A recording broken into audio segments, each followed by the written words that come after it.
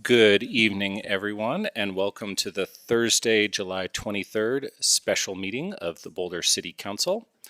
I'm going to go ahead and call us to order. And can we do a roll call, please, Elisha? Yes, sir. Thank you, and good evening, everyone. Welcome back. We'll start tonight's roll call, as usual, with Councilmember Adams. Present. Benjamin. Present. Mayor Brockett. Present? Councilmember Kaplan. Present. Marquis. Present. Shuhart. Here. Spear. Present. Wallach. Here. And Mayor Pro Tem Weiner. Present. Mayor, we have our quorum. Thank you so much. All right, so now I need to ask for a motion to amend the agenda, and this is a little bit complicated. So the existing agenda had item 3A as the Boulder Valley Comprehensive Plan adoption and 3B as the continued operation of the airport consideration. We need to remove the BVCP item because we don't have time to get to it tonight.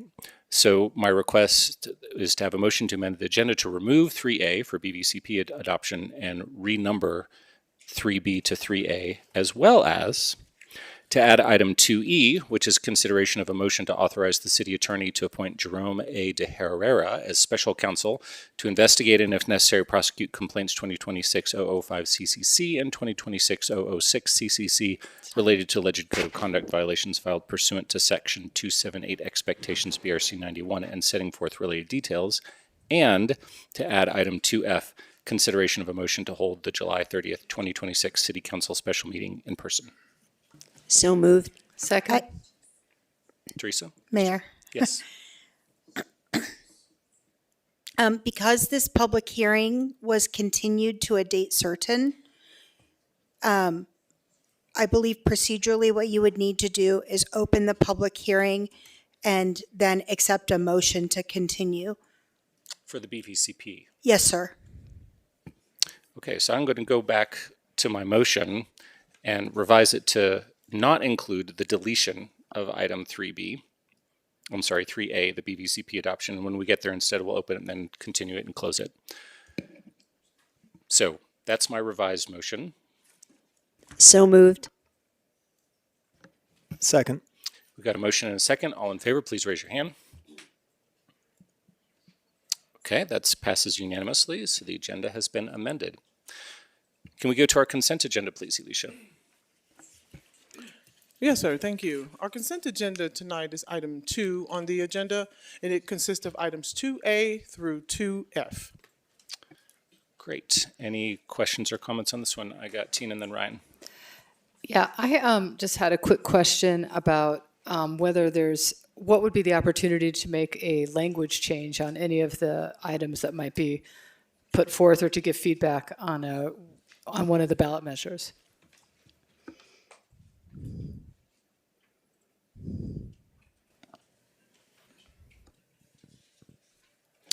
Council member, you could certainly do that tonight. Another option would be to wait for the second reading and then continue to a third reading. That would probably be our preference. Perfect, thank you. Ryan. And no surprises rule, so hotline would be helpful. 100%. Thank you. Question for staff on item E. That's the motion to authorize city attorney to appoint special counsel. My impression is this is a intended to be a perfunctory item for council that city code just calls for us to move forward. And I want to make sure I have that right, and this would not be the right place to weigh in on the substance of or the merits of that item E.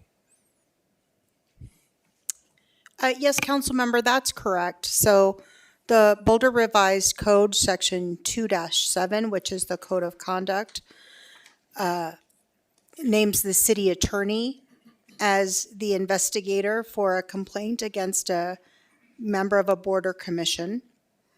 As you read in the agenda memo, my office has a conflict and is unable to conduct an impartial investigation.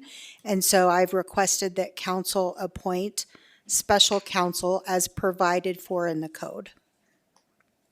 Thank you.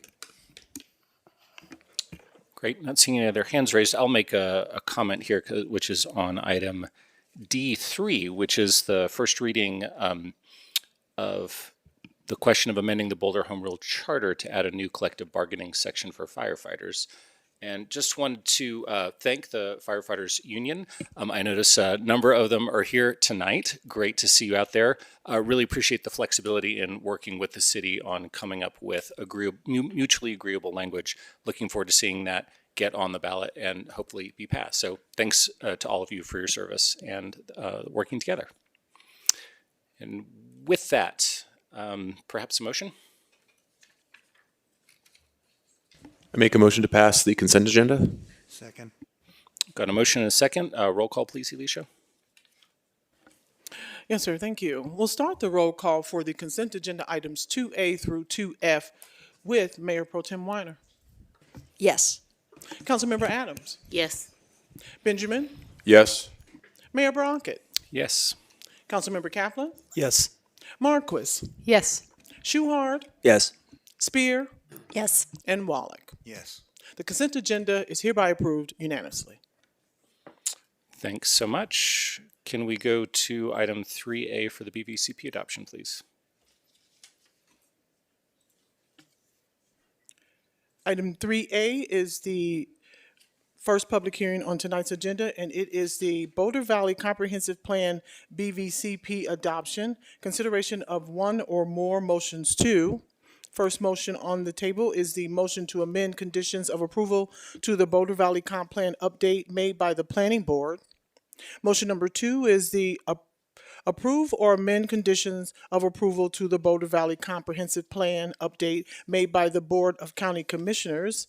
And the third motion is the motion to approve or amend recommended amendments to the Boulder Valley Comp Plan update made by the Planning Board, County Planning Commission, and Board of County Commissioners. Thanks so much. So, Nuri, I'll just pass this over to you because that's how we always start these items for a quick introduction, then we'll do a continuation. Thanks so much, Mayor. I'll say that we have been talking about our BVCP adoption for quite some time. It is now before the four bodies. We have had several meetings, and I just want to thank staff who has been working so incredibly to move this forward. I know that there is a desire for us to finalize it, and yet with tonight's meeting of great interest, I know that we have some time consideration, so we look forward to having a fuller conversation at our next meeting. Thanks so much. And Teresa, do we just need a motion to continue? Mayor, you would want a motion to continue to a particular date that you name. Okay, and I'm thinking August 6th is our most likely date to end on this, and I guess we can continue again if we absolutely have to, but Brad, do you have a different date in mind? Yeah, good evening, Council. Brad Mueller, Director of Planning and Development Services. We did want to actually poll the council tomorrow morning, assuming that you weren't going to hear it tonight. I believe, and I'll check with council on this, I believe if the item is withdrawn and we just renotice it, that'll be, because we don't have a date certain at this point. We could, however, as I and our city attorney will correct me, we could name a date certain right now, and if we come back and change that date, we can then notify differently. And so at least for tonight, maybe August 6th would be good, and then we would follow up tomorrow and confirm or provide community with new notice. Great. Okay, very good. Then I'll go ahead and make a motion to continue this item to August 6th. Second. Got a motion, a second. Do a show of hands on this guy. All in favor, please raise your hand. That passes 9-0 unanimously. So that finishes item 3A. So if we can go to item 3B, please. Yes, sir. Thank you. Item 3B is our second public hearing, and it is the consideration of a motion to approve the continued operation of the airport in accordance with Boulder Revised Code 1981, Sections 11-4, titled Airport. Great. Nuria? Thank you so much, Mayor. Council, today we're talking about the airport and want to appreciate how much interest there has been in community about the topic. Our reasons for coming to you in April remain the same as they are today. We are preparing our budget for next year, and as we look to what our capital improvement program needs are, we must also look to see what revenue source will be used to fund our airport needs. Whether the airport remains a city asset far into the future, or there is a policy choice to look at that land use differently in the future, we are obliged to continue to use the airport until 2040. And during that time, we must invest in certain things to ensure we are complying with existing FAA grant assurances and ensuring the airport is safe for all involved. At our last meeting, we had a majority of council indicate a desire to see the airport operate indefinitely in the future. How we fund that period of indefinite operations has been a conversation hotly debated in community. Yes, we could take FAA grants, which would potentially lessen a future argument that the FAA's assertion about perpetuity is incorrect. We already contested this assertion, but acknowledge that this is what we have been told by the FAA. We've been further informed that it is their policy not to support closure of public airports, and that there are rare exceptions they have approved closure were in, quote, highly unusual circumstances where closing the airport provided a benefit to civil aviation, such as funding a replacement airport in community, unquote. I say this not as a matter of staff advocacy, but simply stating that FAA has let us know that they would not be supportive of closure and already assert that we are obligated to maintain the airport in perpetuity. We are prepared to continue litigation on this matter should that be council's direction. We could also choose not to take FAA grants and instead look to other sources of funding from CDOT or other revenue generation activities. Some of the scenarios you see today will speak to that in general terms, as we would, if this is the policy direction of council, adjust our CIP program to reflect more modest funding, and we'd have to see what funding could be available to us in other circumstances. I never want to mislead you, though, and so we're clear, too, that while we make every effort to obtain alternative funding from a variety of means, were there to be a funding gap on a critical project, we would likely turn first to applicable transportation funding prior to turning to the general fund. We would bring any such proposals to council through the budget process and certainly would talk about trade-offs and other projects or activities caused by these funding proposals. We may not be able to fully maximize alternative revenue sources unless we were open to provide extended 20-year leases, for example, but we would certainly do all that we could to find ways to make the airport as self-sustaining as it could be. However we move forward, I want to acknowledge that there are no easy answers, and each decision has some important considerations. But as good fiscal stewards for taxpayers' money, we feel we need some clarity on a path forward so we can make the appropriate budgetary decisions. I know you're eager to get into this evening's presentation, and so I will pass it to our Director of Transportation and Mobility, Blythe Bailey. Thank you, Nuria. First, I want to acknowledge Youngblood Photography. This is a new photograph and is a very nice update from what we've been using in the past. So again, thank Youngblood Photography and Film Productions for letting us use this image. I also want to acknowledge our airport manager, Eric Vinces, who's in the audience ready to answer questions that are technical and that maybe I will be able to answer some, but we'll call on Eric if needed as we get into the presentation. So I just wanted to say, Mayor Brockett and Mayor Pro Tem Weiner, thank you for having me here tonight, and members of the council, thank you for the opportunity to present new and updated information to support the public hearing. In the slides that follow, we'll clarify some questions that emerged since our April 23rd presentation, present two new scenarios related to financial projections, and share additional revenue ideas as you have requested.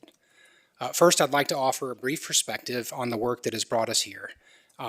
For perspective, every day my colleagues in transportation and mobility work to make Boulder safer and more accessible, whether that's reducing severe crashes, improving conditions for people walking and biking, strengthening transit, or providing core maintenance functions that sustain our system. The Boulder Municipal Airport is one of the most significant long-term policy questions before the city.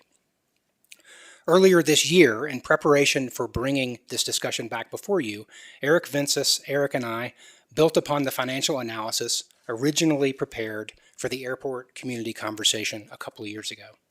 In response to your feedback, we've updated those assumptions and developed additional scenarios. Rather than retaining consultants, for each new iteration, Eric and I chose purposefully to do the work ourselves to avoid further expensing the tight airport fund while still providing meaningful information to support your decision. As someone who has had the privilege of working as an architect and an urban designer, I recognize the validity of the questions before you. I understand the appeal of preserving more than 100 acres of publicly owned land for future community needs. I also understand the value that many people place on the airport for such things as aviation education, emerging technologies, recreation and emergency response. Reasonable people can reach different conclusions about these competing priorities. What I have become convinced of, however, is the value of certainty.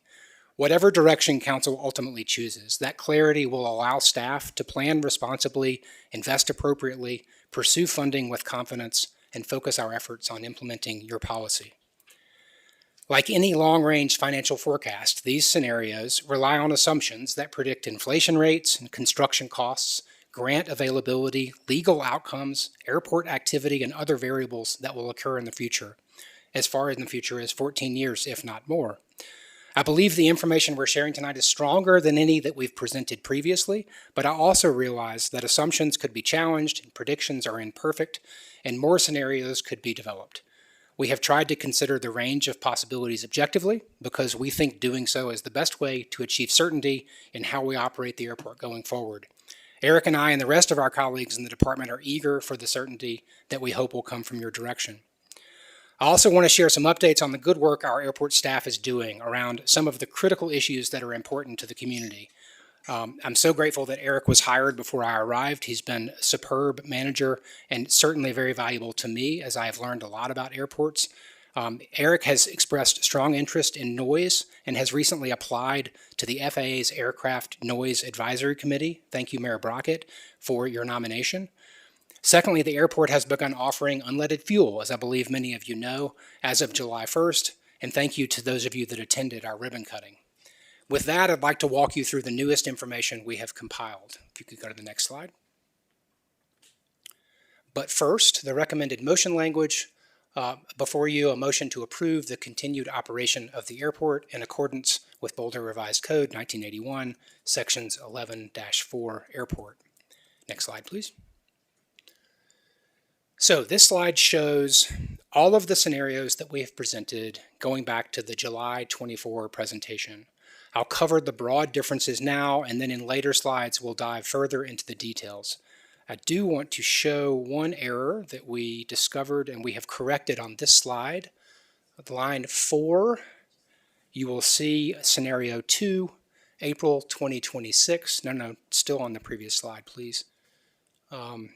You'll see that that number is 14 million. We simply had the wrong cell attached, and you may have noticed that the yearly numbers are very similar to those two rows right next to each other. We have changed scenario 2 of April 2026 to correct that number to be 14 million rather than what it was in your packet. So this slide shows all of the scenarios back to the July 24 presentation. And firstly, since there's a capital improvement plan on record with CDOT, I do want to clarify because there have been some questions about the CIP. We're using the CIP acronym in this presentation to refer to the capital projects that we have lined up over the next 14 years. There is also a CIP on record at CDOT, which is a static document, and when a policy decision is made, we will work with the required processes to update our official CIP accordingly. So I just wanted to avoid any confusion about CIP and how we're using that term in these tables. Firstly, the broad differences. Scenario 1 assumes continued use of FAA grants. Scenario 2 forgoes FAA grants in order to preserve the option for future closure. The new versions of Scenario 3 respond to Council's request after its May discussion to explore indefinite airport operations while attempting to preserve as much future local flexibility as possible. Scenario 3A assumes that we do utilize grants from the FAA, and Scenario 3B assumes instead we pursue grant revenue only from CDOT. I'll talk more about those differences between 3B1 and 2 in a moment. First, to refresh the differences in the scenarios we've presented so far. You can go to the next slide. Okay, so same information, just a little bit more detail on the assumptions behind the different scenarios. Here are those developed through the 2024 analysis. First, regarding grant assumptions, the 24 scenario 1 assumed annual FAA entitlement grants of approximately $150,000 per year, plus only one discretionary grant for runway rehabilitation assumed before 2040, resulting in about $8.7 million in total grant revenue, a conservative projection of future FAA participation.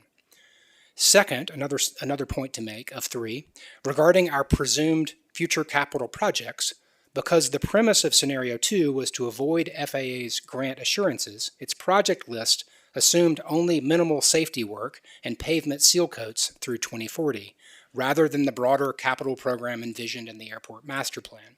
While that reduced near-term costs, as we explained in April, it also increased the risk of substantial deferred maintenance if airport operations were to continue beyond 2040. And third, regarding lease revenue, scenario 1 assumed greater hangar development and therefore higher lease revenues, reflecting the expectation that a long-term commitment to airport operations would encourage additional private investment as compared to scenario 2.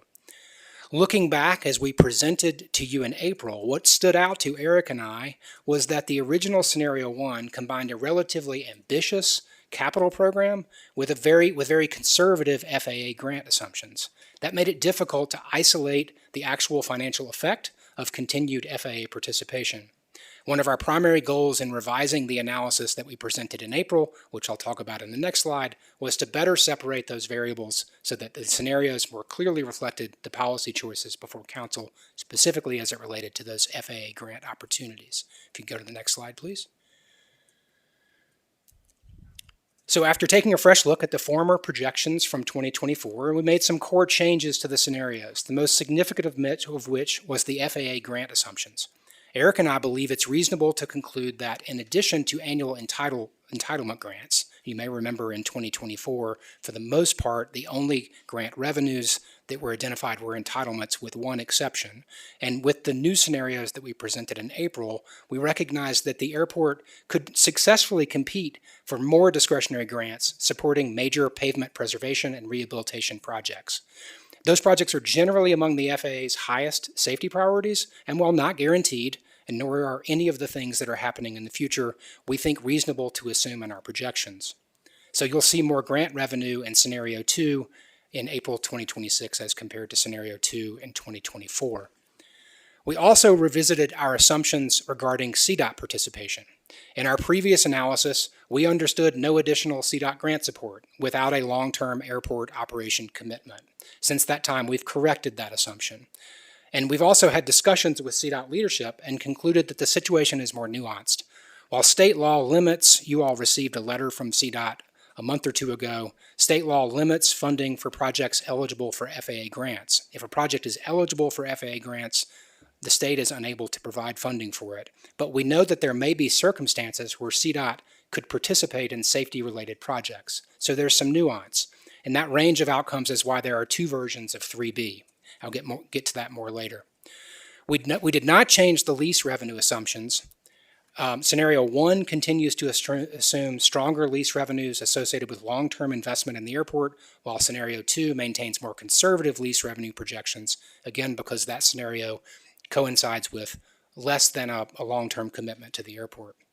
As a response to some of the recent questions about non-grant revenue sources, we'll cover more detail on the hangar development assumptions in a later slide. Again, the objective of these revisions to the 2024 scenarios was to ensure that each scenario more accurately reflects the financial implications of these choices. You can go to the next slide, please. So after your discussion in late May, we've developed a new suite of scenarios that we call Scenario 3. As mentioned, Scenario 3 assumes indefinite operations and preservation of the greatest likelihood of local control. In other words, all Scenario 3 versions keep open some possibility that the city could pursue future land use changes, but without any overt or explicit commitment now to do so. While current assurance schedules call for varying levels of grant assurance periods and perpetual grant assurance for land grants, FAA has also specifically indicated that past and future acceptance of federal grants for land acquisition do come with perpetual obligation assurances. To note, also in response to some recent questions, the city asserts a different legal point of view relative to the perpetual obligations of non-land acquisition FAA grants. For that reason, Scenario 3A assumes availability of all FAA grant opportunities, excluding only those for land acquisition. Effectively, that grant revenue projection is equal to our April 26 Scenario 1. The surplus is not as large as that previously developed scenario, though, because we assume a conservative lease projection based on the perceived challenges of pursuing long-term new development of hangar space without a long-term commitment to airport operations. Go to the next slide, please. And lastly, you asked for an indefinite operations scenario in which we still forego FAA grants and utilize only CDOT grants to help support our basic operational and maintenance needs. The purpose of this Scenario 3B is to avoid new federal obligations and assurances to increase the chances of success for a possible future closure and reuse. As mentioned earlier, the state has indicated that by statute they can't provide funding for FAA-eligible projects. We believe there can be some discretion at the state level, but we do not have a predictable way to identify which grants CDOT would be able to consider and which they would not. For that reason, we've chosen a highest cost and a least cost scenario, a minimum and a maximum range, in which in the former, we assume CDOT is unable to provide any funding support for our capital projects identified between now and 2040 because all of them are FAA eligible, and in the latter, we assume CDOT is able to support all of the projects that we identified between now and 2040. The reason the deficit is different between 3B2 and 1 from April is because the FAA grants, with the FAA grants, we assume 5% support from CDOT, but when it's only CDOT, we need to match it 10%. I do want to point out that we've discussed with CDOT these assumptions. They're comfortable with the way that we're projecting it. It does seem much more likely that they would be able to support grants at a much lower amount rather than a higher amount. So between these two scenarios, 3B1 and 3B2, it is more likely that if we chose this route, we would be closer to the $26 million deficit rather than the $7 million deficit. Next slide, please. We've also identified the need for clarity on the grant assurances and useful life schedule and have included those for reference. The table on the left is the FAA's and the table on the right is the state's. You'll notice the only project with a useful life that is unlimited is for the purchase of land. The current CIP and all versions of our scenarios do not pursue purchase of land or easements. And we have not, what Eric and I have not done is evaluated which of the future targeted grants would obligate us to a longer time period beyond 2040, again, because we're not shooting necessarily for 2040, but rather indefinite operations. So some of these assurances would extend our life past 2040 were we to accept the grants of these types. Next slide, please. And this slide just simply presents a high-level comparison of the aggregate assumptions for revenues and expenses, and reminder that all versions of Scenario 3 show an apples-to-apples capital plan as was requested by Council after the May discussion, but also to note, depending on the outcome of the policy question, we would plan to adjust our capital plan as needed depending on the policy direction we are given. In other words, if we have less access to outside grant sources, we would likely adjust our CIP for a much lower cost, certainly higher risk for deferred maintenance, but lower cost. Next slide, please. I know this is very small. We thought that for a number of reasons, we're sharing all of this information that, again, Eric and I developed in-house on our own, that there were a lot of questions around where the numbers came from, so we thought that it would be helpful just to list some of the grants. Some of them are consolidated. You also received a ledger that I know was also challenging to read that includes all of our scenarios that we worked through in spreadsheet format. This consolidates many of those projects just in an attempt to show the range of types of projects, many of course of which are related to pavement maintenance, and as they were applied to the different assumptions in each of the scenarios 1, 2, and 3. Next slide, please. And one more slide with the table. There's been some interest in knowing the projects we've identified, and this is simply just a consolidated list of those projects by category and cost in the base year. summed at the bottom with future projected costs. I just want to note again that these projects were planned out preliminarily for the purposes of establishing the different fiscal impacts of the scenarios. The caveat is that scenario 2 assumes no pavement rehab and risks up to $8.5 million in possible pavement rehabs under this approach, as in that scenario 2, as you may remember from April, was intentionally very tight on the capital plan. And the result of that is that in 2040, if we are obligated to continue to operate the airport, at that point we have significantly deferred maintenance, which may require some reconstruction and a hefty cost just to rebuild that pavement. That's why that CIP is so much different for the scenario 2. Okay, and the next slide, we were asked to develop a range of alternative revenue generation ideas. And we realized that if the policy decision is not to take FAA funding, we'll be searching and working hard to refine and pursue any and all worthwhile alternative revenue sources. We would do that anyway. And so we'll talk about some of these. We've done some additional research on some of the ones that seem most viable, and I'll go through some of those now. At a high level, among all of the ideas above, there are none that are a silver bullet. In the scenarios we just reviewed, when not taking FAA funding, I believe it's, as I mentioned, much more likely the cumulative deficit will be much closer to the higher of the numbers for 3B, simply because most of our projects are FAA eligible and therefore would not be able to be funded through CDOT's program. I also mentioned again there's some nuance, so we are hopeful that if that's the scenario, CDOT will be able to support us to some degree, but we think that it's probably closer to the lower end rather than the higher end. And at roughly, if you look at the better of those 1.2 million of annual deficit, which is the average between 3B1 and 3B2, none of these alternative sources will fill that gap. But let me go into a little bit more about what we've learned since we were last in front of you. First, we've heard a lot about landing fees. In our 24 financial analysis, our consultant broadly estimated, and that was what we presented to you in April, that we could expect $35,000 in revenues for landing fees. Since then, we have engaged with a contractor who provides landing fee services, turnkey for airports across Colorado.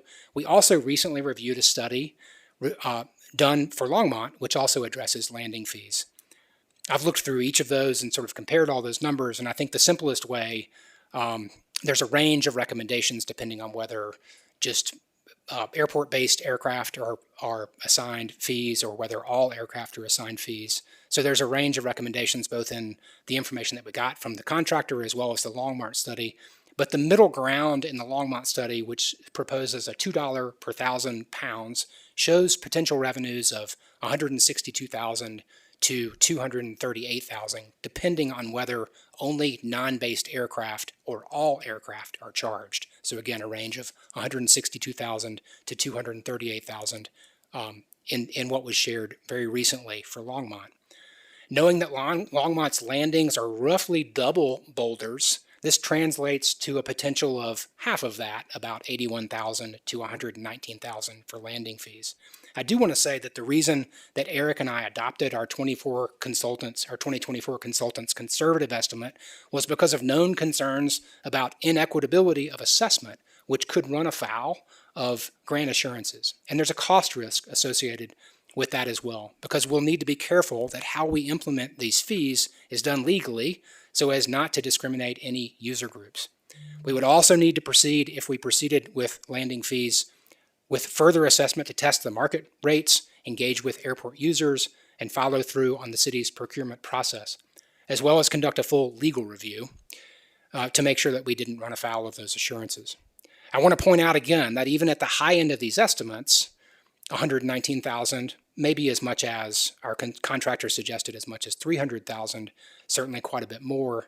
But at the high end of these estimates, these fees would not bridge the gap shown in that 3B scenario in which we do not make use of the FAA funding sources. I want to shift to hangar development. The 2024, which we've been asked about a lot, how can we generate new revenue and more hangar development? You may remember the 2024 financial analysis identified the need for renegotiated lease terms and new development to reverse historic deficit trends. To address the potential for revenue from new development, remember these assumptions are already built into the projections. For the scenario 3, because there may not be a long-term commitment, we did assume the more conservative approach in our scenarios. If there's a more long-term commitment to the airport, we see an immediate demand for T-hangar development because of the 30 planes that are currently tied down on our ramp. We do recognize that some possibility on the exterior part of the property, we could pursue non-aeronautical development, like for a cafe or a restaurant, which could generate more revenue than aeronautical. Also want to mention some about solar generation, which has also been asked. And per your request, we've begun some very preliminary thinking about solar. There's substantial precedent. You probably all are familiar with the substantial solar at Denver International. And we can also use rooftops and parking areas and compatible airport land. Preliminary analysis suggests one site suitable for commercial-sized production along the south property boundary. Covered parking also is a possibility with solar for vehicles and aircraft. And it is another possibility, and any tenant-driven solar on land leases or possible new development requirements. We've not done the engineering or feasibility work necessary, though, to assign a reliable dollar value. I also want to talk a little bit about eVTOL, which is electric vertical takeoff and landing, as well as STOL, short takeoff and landing, passenger service. The airline industry is investing in these types of services throughout the country, connecting communities to major hubs to alleviate travel congestion, as well as convenience offerings. These vehicles are capable of operating at BDU. Commercial service would need to be studied independently, but has potential to unlock additional lease revenues, landing fee revenue, and additional grant opportunities with the FAA. And also lease rates, which we get asked about frequently. We performed a rent study in 2025, and the results are being implemented. We have already adjusted T-hangar rates for those for which there are monthly leases that have come into their terms, and we'll be continuing to work on those adjustments to other leases as those terms come due. Like, for example, our corporate hangars, commercial hangars, tie-down spots, and land leases. And last slide, please. We've heard questions also about emergency operations. It was during the policy consideration of the BVC or in other forums about the usefulness of the airport as it relates to emergency response. Of course, neither Eric nor I are emergency response professionals, but I can acknowledge that we've heard there are larger facilities nearby that professionals rely upon in a more critical way. But nevertheless, BMA, the airport, has served as a flexible staging area and training site for emergency response on multiple occasions, and we collected images to represent some of those activities. During the 2013 floods, the facilities helped support evacuation operations, as shown upper left. During the 2020 Calwood fire, shown upper right, helicopters and support equipment occupied much of the airport as crews responded to the largest wildfire in Boulder County's history. And more recently, Mountain Blade Runner, based at the airport, supported response to the 2025 Lee fire by carrying a bucket to aid in fire response, and even more recently deployed in response to the large wildfires this year. Also, in response to a hotline, we've indicated some ways in which we think that projected uses could change if the airport continues to be available to use for the city. I believe that takes us back to the slide, which we'll present. You can go to the next slide. We'll present the motion that we're asking for to approve the continued operation of the airport in accordance with Boulder Revised Code sections 11.4 Airport. I'm happy to take questions. Great. Blythe, thanks so much for that presentation. Really appreciate it. So it is now time for questions. So councilors, I'll note that we have 70 speakers tonight, 7-0. So we've got a long public hearing ahead of us. We have asked many questions at previous meetings and also through hotline. So I would encourage everyone to keep their questions short. I'm going to do one question per round. And if we need to have a second round, that's fine. But I would ask that you just do one question to start. So does anyone have any questions? I got Mark. In terms of the gaps that we're showing between revenue and expense under all of the scenarios, have we considered any alternative financing sources, such as a land loan against the property, a certificate of participation, a bond issue, use of infrastructure funds under the infrastructure tax? Have we looked at any of that? I have not. Eric?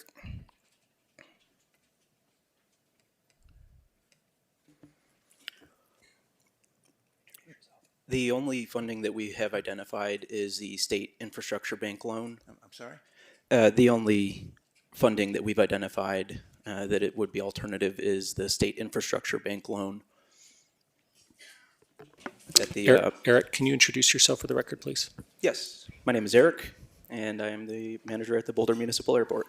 First and last name, if you don't mind. Eric Vensis. Thanks. Thank you.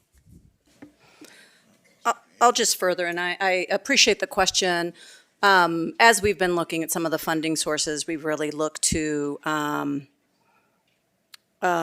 limit sort of the city's financial obligations in this manner, where we have other options. Our finance team, depending on policy directions, would continue to dive deeply into potential alternatives, but those would also be vetted as against some of the other options that we are considering from some of our other facility and infrastructure needs. So we do not say anything is off the table, and we will continue to look for resources depending on policy direction.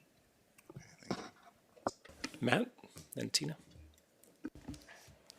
So we certainly posed that there's some FAA grants that we could pursue, and I think in the previous meeting we had a schedule of sort of grants that have sort of come and lapsed, and perhaps some that may still be pending.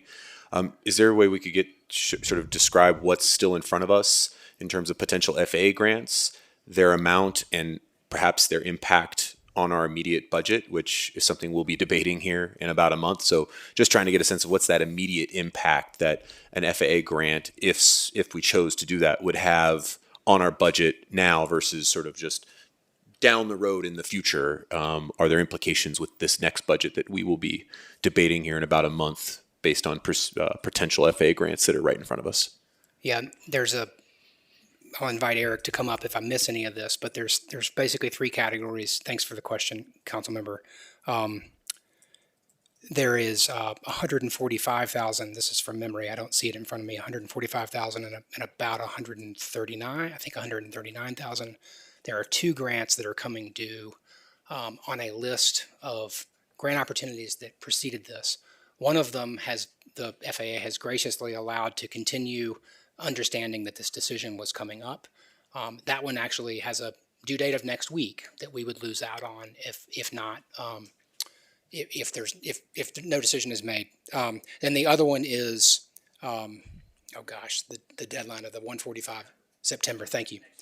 And then on a bigger case, council member, we do the capital program with CDOT. As with surface transportation, the state DOT is the liaison between the federal money and the local municipality. That capital process happens in the fall, and so we are obligated, if we want to participate in these FAA grants for 2027 and beyond, that we would do that. I referenced that CIP that we have on record with CDOT. We have several grants that we've outlined in our scenarios for 2027 that total about $1.7 million, so that you could, about 1.6 would be the grant availability. Those grants would need to be a part of the CIP process through CDOT, which would need to happen in the fall, which means that deadline effectively is about September to be able to commit to those and apply for those grants. Thank you. So, and the follow-up to that is, if we chose not to pursue them, how would that sort of would that 1.7 million that we're looking to invest in the airport still have to be then invested, and how would that impact our budget and perhaps our 2027 budget, which we would be obviously coming up on real quick to have to debate? Well, and that goes back to the comment I made a couple of times, is that we still have the discretion to change our capital plan. If we don't have the access to those revenues, we certainly could choose to postpone those projects later.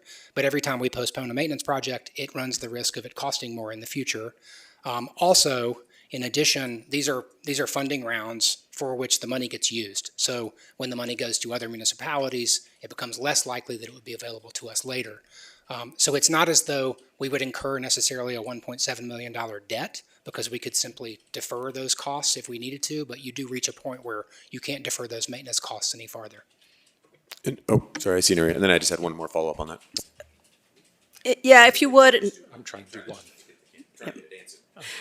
And I just wanted to, and maybe I'll ask the team to check me as we were going through a lot of numbers. I believe, as we were looking into the budget, which is one of the reasons that prompted us to come here, that we believe it was highly likely we would need to supplement the airport fund in 2027 regardless. And correct me if these numbers are correct. The airport began 2026 with a $756,000 availability and fund balance with revenues at around $817,000 compared to expenses, which are about 1,092,000 in 2025.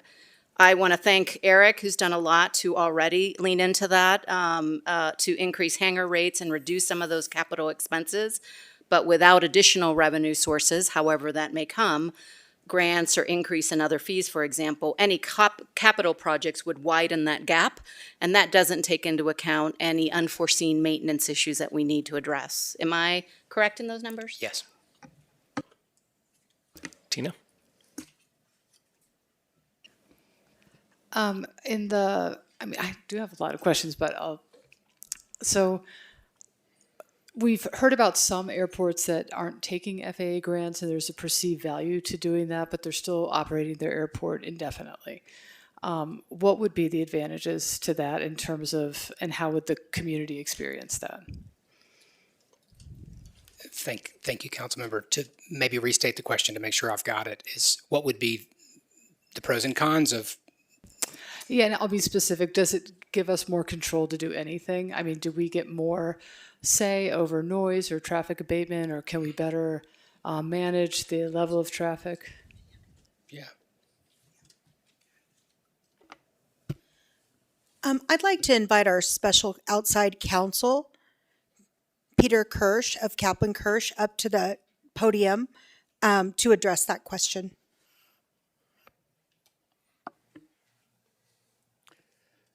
Good evening, City Council. I'm Peter Kirsch with the law firm of Kaplan Kirsch. Can you get right into the microphone, please? Is that better? Okay. Your question is actually fairly complicated because any airport, regardless of your grant conditions, is subject to federal regulation. The amount of regulation depends on the kind of airport. So at one extreme, we have Denver International, which has an extraordinary amount of federal regulation. At the other extreme would be a private airport that never has taken any grants, and the regulation is very, very limited.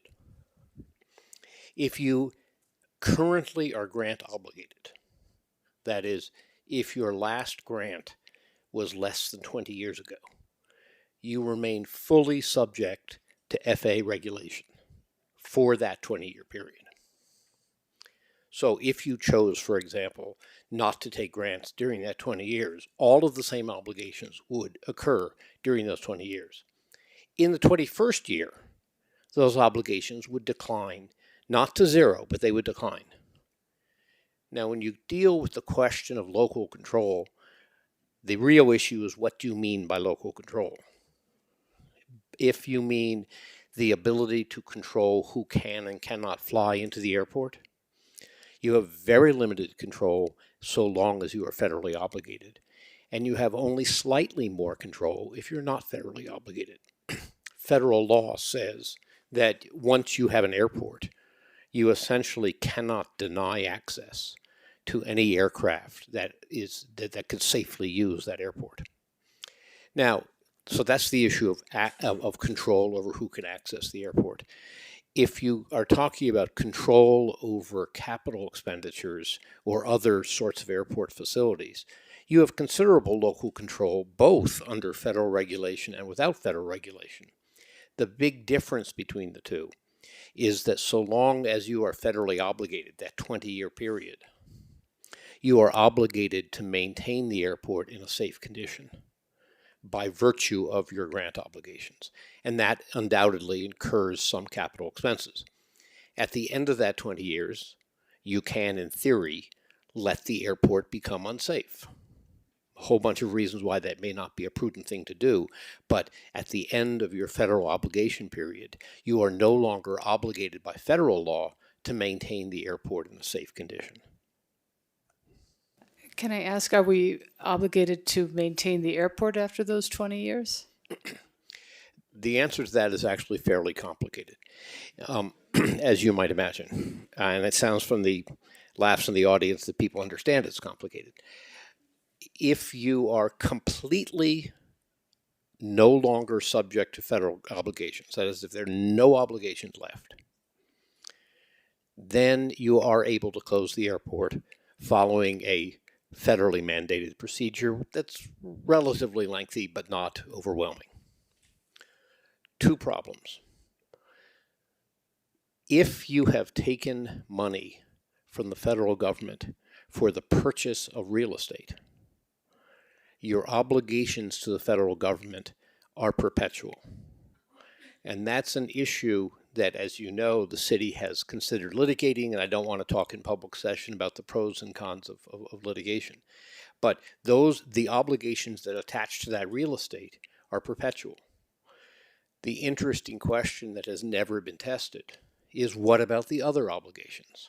That is, we've got a whole series of obligations which expire in 20 years, but your obligations tied to the real estate do not expire. And I think there's a reasonable argument that at the end of those 20 years, you are no longer obligated under a number of the grant obligations, but you are still obligated to keep the airport open in perpetuity.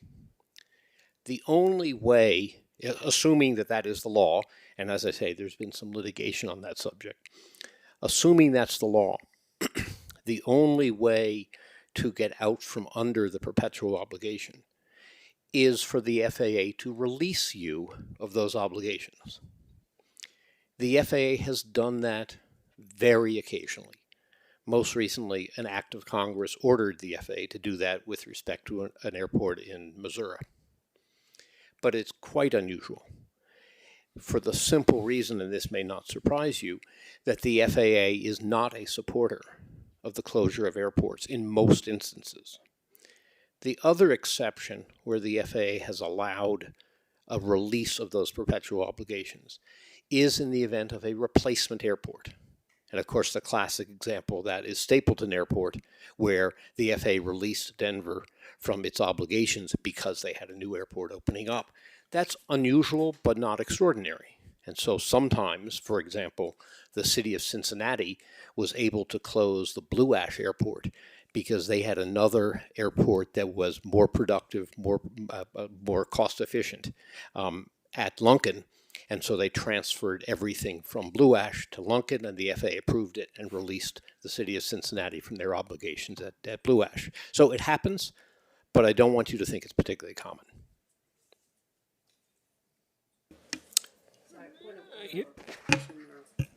One of those. You didn't address the noise component. That was a part of your question, right? I think so. So I understand the obligation piece, but would the city, if we're not taking FAA grants, be allowed to create controls? And it's my understanding that Santa Monica and other airports have created these rules, although it was also my understanding that the FAA doesn't allow them. So it would be helpful to get clarification on that, and note that this is not my one question. Thank you. I won't treat that as your question, but I'll answer it anyway. Federal law, not FAA, federal law, says that if you are a public use airport, if you're open to the public, you may not restrict access on the basis of noise without going through an approval process with the FAA. That law was adopted in 1990.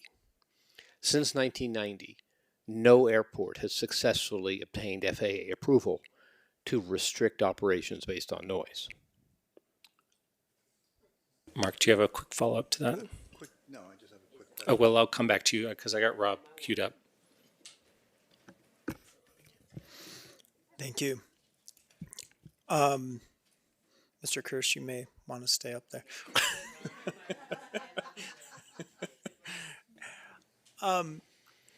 I thank you, Blythe, for the layout of the expenditures and the revenues.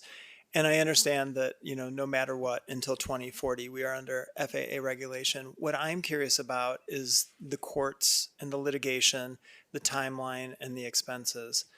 When we hold this airport to 2040, no matter how we do it, then we're going to engage in a lawsuit, whether that's to explore if we're actually in perpetuity, or something else. And then once that is settled, is there, whether it's in our favor or not, what does the appeal process look like? Is there another process after that?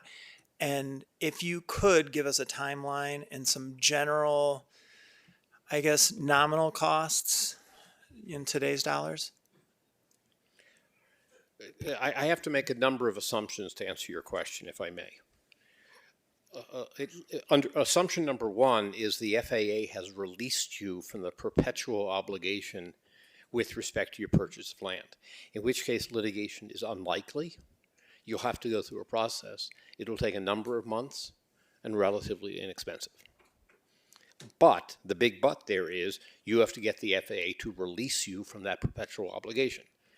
And the FAA is not particularly encouraging of such efforts. Not that it has never happened, and it has happened, but it's unusual. So let's take the scenario number two, which is, I think, a somewhat more likely scenario, which is you remain subject to the perpetual restriction based on your purchase of real estate, and you litigate with the FAA over the validity of that restriction. That is in certain respects similar to Santa Monica, which litigated over a different issue having to do with FAA's perpetual control over the real estate. And that litigation lasted about 12 years or so, on and off. I can't even count the number of lawsuits. I think it was probably 4 or 5 different lawsuits, ultimately resulted in a settlement with the FAA. The cost was in excess of $10 million. And this was 10 years ago. So you could probably assume it's double that today. So that is a likely scenario.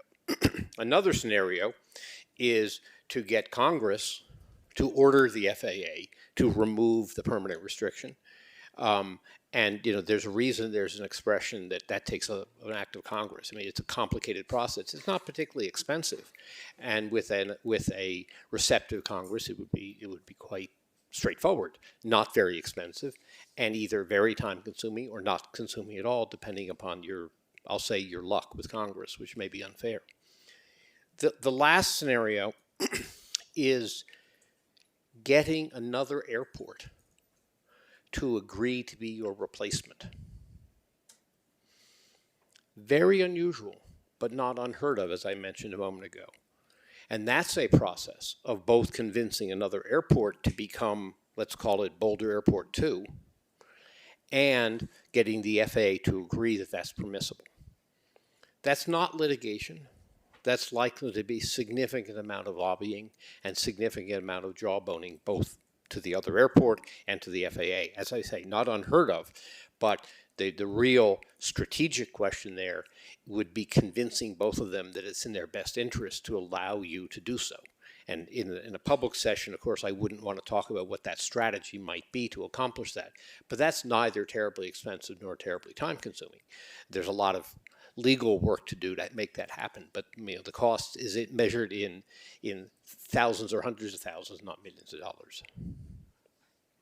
And if you signed a probability to that happening, just based on past cases?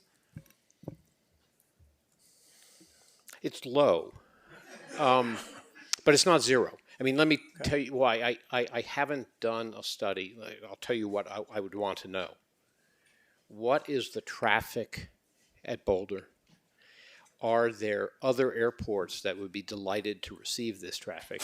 Other airports that are underused in the immediate vicinity, and by immediate vicinity, let's say 50 miles or so, that would be eager to have Boulder transfer the assets, perhaps pay them a significant amount of money, to take over all of the functions of the airport. As I say, that it's not straightforward.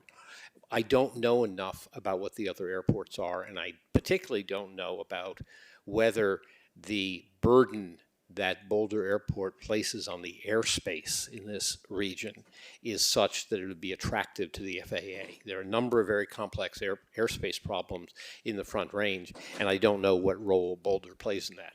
If I'll be hypothetical here. If Boulder presents a burden to the airspace and moving the traffic that would otherwise be at Boulder to another airport, and I'm deliberately not using names here, of course, moving it to another airport that would be happy to receive it, and that in fact would enhance airspace availability in the Front Range, then you might have a very receptive FAA. So it's hard to tell the probability. Oh, thank you. It's hard to assess the probability without knowing those kinds of facts. Okay, that was two. Thank you. All right, Sorry. good. I got Nicole and then Taisha, and then we'll get to the next round. Okay, we think Taisha was first.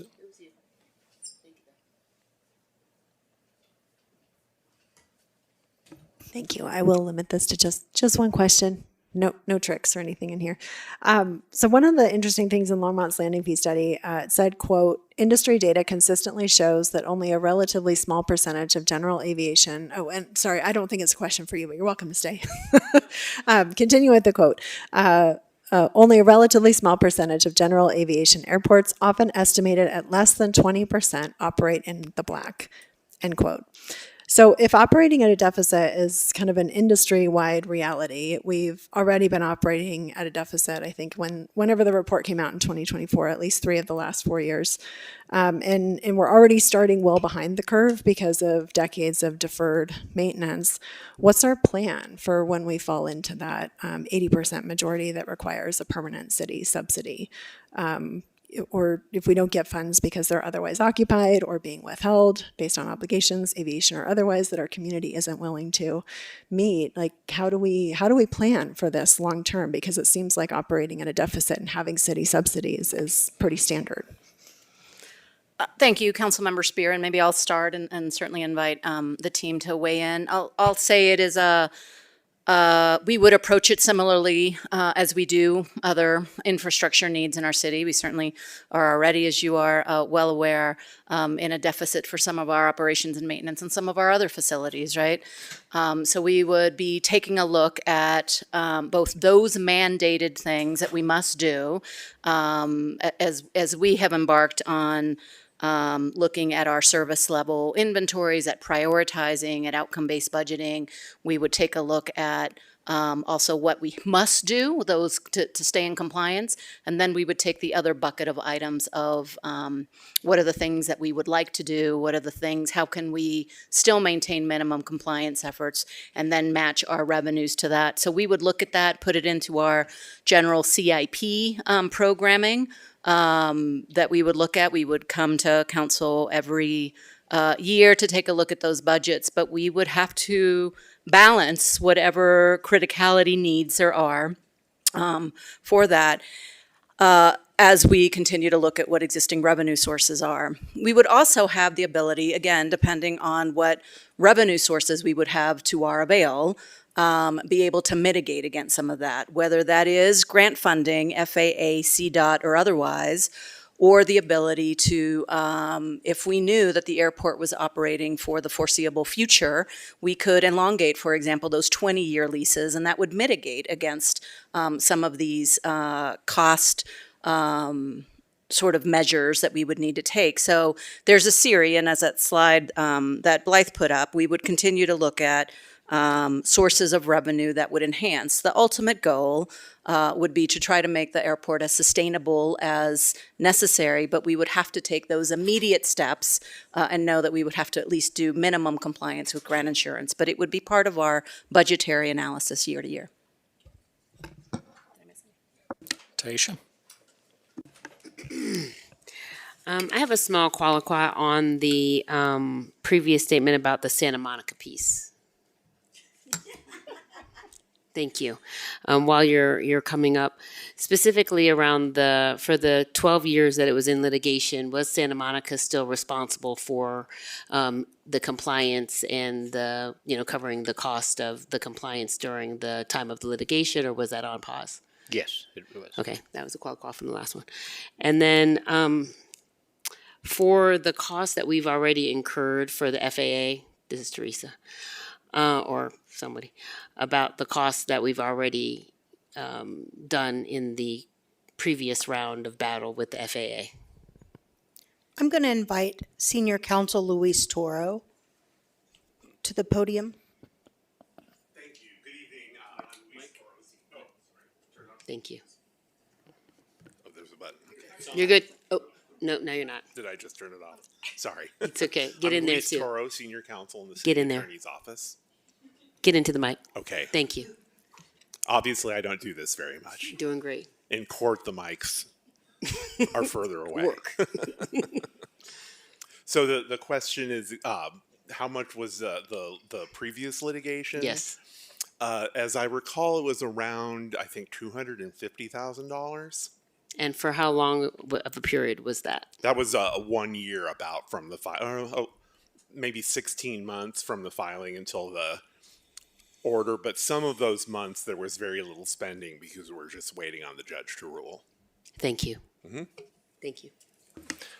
Okay, I think that's a round of questions. If we absolutely must, people could do a second question, but would like to get to the public hearing. So, Mark, follow up. And I'm afraid you'll have to come back. Oh, yeah. Getting your steps in today. Get your steps. I was listening to your point about if you purchase land, you've got an obligation to operate basically forever. But our grants, where we bought land, were back in 1959 and 1977, and those grant documents very specifically state that they expire after 20 years. So the last of which, I guess, expired around the time of John Elway, and the first expired during Richard Nixon's term, I think. So does that change the analysis at all if they specifically state that they're 20-year grants and that's it? I need to be careful in answering this question because it is the subject of litigation. And I don't want to provide legal advice in a public session, but let me say this much. That is open to legal dispute. I'm sorry? That is open to legal dispute as to whether or not when you took grants prior to the 1980s, whether those grants in fact operated in perpetuity. Okay. And Madam City Attorney, I don't think I can go much further than that, can I? What I would add to that is it's been the city's position that they did not obligate us into perpetuity at that time. That was the subject matter of the lawsuit that was brought. That lawsuit was ultimately ruled not ripe for determination. And so it's an unanswered legal question at this point. Thank you. Okay. Without seeing any other hands, then I will go ahead and go to the public hearing. So if we can start with the public participation guidelines, please, Alicia. Yes, sir. Thank you. Good evening, everyone. And again, thank you for your participation at tonight's council meeting. We ask that you abide by the rules of decorum found in the Boulder Revised Code. This includes that participants are required to sign up to speak using the name they are commonly known by. Individuals must display their whole names before being allowed to speak online. Only audio testimony is permitted during open comment, but we're not having that tonight, so my apologies. No attendee shall disrupt, disturb, or otherwise impede the orderly conduct of any council meeting in a manner that obstructs the business of the meeting. This also includes failing to obey any lawful order of the presiding officer to leave the meeting room or to refrain from addressing the council. Our remarks and testimony shall be limited to matters related to city business. No participant shall make threats or use other forms of intimidation against any person. And lastly, obscenity, other epithets based on race, gender, or religion, and other speech and behavior that disrupts or otherwise impedes the meeting will not be tolerated. Thank you again for joining us, and thank you for listening. Thanks for that, Alicia. Okay, everyone will have 2 minutes to speak. I will be strict about that in the interests of fairness. Some folks are pooling time with other people. We will need the people who are pooling to be present, either in person or virtually, so I'll check on that when we get to them. And I'll call 3 names at a time if you can start moving towards the front as your time is approaching. Our first three speakers are Philip Ogren, Harry Ross, and Anna McAuliffe, all in person. My name is Philip Ogren. I am a resident of Boulder, and I am speaking in my individual capacity and on behalf of the Airport Neighborhood Campaign, which I have been actively involved with for 2.5 years. I was part of the effort to collect signatures for our petitions to put 2 airport-related measures on the ballot. As such, I have literally had many hundreds, if not thousands, of conversations with city residents about the airport. I can say with confidence that you cannot predict what someone might know about the airport or their opinions about how it's run until they start talking. I can also say with confidence that despite online surveys that suggest that 9 out of 10 pilots across North America support BDU, there is a lot of frustration across the city about what poor neighbors our airport has been and continues to be. The issues around the airport are complicated and varied, and they cut through the political landscape in interesting and surprising ways.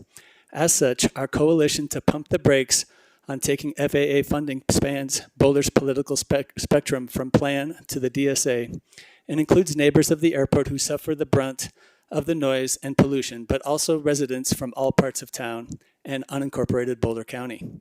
We have members of several different city boards, folks who have never spoken to council before, and even former council members. We are not some niche special interest group. Our speakers tonight represent a wide swath of Boulder. Here's a preview of key themes you'll hear from our coalition tonight. We do not want the city to obligate itself to the FAA forever. This would be an unforced error that will be difficult to undo. 2, much of the information that has been provided has been inadequate and problematic. 3, we are upset with the way this deliberation has unfolded so far, and we want no more shenanigans. We want good information, careful deliberation, and good governance. 4, public opinion is divided, and no one here can credibly claim to know what the majority of Boulder wants. However, we know that just 2 years ago, 3,400 registered city voters wanted to vote on the future of the airport. Please do not take the FAA grants without authorization from the people in a citywide election. Thank you. Now I'll go to Harry Ross, Anna McAuliffe, and John Stewarty. Hi, Harry Ross. Thank you all for having me. I'm here to advocate for emergency services, including fire, search and rescue, civil air patrol, and medevac air ambulance. During wildfires and floods, the airport ramp is packed full of aircraft and first responders. Between disasters, search and rescue, and medevac operate daily. All these entities need a full suite of services, including fuel maintenance and critically runways, to operate effectively.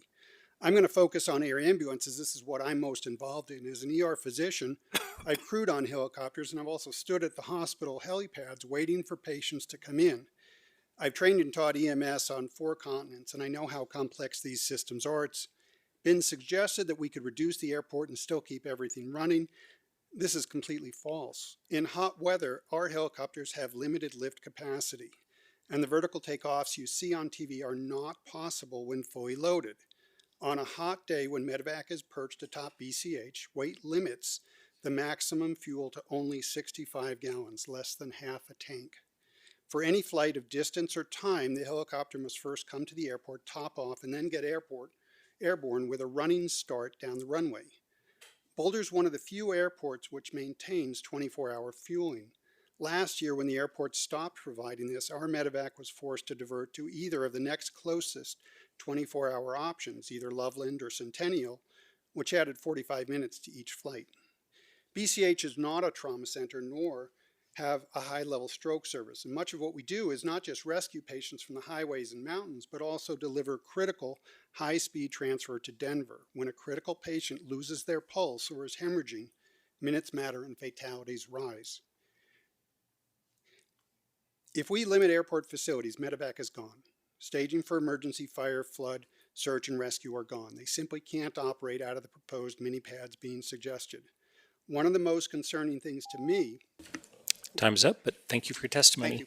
We've got Anna McAuliffe now, who's pooling with, let's see, Armand Chaboneau and Gary Campbell. If we can see their hands. Very good. Anna, you're up. 4 minutes. Good evening. Since I was a kid, I had 2 dreams, to be a pilot and to be a scientist. But I grew up in a low-income, single-parent household, often taking care of myself, and aviation wasn't in my worldview, so I went the science route. What I never imagined is that those 2 worlds would come together at Boulder Airport. My name is Anna McAuliffe. I'm a member of the Experimental Aircraft Association and the Soaring Society of Boulder, and a private pilot based out of Boulder Airport. I also work within NOAA's Global Monitoring Laboratory up the street and the Cooperative Institute for Research in Environmental Sciences at CU Boulder. For work, I build scientific instruments that measure greenhouse gases like carbon dioxide, methane, carbon monoxide, water vapor, ozone, and I deploy those on aircraft. It often starts the same in a laboratory a few miles away, building an instrument, and then I drive those instruments to Boulder Airport and install them, test them, and then launch them in research missions that ultimately support global climate change. Just yesterday, I shipped an instrument that I tested at Boulder Airport to Gabon, Africa, where I plan to meet it at the end of August to study the Congo Basin, which is one of the world's largest carbon sinks. I'm also heavily involved in a mission called NOGAP, a nationwide airborne survey of greenhouse gases designed to understand emissions across the United States. It's been running for 3 years and started here at Boulder Airport. During the last government shutdown, the project was mission critical, which meant that while nearly everyone else in the federal government was on pause, I was still hauling equipment out to Boulder Airport, installing it on aircraft, working with pilots at odd hours to keep those measurements going. Twice a month, an aircraft flies from Boulder Airport to collect air samples that come back to our lab for analysis. The measurements feed the world's longest running airborne greenhouse gas record. Not only is that data used for today's policymakers, but it's a gift for scientists who haven't been born, giving them an unbroken record of measurements to understand how the atmosphere has changed over time. The National Ecological Observatory Network also operates airborne research outside of Boulder to study how ecosystems across the United States are responding to climate change, like extreme drought and warming, throughout a 20-year period, all funded by the National Science Foundation. Boulder Airport works for research because it's small, accessible, easy, and inexpensive to operate at. At the moment when federal science funding is being cut, moving these operations to a larger field, even just Broomfield, could likely end the operations altogether. But this airport means more to me than just my job. I learned to fly here. There have been numerous days when I left work after reading another notice that my funding will disappear in 60 days. Myself, along with the entire lab, sitting on layoff and furlough notices. And then I drive to Boulder Airport for a glider lesson. Once I climb into the cockpit, the uncertainty and stress fades away, and for a little while, my only focus is learning to fly. Every hour I've spent learning to fly has been made possible by volunteers. Volunteer instructors, tow pilots, and scholarships from organizations like the EAA and the Colorado 99s that helped myself and others afford to learn to fly. If you never spent time at Boulder Airport, I encourage you to come to a Young Eagles rally and watch kids climbing out of the planes, or visit the Soaring Society on a busy weekend and watch how we all get aloft. Boulder Airport isn't just property, it's a classroom, it's a laboratory, it's a community. It helped me become both the climate scientist and pilot I dreamed of being. And with all that being said, please keep Boulder Airport open, and please accept the FAA grants that fund it. And thank you for your time and service. Thank you. Now we'll go to John Stewarty, Michael Rucker, and Richard Henry. And please, no applause, everybody. No sounds from the audience. Thank you. Hello, I'm John Harold Stewart II. I thank the council for the opportunity to dispel misconceptions about towing gliders and to illustrate the dedication of our tow pilots to be good citizens and minimize our impact on the neighbors. This is important as we consider the future of the airport. I speak from experience as a professional aviator who has towed gliders and taught pilots how to tow for the Soaring Society for over 20 years. Towing in Boulder follows specific, precise ground tracks developed and modified over the years to avoid flying low over densely populated areas designated by the city as noise sensitive. Achieving this precision takes extensive training and attention to detail from our pilots. Club leadership monitors tow pilot performance and works extensively with the airport manager to evaluate noise-related issues. In a recent self-assessment, we found that 97% of our flights were completely compliant with these procedures, which reflects quite astonishing discipline of our tow pilots. There is a bright future for more efficient and quiet tow planes due to recent changes in the Federal Aviation Administration that will allow new types of aircraft to tow gliders, and the Soaring Society is currently actively evaluating these new possibilities. We have all of our airplanes use unleaded fuel now.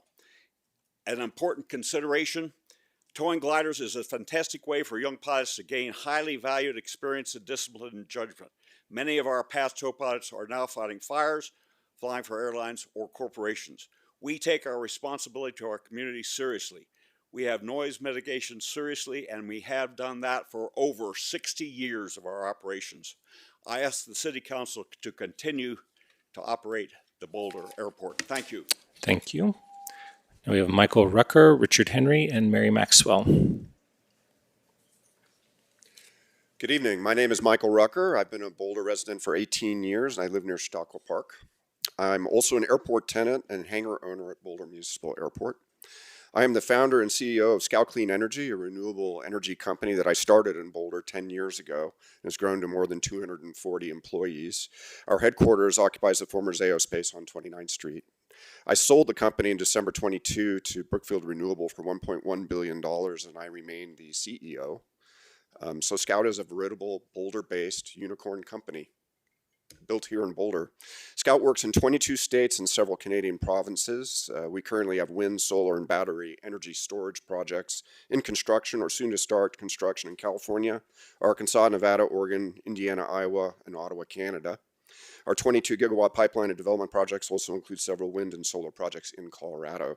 Many of these projects are located in rural communities far from major commercial airports. Boulder Municipal Airport allows us to efficiently reach project sites throughout the West and Midwest using the network of local airports that supports businesses like ours.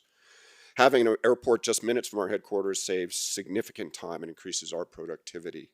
The airport's value extends well beyond individual businesses. It has served Boulder for almost a century and supports flight training, local businesses, emergency response, and wildfire operations.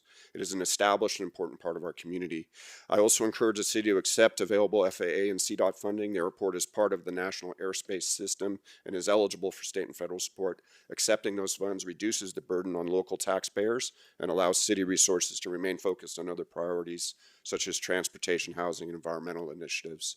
My request is simple. Let's provide certainty for the airport's future, accept the funding that is available, and move forward.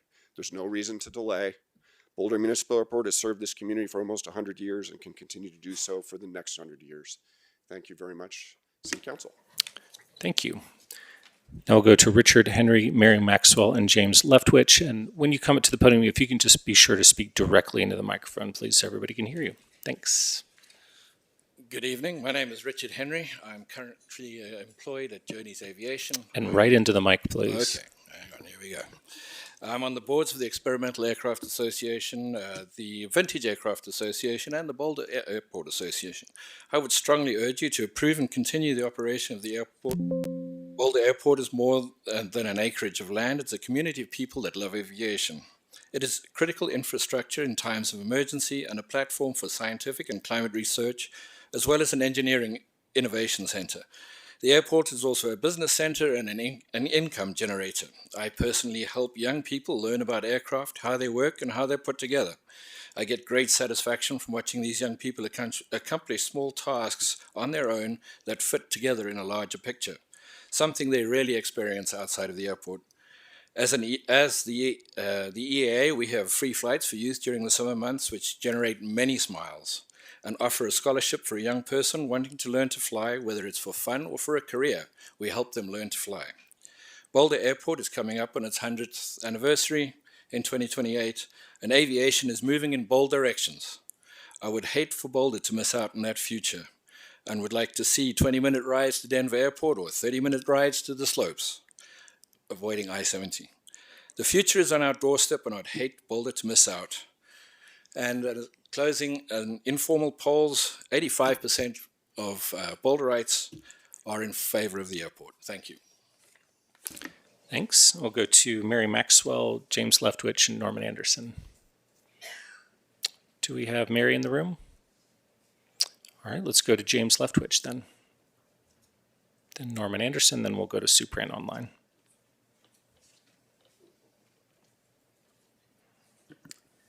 Mayor and Council, James Leftwich. I'm an attorney in Boulder County working on airport issues. These are my personal opinions.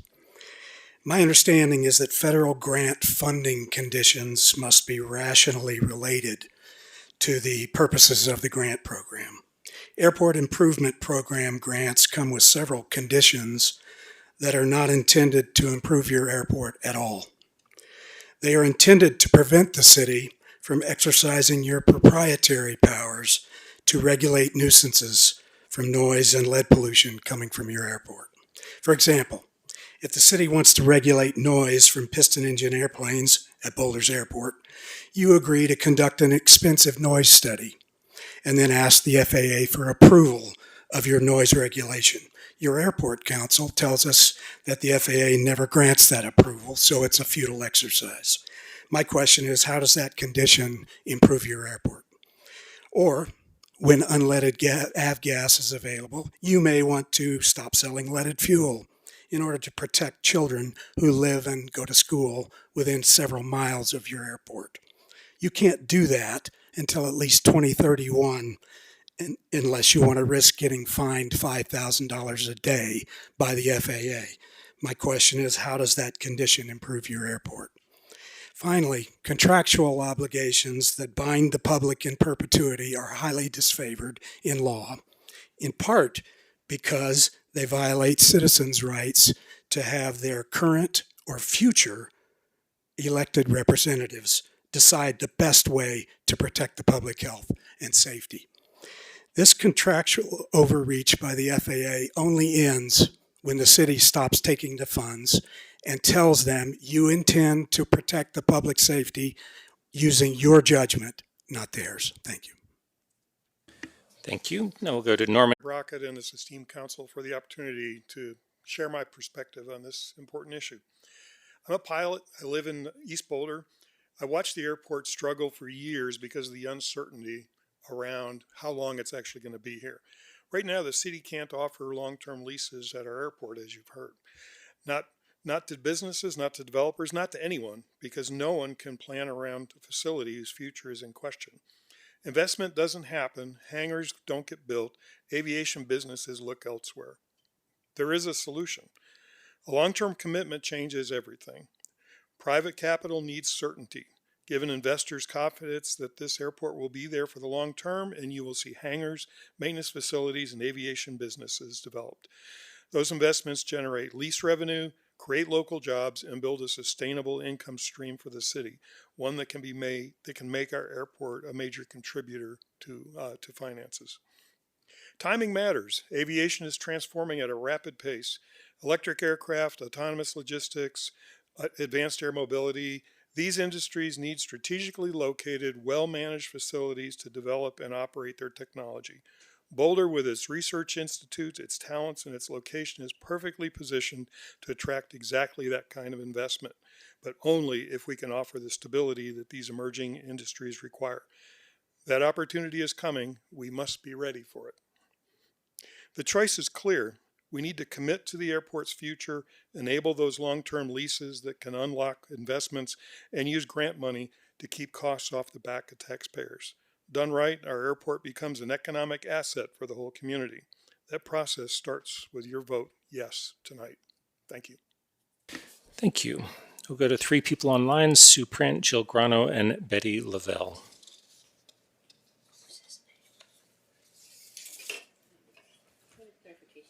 Me?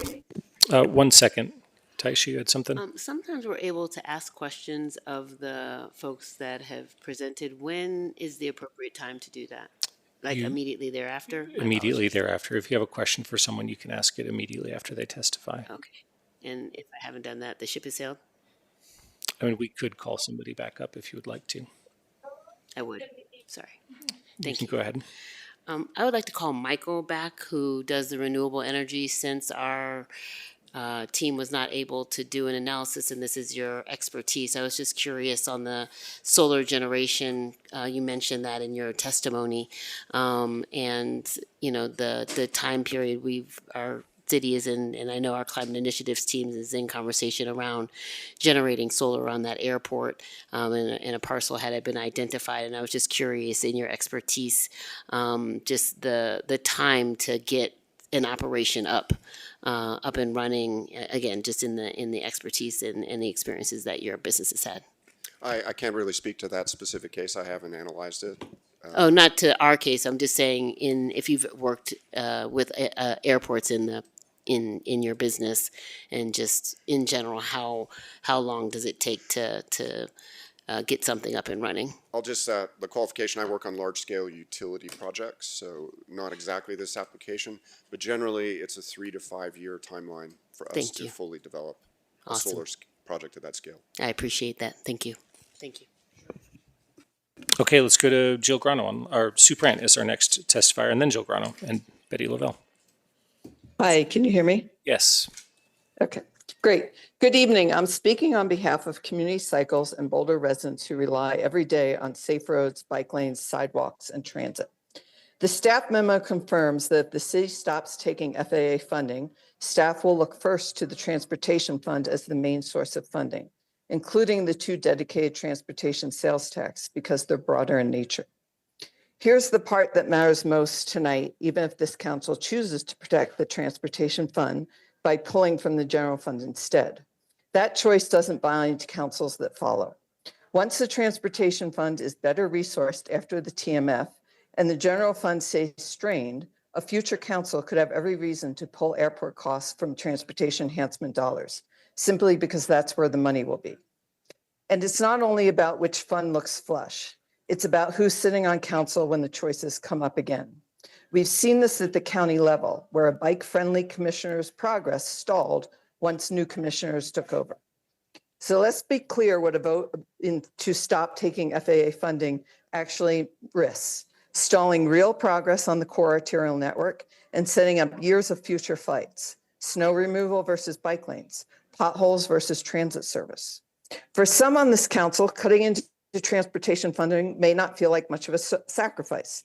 But for those who have pushed hard on tough trade-offs to get us this far on safe streets, bikes, and transit, we hope you'll see what's really at stake, especially since a future council, or maybe even this one, will be the one left to deal with those consequences. We're asking you to weigh that fully before you vote tonight. Thank you very much. Thank you. Now we'll go to Jill Grano, then Betty Lavelle, and Sheila Salt. Thank you, Council. Tonight's vote is not about closing the airport or keeping it open. It's about whether you 9 tonight are going to make one of the most significant land use decisions since 1976 with almost no public process. It's about whether you will foreclose the opportunity for future generations to decide how to use 180 acres in one of the most land-constrained cities in the country. Future generations might choose to keep the airport, but let that choice be theirs. Tonight's presentation was crafted to convince you that you must take FAA grants, but that's just not true. There are over 1,000 small local airports that do not take them. Boulder could become a self-sustaining airport. No lawsuit, no closure, no confrontation. But accepting perpetual obligations closes that door that no future council can reopen. That's what makes tonight's vote different. Most votes can be revised, but this one cannot. And please do not make a decision of this consequence based on what the FAA might do 14 years from now. Let's take this one step at a time. Let future staff and future councils handle a lawsuit if that comes. Aviation is changing and the FAA might change with it. I implore you, please focus on what's before you tonight and don't trade away Boulder's future options out of fear of the hypothetical. Thank you. Thank you. Now we'll go to Betty Lavelle, then Sheila Salt, and then Frank Carinante.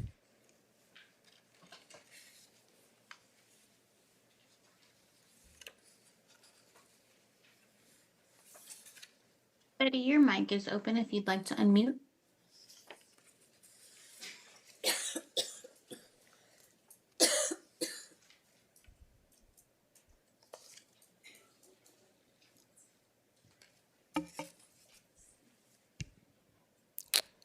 We're not getting any. See, are you able to speak? Can you hear me? Yes. Okay, good. I'm Betty Lavelle, a longtime resident of Boulder and Boulder County, over 40 years. In the late 1970s, I took flying lessons at the Boulder Airport and earned a student pilot's license flying a Piper Cub and flew to Cheyenne and back under a hood using instruments. It was a thrill, and I'm so grateful that the airport was there. In the last few years, my partner, another commercial pilot, a bush pilot from Alaska, who flew rescue missions in the Arctic region, relocated and resided with me in Longmont. An octogenarian, he was able to resume his flying by taking glider lessons at the Boulder Airport. At age 80, he soloed and had the time of his life in the city of Boulder Skyways. I'm speaking now in support of retaining the airport for others to have the same wonderful recreational experiences that the airport offers. It is an important and worthy amenity and a benefit for the city of Boulder. That's it. Thank you. Thank you. All right, now we're going to go to Sheila Salt, who's pooling with Mary Ingham and Howard Johnson. If I can see the hands, I got one hand. Do we have Howard Johnson? All right, do we have? And I see Howard online. Great. So, Sheila, you get 4 minutes. Can you hear me? Yes. Okay. Good evening and thank you for your time. Before we lose our hats on the large millions of dollars getting presented, let's break down the data. Regardless of which scenario we are talking about, each one inflates project costs while grossly understates revenues. The result is the impression that the FAA funding is the only reasonable option. Today, Longmont City Council member Jake Marsing issued a statement on the newly released rates and charges study on their airport. And to paraphrase, the study makes clear that the airport's current financial model is not strong enough for long-term sustainability. It ties that directly to the obligation to be as self-sustaining as possible under FAA Grant Assurance 24. The study also evaluated landing fees as a legitimate revenue source, not a fringe idea. I include this because the takeaway here is that airports trend to historically and nearly exclusively lean on subsidies to operate while ignoring internal revenue to be self-sustaining and remain at a deficit. Our airport spreadsheet on the cost side includes virtually every conceivable capital project. This list originates from the 2024 financial memo, which explicitly states that it is not prioritized. In other words, it's a wish list, not a financially constrained capital plan. The FAA and CDOT have limited funding, with many airports competing for needs. It is very optimistic to assume we will get full coverage. Additionally, BDU's historic subsidies will starkly contrast current anticipated figures. For example, airport staff projects up to $29 million in capital spending over the next 15 years. Yet over the past 38 years, BDU received less than $12 million total in FAA funding, less than half of what is now projected in less than half the time. BDU has averaged taking $300,000 a year in the past 40 years from the FAA, an amount that the airport should have no problem covering. CDOT funds look similar. Over the past 34 years, Boulder received about $2.5 million in state funding. Staff now projects nearly that same amount in just the next 4 years. It's hard to believe that state or federal, singly or combined, are going to fund up to $29 million of projects in 15 years or the $14 million in the next 4. The next question compares the CIP, the Capital Improvement Plan submitted in November 2025, which outlines critical project needs to the FAA and CDOT to discuss who and if these get funded. As stated, staff is reporting $14 million for the next 4 years, yet the CIP only asks for $4 million. Why is there a $10 million gap between what's presented to us versus what's discussed with government funding agencies? Additionally, until 2030, the total line items of anticipated CDOT and FAA funds is over $15 million, yet listed projects are at $14 million. The government isn't going to give us surplus funds. Next, we will cover the artificially thin revenue. While we got a slide tonight, staff deleted or failed to include revenue generating efforts such as landing fees or solar in the spreadsheets. This has been done despite Boulder's 2023 study that literally listed revenue ideas to get compliant with the FAA's note on self-sustainability. This has starved and continues to starve our airport to the tune of hundreds of thousands a year. The current ledger deleted landing fees with a footnote stating it would cost too much and vendors wouldn't charge piston crafts due to lawsuits. This is patently false information. So why is the revenue side fully dependent on grants and largely excluded the ways the airport can self-generate revenue? Why is the expense ledger maxed, but the revenue virtually non-existent in the presentation? So the last question surfaces, do we have adequate, honest, and reliable data to make any decision right now? Thank you. Thank you. We've got a question for you from Councilmember Adams. I would just like to give a moment to Blythe to respond to specifically the 2023 report and the landing fees, as well as the gap that was mentioned between what the Fed said and what the report says from our most recent contact. I'm sorry, Councilmember, I might need you to repeat that question. So the, what is the person called who speaks? Yeah, well, I know her name, but the speaker, thank you. The last speaker just said that the information that you provided is incorrect, and doesn't reference the correct cost for the landing fees from the 2023 report. And it also doesn't include the, that there was a gap in the, Sheila, are you still on the line? Yes, they just keep muting me and unmuting me, so it might take a minute. No, you're back on now. Can you speak to the federal, the discrepancy between what the federal says and what the report says? Just that line. So just that line. there was a capital improvement plan submitted in 2025. Is that the one you're referencing? And that's list 5-year plan for $4 million. Mm-hmm. Correct. But in versus scenario 1, when I look at it, there's a need of 14 million in the next 4 years. Yeah. That's the discrepancy. Yeah, and that's the Eric. Yeah. Thank you.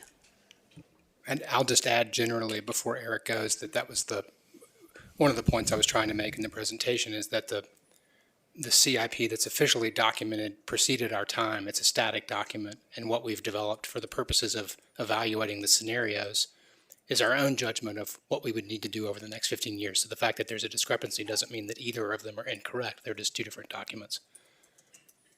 To speak to the process, I started my job in August of last year, and the CIP planning process starts in September. So within a month, I was tasked with developing a 5-year CIP after several years of not participating in those meetings.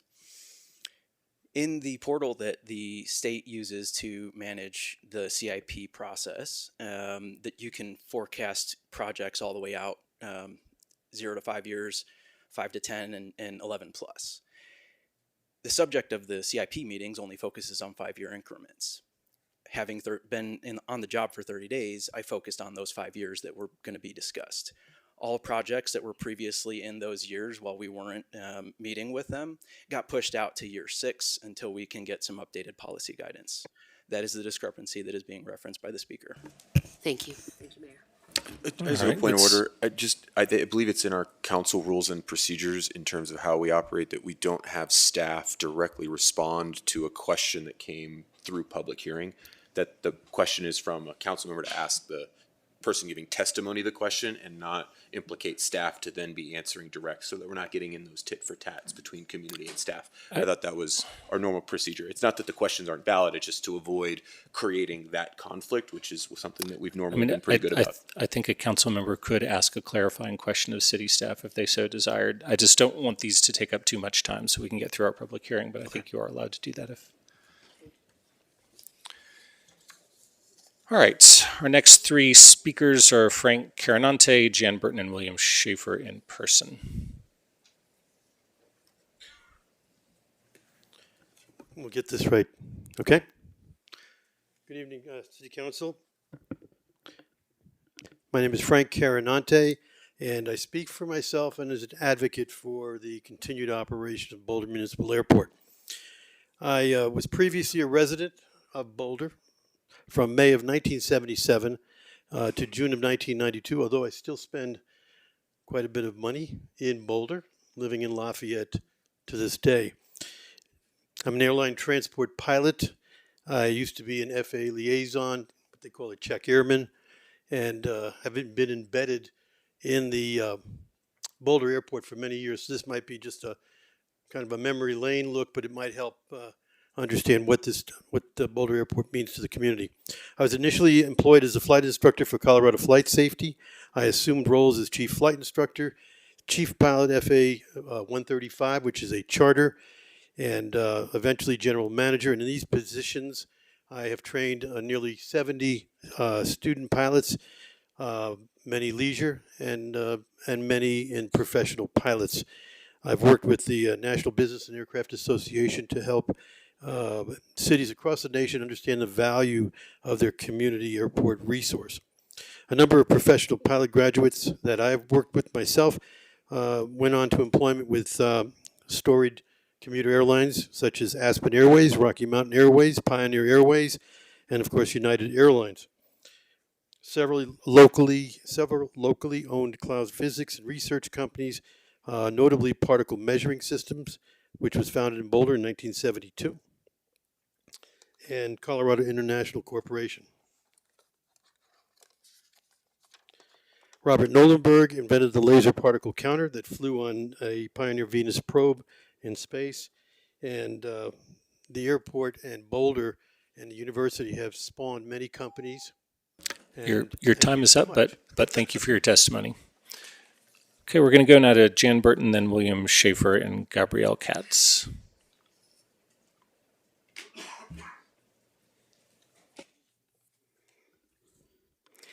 Good evening, Mayor, Council members.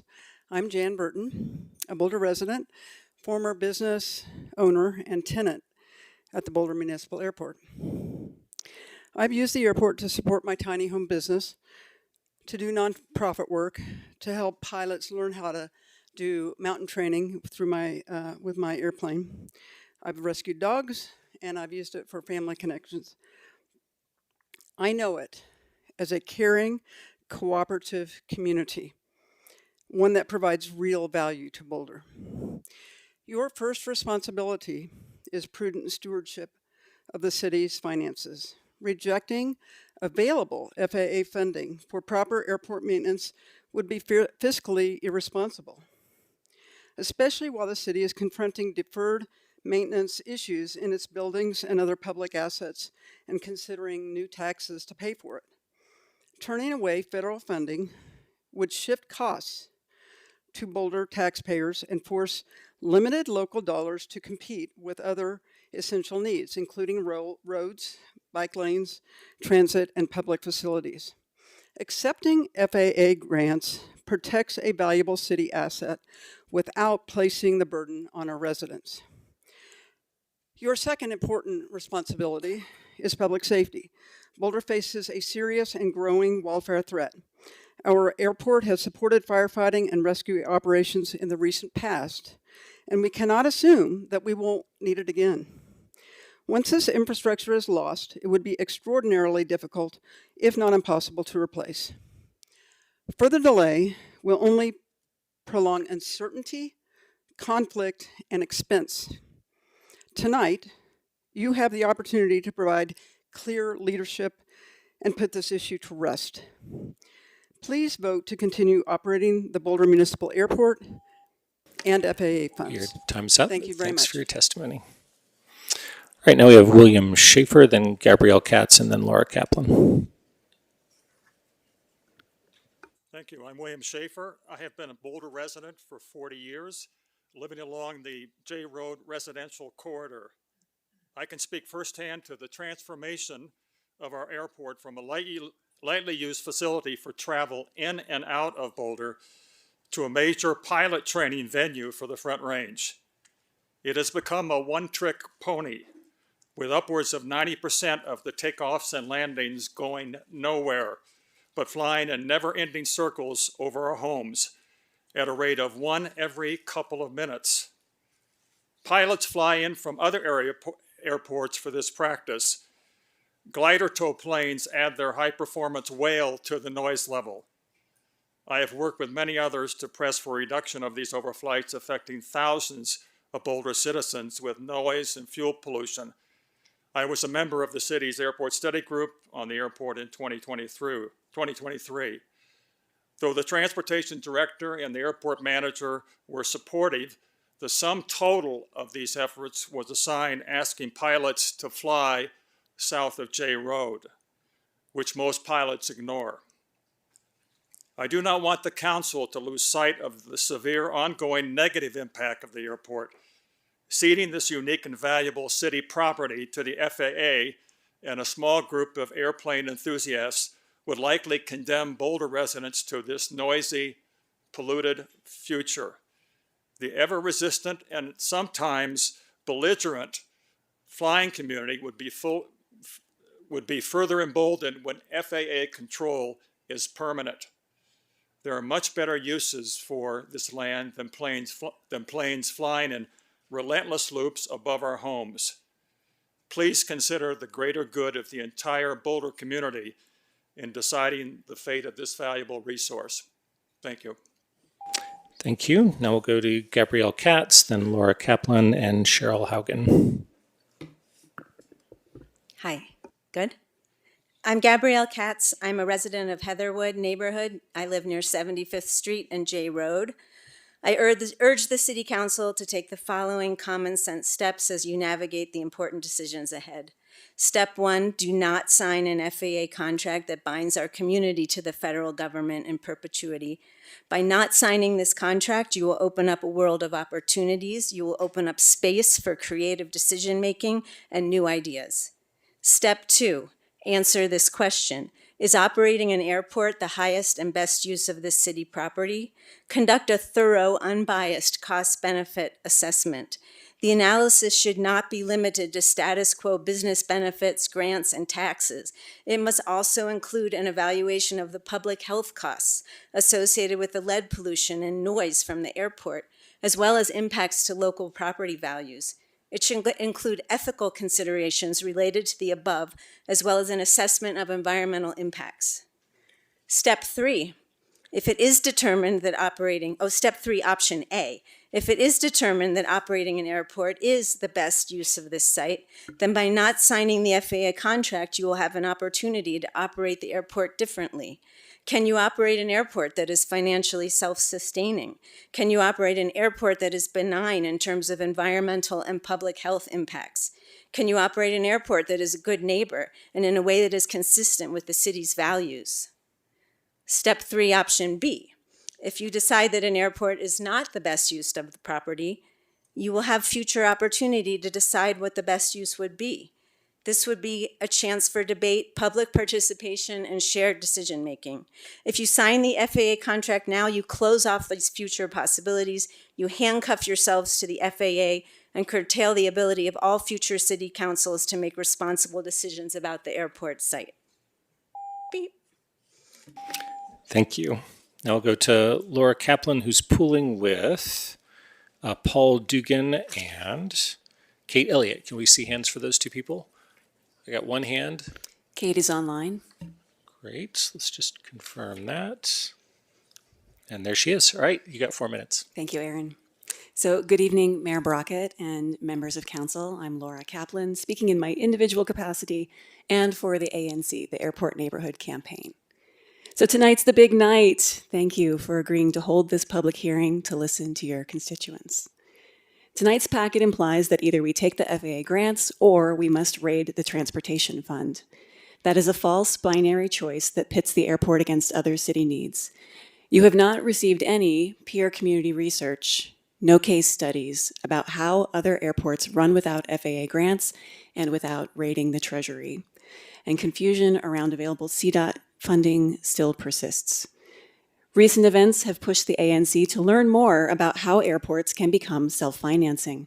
I am very excited that you will hear tonight from John Fairweather about the Santa Monica Airport, which is entirely self-funding without using any federal grants, state grants, or city funding.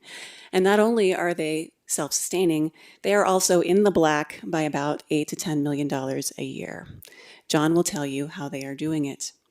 That's only one example. As mentioned before, there are over 1,000 publicly owned, public-serving airports in the U.S.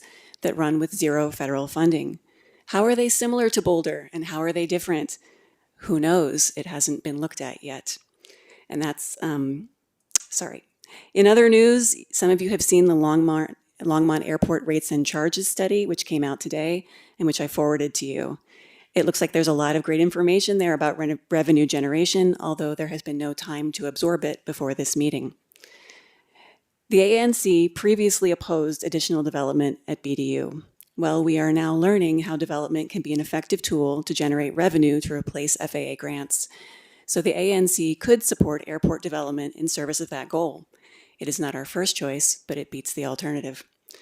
But if we haven't had a chance to talk about this yet with the city, because there has been no outreach to the ANC since the day that we officially withdrew our ballot measures nearly 2 years ago, we would welcome conversation with the city about how to work together, particularly if council tonight considers putting a measure on the ballot as a way to keep faith with the petitioners. Many of us from the ANC are here tonight, and many more of us are not here because they could not bear to watch. They are holding their breath at home, waiting to hear what you all decide.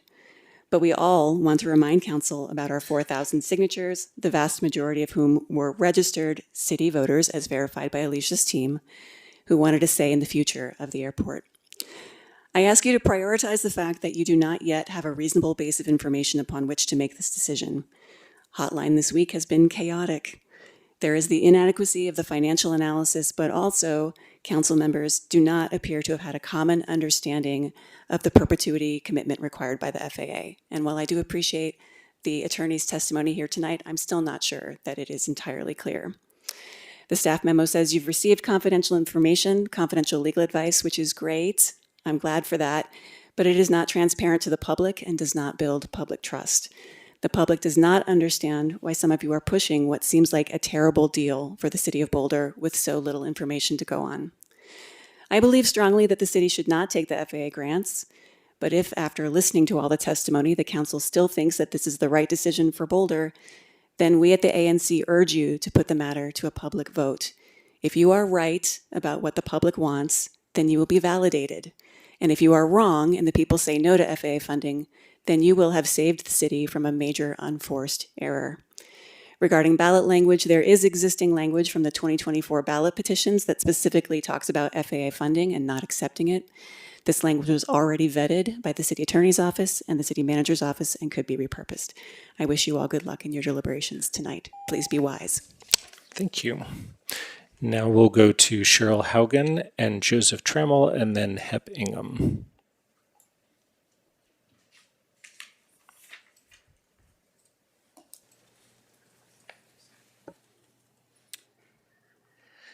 I'm Cheryl Haugen, and I object to giving the federal government the keys to the kingdom. I ask you to vote no on accepting FAA funding. For a tiny amount of money, we give away too much. The airport is not a need, it is a want.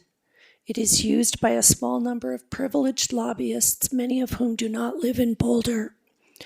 It is an untruth that the airport is needed for our community's safety and well-being.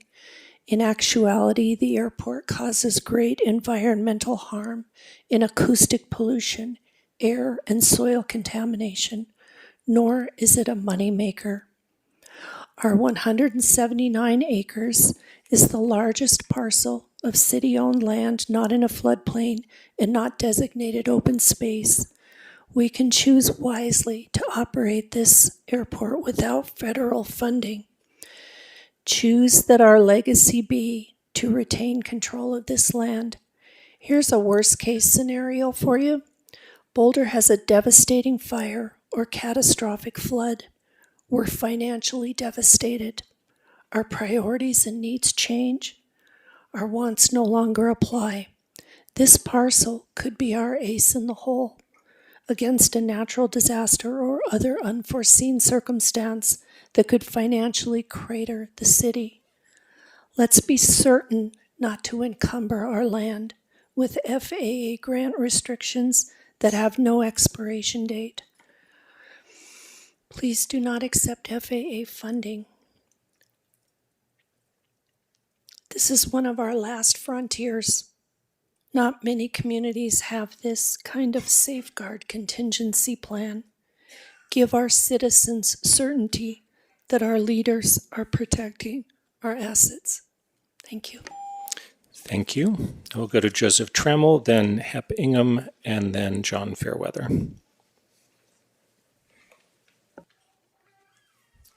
Hello, I am Joseph Trammell, a 15-year-old avid user of the Boulder Airport, and I believe that the airport should stay open because the airport is critical in the development of future aviators. There are at least 3 flight schools that are operated out of the airport. And if you can get right into the mic, please. That are operated out of the airport. This is not just recreational. This represents an educational resource that impacts the professional futures of the individuals learning to fly out of Boulder Municipal Airport, including myself. In this way, the airport also contributes to the economic health of our community and state. Closing down the airport could have a negative downstream effect on national security because of a pilot shortage that still persists in our nation. The Marshall Fire in 2021 was the most destructive wildfire in Colorado history. Given the growing intensity and frequency of wildfires in our state and nation, there will be a developed and urgent need for aerial fire resources that Boulder Airport could provide in a very substantial manner due to its location to the water and mountains. Over the past several years, I have had the opportunity to participate in EAA Chapter 1627 at Boulder Municipal Airport. It is hard to describe how meaningful this has been to me and my father due to his late passing. We have made some memories that have lasted past his death. This is a place where I come to learn about aviation and mechanics, a set of indispensable skills for me, as well as where I found community that has supported me through very difficult times and will continue to be a positive and life-changing factor in many more lives, such as mine, for years to come. So please vote to keep the Boulder Airport open, accept the FAA and CDOT grants, so this place can continue operating for generations to come and continue improving lives such as mine in a positive and meaningful manner. Thank you. Thanks so much. All right, now we're going to go to Hep Ingham, then John Fairweather, and Lynn Siegel. Hey, good evening. So nobody wakes up and says, I want to close the airport. What happens, you get a bunch of low, loud, leaded flights, and they start coming over your house, bordering on harassment. And so you call up the city and say, what's to be done? And they kick it down the road and say, we can't do anything because we took FAA money. So go talk to the FAA. So you go talk to the FAA, and what you find out is their only response is it doesn't affect flight safety. And then that's it. That's your only recourse. So, this is how it's been, and, it's a very unjust situation. And this power shouldn't be in the hands of the FAA because, they're an interested party. Most of the guys that I talked to at the FAA, they were pilots or they had shares in airplanes, and they're kind of in the same group. And when I went up and talked to the pilots up at the airport, asking them to follow the rules that they were breaking, they said, the FAA says we can do whatever we want. That's a quote. The other quote I got was, there are no rules.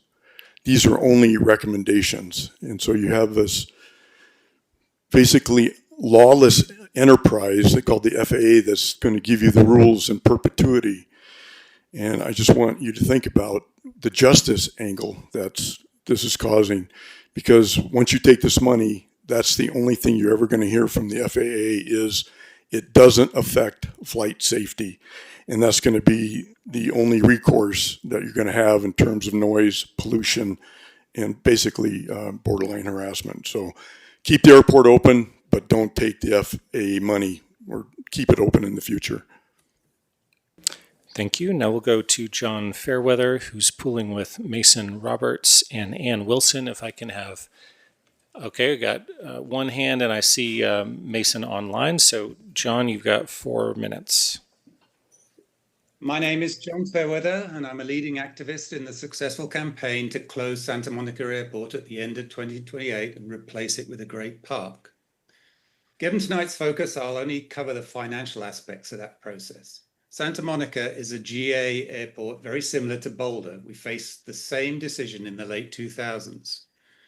The airport had a $13 million debt to the general fund that was growing each year. Should we take money from the FAA, or could we find another way that didn't trap the city in a Faustian bargain?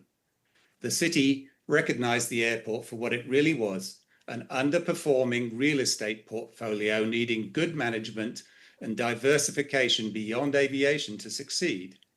Today, the 13 million is replayed, and we have an $8 to $10 million annual surpluses.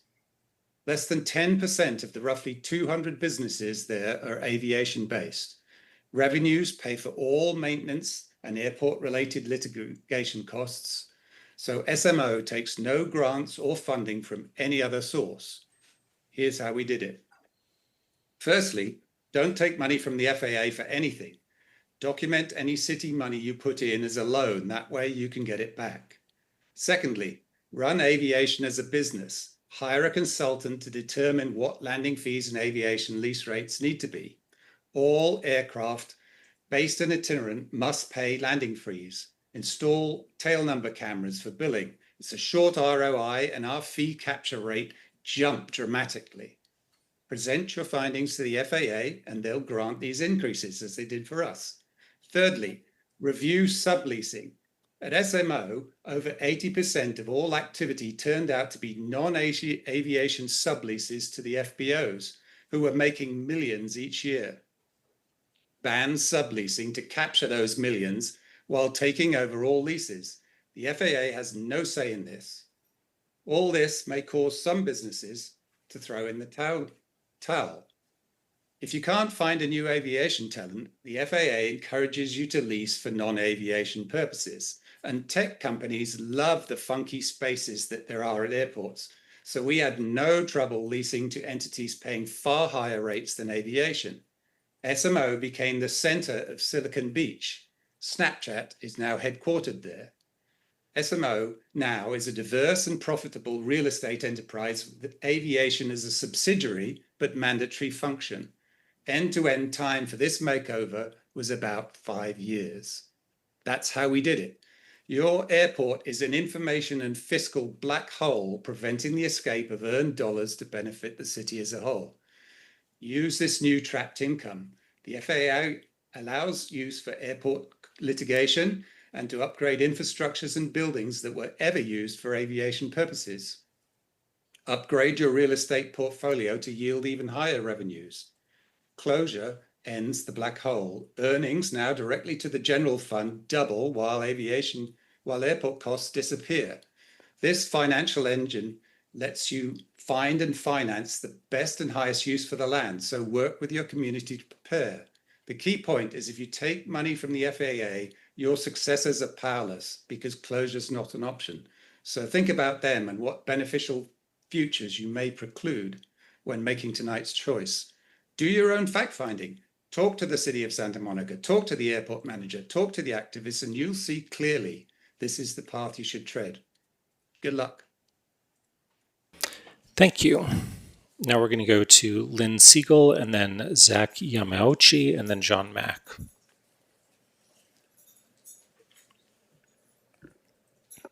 We have a problem in Boulder with Lynn Siegel with long-term economic sustainability. I was just at the Boulder Commissioners today. I didn't get to speak about the funding of culture, but the discussion was on childcare, and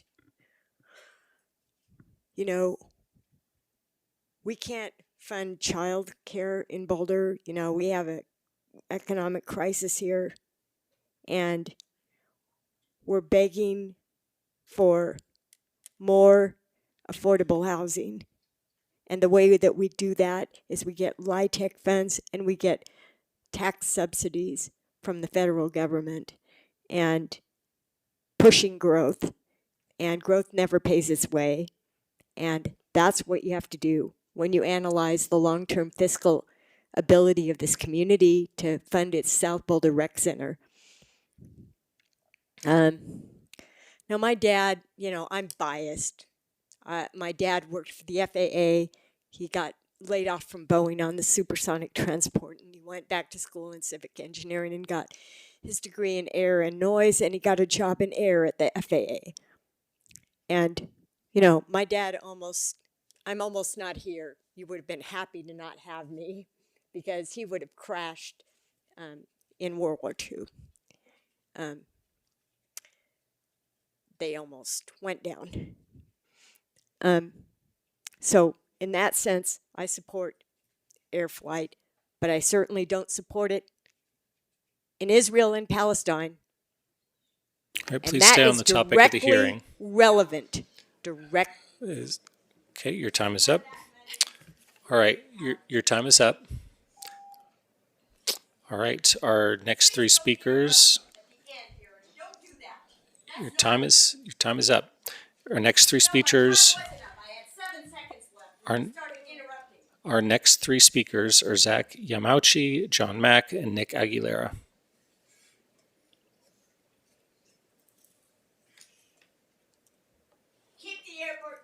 Quiet in the audience.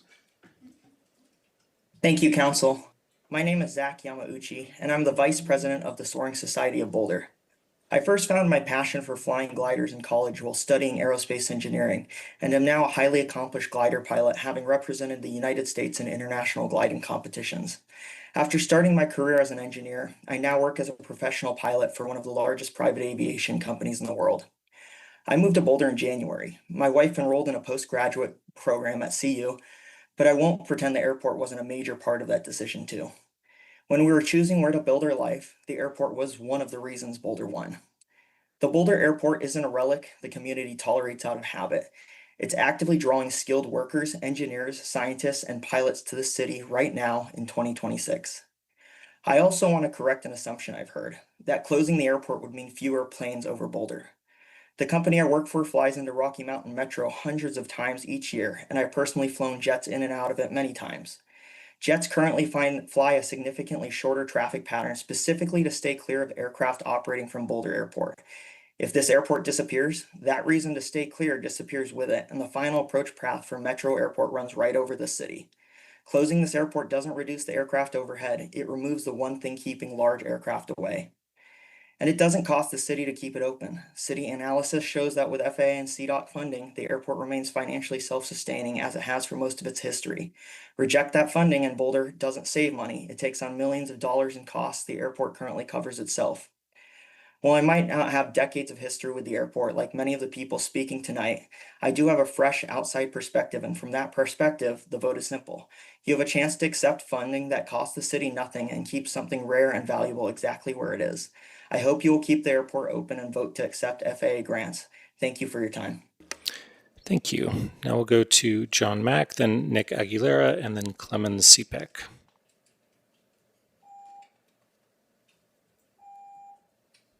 Hello, council members. This is John Mack. Thank you for the opportunity to testify. I understand there are concerns about losing $150,000 per year of FAA entitlement grants. Well, there's a great solution. Landing fees for Boulder could easily generate double that amount or more.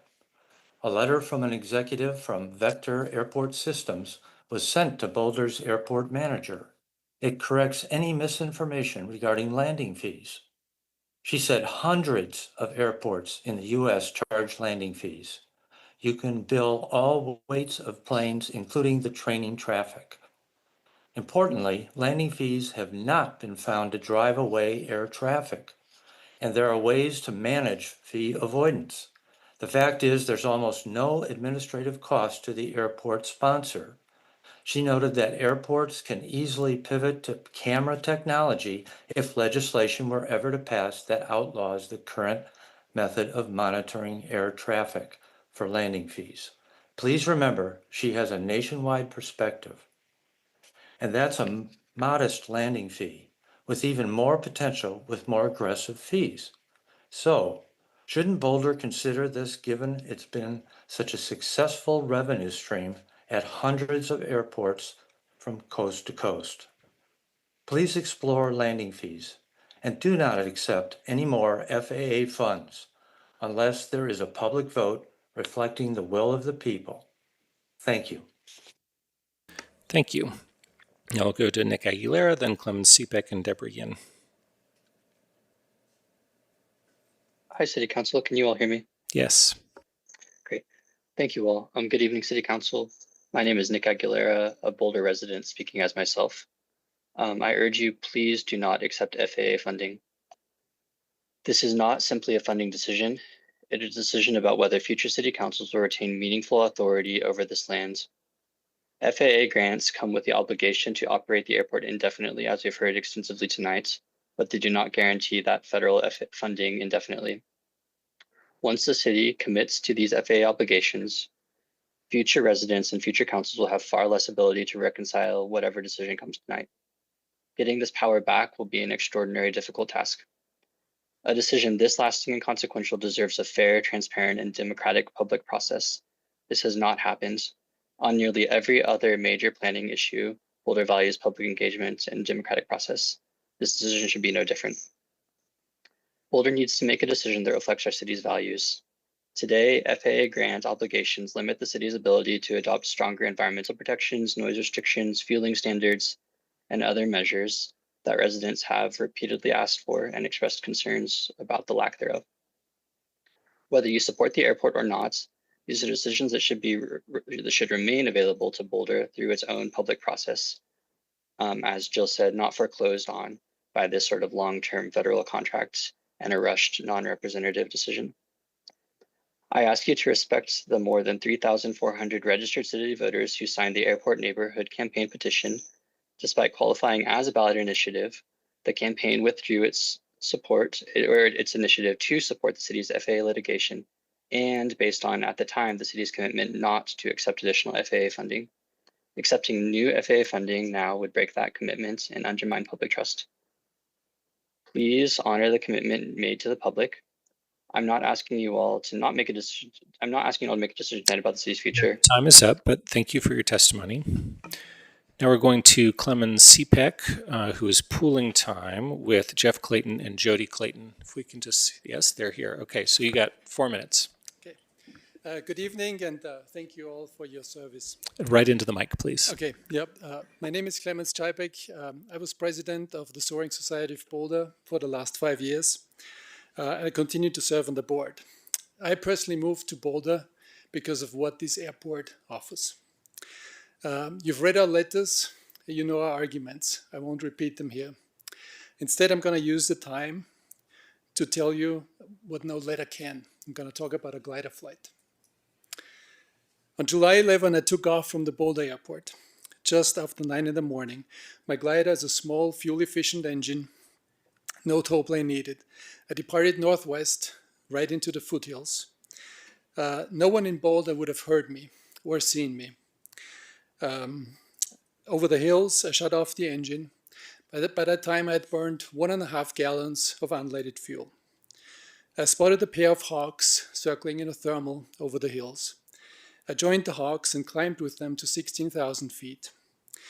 Following an invisible line of rising air, I passed Mount Blue Sky, across South Park, across the Collegiate Peaks, and by noon, I was at the New Mexico border.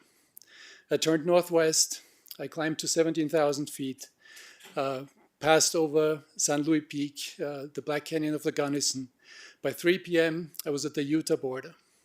I turned northwest, I joined an eagle in a thermal.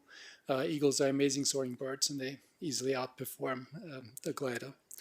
And I turned back, and I came through the Yampa Valley, North Park, the Medicine Bow Range, to the Wyoming border. I turned south, flew back past Rocky Mountain National Park. By 6:30, I landed back in Boulder. 9 hours, 3 states, 780 miles on 1.5 gallons of fuel. That's 520 miles per gallon, about 10 times as efficient as a Prius, and completely silent from the moment I turned off the engine.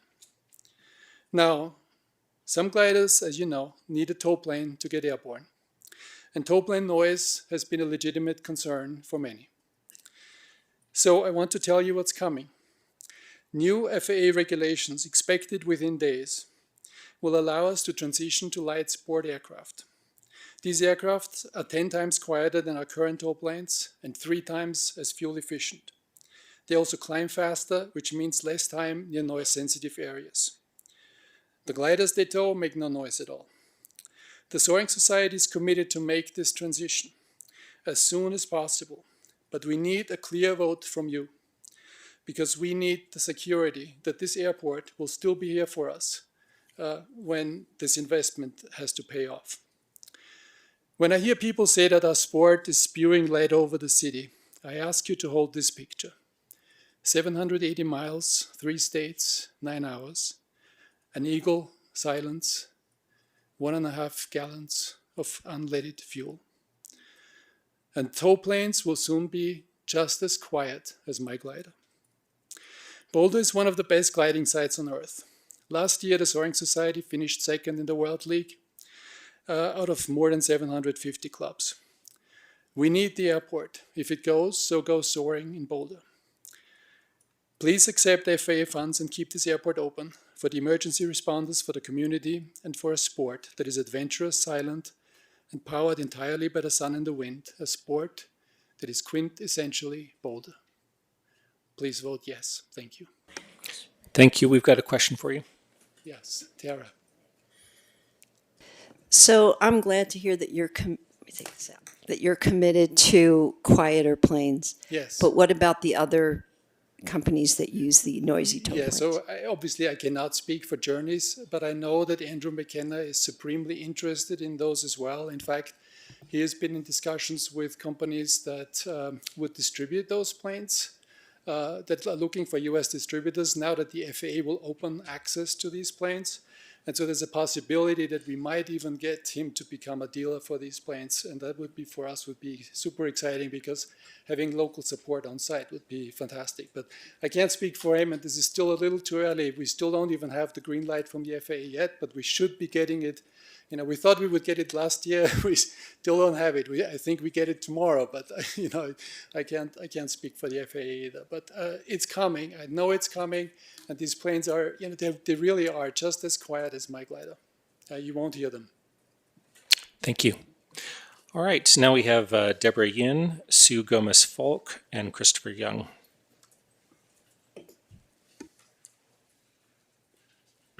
Good evening, Council. Thank you for the opportunity to speak. My name is Deborah Yin. I've lived in Boulder for 27 years. I'm here tonight to express my thoughts about the decision before you, whether to commit the city, in other words, us, to maintaining the airport in perpetuity. It's sad to see council in this state, dysfunctional, in chaos. Council says you care about fiscal responsibility, signing away the rights to a large city-owned property without knowing in advance how much the city will get in return, and it appears not even being clear on the terms of the deal. With a federal partner who keeps trying to change the terms is the opposite of fiscal responsibility. These conditions are absurd. A financial advisor would tell you to run away fast. Council says you listen to the public. If this is true, you would know you don't have a mandate from the public to take the FAA grants. You've never asked the public if we're willing to accept running the airport forever. The city does more public outreach about naming parks than you're doing about this. Council says you care about collaboration and good governance. Pushing through a high-stakes decision like this with so many unanswered questions, so little information about alternatives, and over the thoughtful objections of your colleagues is neither collaborative nor good governance. Do not vote in favor of taking the FAA grants tonight. If you do, history will not look on this kindly. This is the kind of controversial decision that should be put to public vote. Thank you. Thank you. Now we'll go to Sue Gomez-Falk, then Christopher Young, and Tom Akes. Good evening, Council. Thanks for taking the time to listen to all of us. I'm Sue Gomez-Falk. I moved to Boulder 7 years ago as an undergraduate student in engineering, and now I'm still here pursuing my doctorate. I walked on the airport for the first time as a sophomore, and I didn't really know what I was looking for. I was just curious about the gliders and how they worked. The president of the glider club came out and took the time to talk to me, to show me around, talk to a curious 19-year-old. And when I decided to pursue a glider pilot's license, he volunteered his time to teach me. In doing so, I got to see not just the natural beauty of the Rockies, but of the skies above. It sparked a passion in me for the atmosphere and for understanding the world around us. I could stand here and tell you about why I feel the airport is a pillar of the community, about the kind and generous people I've met around the airfield, about the scholarships and the volunteers and whatnot, but I think the airport is important to Boulder for a different reason altogether. In my eyes, it's a part of our identity as the city. Boulder would be a different town without our sailplanes, without the atmospheric research flights, in the same way as it would be without the trails or the bike paths. I've been a rated glider pilot for 5 years now, and I don't really fly much anymore, but the experience of learning to fly gliders made me the person that I am today, and I don't think we should give that up. And for that reason, I urge you to continue to accept FAA grants and maintain the airport in the condition that it should be in. Thank you all for your time and consideration. Thank you. Now we'll go to Christopher Young, then Tom Akes, and Gretchen Jan. Hello, can you hear me? Yes. Thank you, council members, for this meeting seeking public input. My name is Christopher Young, and I'm a Boulder resident who has lived near the airport in the 4 Mile Creek neighborhood off of J Road since 2013. I am a firm supporter for keeping the Boulder Airport open and accepting grant money from the FAA and CDOT. The noise from aircraft is not burdensome, it's not relentless, and has not negatively affected my property value. Nor is there any direct evidence of pollution as some try to falsely declare. The airport is an integral transportation asset to our community for almost 100 years. It provides aviation access and education to community members and students aspiring to have a career in the aerospace industry. It is a popular and welcoming venue for recreational enthusiasts to enjoy our beautiful landscape. It is a useful stopping point for operators conducting business and research in the region. It also has a value for the innovative commuter transit options now being developed through quiet electric aircraft technologies. Most importantly, it is a vital staging point for emergency services during natural disasters by helping to reduce aircraft travel times when just few minutes can be the difference with saving structures and lives in a wildfire, flood, or other major emergency. The majority of Boulder residents support the airport, as evidenced by the withdrawal of the 2024 ballot measure due to strong opposition. Yet we are still discussing the future of our airport because a few individuals have tried to tarnish the airport's community value and importance without evidence-based data. It's simply their emotional opinion. By not accepting grant money to the city council is burdening our taxpayers and diverting limited funds away from other important projects as well as filling staffing shortages. It is notable that 2026 is the first time the airport's 100-year history that the city has used general funds to cover airport expenditures due to pausing grant acceptance. Vote yes to keep the airport open and accept FAA CDOT grant money. Thank you. Thank you. Now we'll go to Tom Akes, then Gretchen Jan, and Lisa Spalding.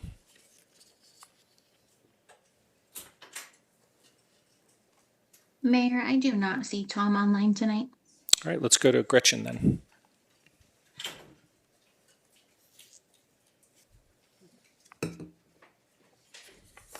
This is Gretchen John. Can you hear me? Yes. Okay, great. I'm a pilot and a member of the Colorado Pilots Association, EAA, AOPA, and the 99s. I began flying at the Boulder Airport back in 1979, and that's more than 48 years ago. My husband and I were partners in an airplane based here. I spent hours as a passenger, then a navigator, eventually a pilot. My flying career progressed to become CEO of Mooney Airplane Company in Texas. I was in management at Alpha Aviation in New Zealand and Remos Aircraft in Germany, then an aviation consultant before retiring and coming back home to the Boulder area. Boulder Airport gave me my start in aviation. It provided the basis to explore aviation and build a place in it for myself where I could contribute. It still does this service for countless generations of pilots. While I'm only one of many thousands of individuals this airport has affected positively, we are all molded by our aviation experiences here and become leaders in the industry. Thousands have followed in our footsteps, and thousands more will follow us. We pay our rentals, our hangars, our fuel fees, and other fees as airport users. The Boulder Airport matters to general aviation pilots. More than you know, more than you believe. I'm not the only one whose life changed course because of experiences at the airport. You, as the city council members, would be remiss in your mission if you close this important asset or stop taking FAA grants. While others have told you about its importance to the economy, to human welfare, I bear witness to its importance in changing lives. Thank you. Thank you. All right, now we'll go to Lisa Spalding and then Jesse Applegate and Robert Caldwell. Lisa Spalding for Plan Boulder County. Plan Boulder County strongly recommends that council delay approving any grants from the FAA for the Boulder Airport until the outstanding issues and conflicting information have been resolved. At the May 28th, 2026 meeting, the council approved holding a public hearing on funding of the airport in order to take formal action based on a complete and accurate record. Staff was to prepare 2 versions of the policy for that hearing, one authorizing the use of FAA funding and one reflecting a long-term path that preserves maximum local control and avoids new FAA grants. Apparently, scheduling this public hearing so quickly did not provide adequate time to assemble the appropriate information, since the staff memo is missing much of the information requested by council. This has been noted in public hotlines by council members Schuhard and Wallach. Different facts have been argued by different interests in the future of the airport. However, there are real provable facts for all parties to agree to. The major argument by the city staff for taking FAA grants is financial, but we have no evidence of a real examination of the potential alternative funding sources to keep the Boulder Airport open under local control.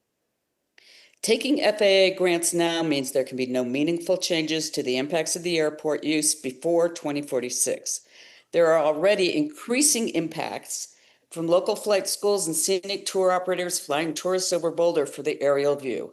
The citizens of Boulder deserve at least a full and public determination of the facts for a rational decision. Once this picture is clear and accurate, the citizens should be allowed to vote on the outcome. Please delay any discussion on using FAA grants until it is agreed by all parties that the facts provide the basis for a rational decision. Thank you.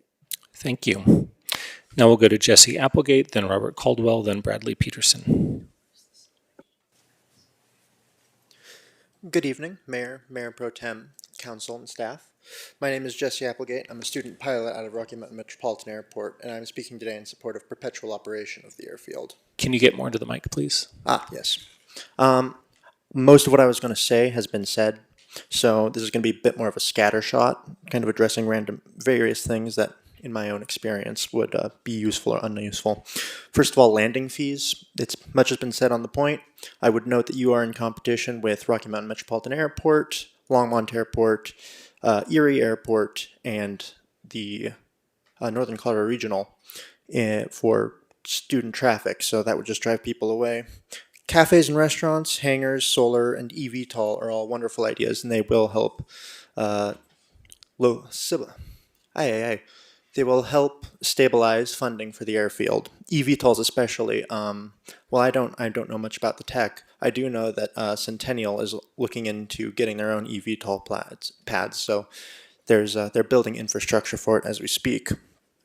Quieter and cleaner aircraft have been talked about. The rule they were specifically referring to is Mosaic. That'll be wonderful for the gliders and whatnot, making them much quieter. For the general aviation airplanes that are coming in, you may want to consider looking into voluntary noise abatement programs. Similar programs have been implemented at Rocky Mountain Metropolitan and Centennial. They have helped lower complaints, though there are always those people who simply issue thousands of them. The airspace, and this will be my last note, the airspace, you are protected very well by having an airfield. It was already mentioned that large aircraft are already avoiding Boulder because there's an airfield here. Massive amounts of training are happening to the north and the east, and the airfield keeps them from crossing over Boulder proper. Thank you. Thank you. Now we'll go to Robert Caldwell, then Bradley Peterson, and Ryan Harris.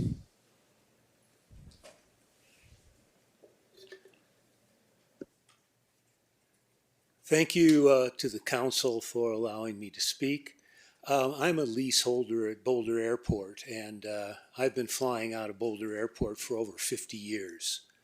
I'm going to advocate for the airport, not in my own self-interest, but for that of the future.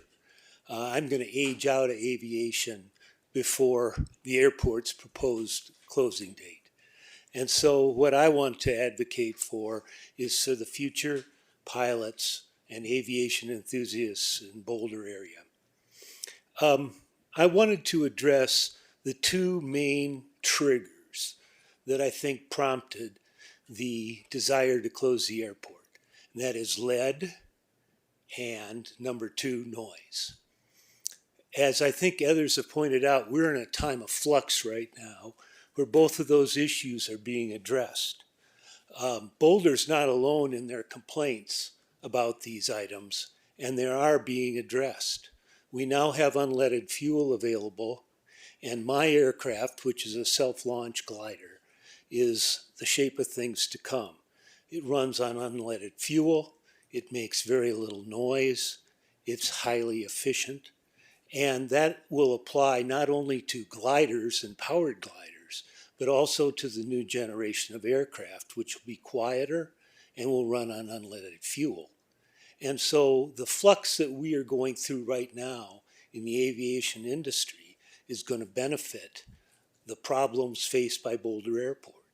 And so therefore I would encourage you all to go ahead and keep Boulder Airport operating and to fund it with the available federal funds that will make the airport self-sustaining again. So thank you for your time. Thank you. I'll go to Bradley Peterson, then Ryan Harris, and Gil Gilmore. Is Bradley present? Not seeing them, then we'll go to Ryan Harris. Good evening, Council. My name is Ryan Harris. I'm a Boulder County resident, a CU Boulder graduate, and I wanted to share what this airport has been to me. To many people, an airport is simply a place where planes take off and land, but for me it has been so much more. It has taught me the value of critical thinking, how to solve problems, stay calm under pressure, and look at challenges from a different perspective. Those are lessons that reach far beyond aviation and help shape who I am. I'm currently a drinking water treatment operator, and I've taken a lot of things from aviation into water to just like it, yeah, it's an educational venue that isn't recognized in most educations. So you don't go get an aviation degree, you get a pilot license. It has also taught me gratitude. Gratitude for the people who volunteer their time, mentor others, and work hard to keep this airport thriving. Gratitude for a place that brings people together, creates opportunities, and inspires the next generation to dream big. Closing this airport would mean losing more than a runway. We would lose a place where young people discover passions, where lifelong friendships are built, and where invaluable life lessons are learned. I hope we recognize that this airport is an investment in our community, our future, and the people's whose lives it continues to change, just as it has changed mine. Thank you. Thank you. I'll go to Gil Gilmore, then John Tehr, then Richard Hall.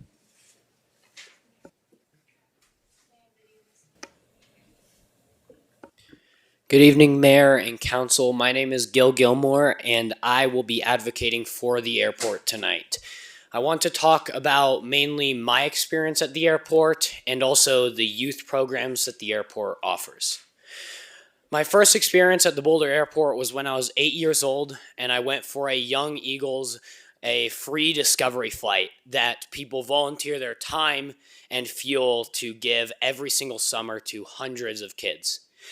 After this, I knew that I wanted to pursue a career in aviation, and it is the same for many other kids who take these, knowing just at that moment that they want this to be their entire life, and that wouldn't be possible without the Boulder Airport.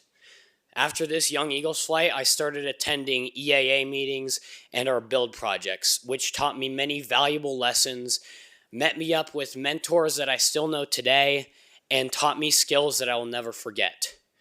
After this, I founded a business that I still run today called Gilmore's Aero Wash, where I clean airplanes to save up for flight lessons. And over the time that I've been in this business, I have met nothing but kind people. No one has been rude or disrespectful at the airport. Everyone is super kind and supportive. While I'm washing planes, I often see families come out with their kids or field trips coming to the airport to watch the planes go up and down. That would not be possible without the Boulder Airport. And finally, my most recent thing is joining a youth program with about 40 other kids that meets every single week. Their main focus is leadership and aerospace education, and it has taught me so much that I will carry throughout my entire life. Now, this Boulder Airport has supported mine and many other youth's life, and I believe that it is for this reason that you should continue FAA funding and keep the airport open. Thanks so much. Now we're going to go to John Tehr, then Richard Hall, and Todd Buchanan. Oh, turn the mic on. There we go. Nope. There we go. Cool. Mayor and members of council, I'm John Tehr, President and CEO of the Boulder Chamber, and I have 2 minutes to give you 4 reasons why you should end this flight of fancy regarding the potential closure of the Boulder Airport. 1, it's about economic vitality. We're talking about $23 million of annual economic impact to our community. That's visitors, business activity, and research from companies like Gilmore's, but entrepreneurs, researchers, aerospace companies, professional services, and scientific research organizations. In these very difficult and challenging economic times, we cannot afford to turn our back on valuable business activity. Number 2, it's about tax dollars. $600,000 a year, that's nearly $10 million over the next 18 years. That's funding for bike lanes, pedestrian safety improvements. Did I mention bike lanes? That the city would otherwise have to forego in order to maintain our airport. In these constrained budget times, we cannot afford to waste our precious tax dollars. It's also, number 3, about our environment. Just this month, we cut the ribbon on the first unleaded fuel pump at the Boulder Airport. Electric planes are coming, and we can incorporate solar gardens on that site. We will kneecap our opportunity for innovation and environmental leadership if we fail to commit to our Boulder Airport. In these troubled days of our environment, we cannot afford to turn our back on the critical source of that type of innovation. And then number 4, it's about our future. No one here can tell us where the future of flight is going, but electric planes and drones are in our future. Future generations will regret losing the one location in our community that accommodate these important mobility options. Let's get that FAA funding. All right. Now we're going to go to Richard Hall, then Todd Buchanan, then Elliot Dickerson. Hi, my name is Richard Hall. Thank you for the time to speak. We moved here, my family did, in the spring of 1957, so I am a longtime resident of Boulder. I'm one of those strange kids who grew up with, I really never wanted to be anything other than a United Airline pilot. Went out to the Boulder Airport when I was 13 years old and found a community out there that is still there to this day, and it's a community that values education, but it also demands excellence. You have some, and it's very Boulder in that way, that you have a lot of mentors out there that are doing a lot of interesting things. Did get to United Airlines, had a 46-year career. I would guess that someone in this room has ridden somewhere behind me safely and got there. The Boulder Airport is where airline pilots go to be born. It's important, and I would like that opportunity to exist for my granddaughter or grandson someday. Thank you for your time. Thank you. Now we'll go to Todd Buchanan, then Elliot Dickerson, and Ivan Jaslix.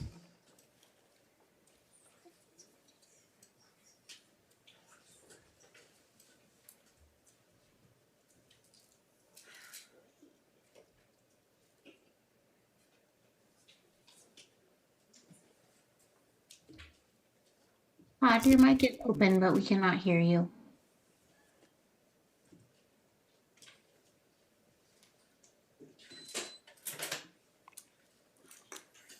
All right. Todd, are you able to unmute yourself?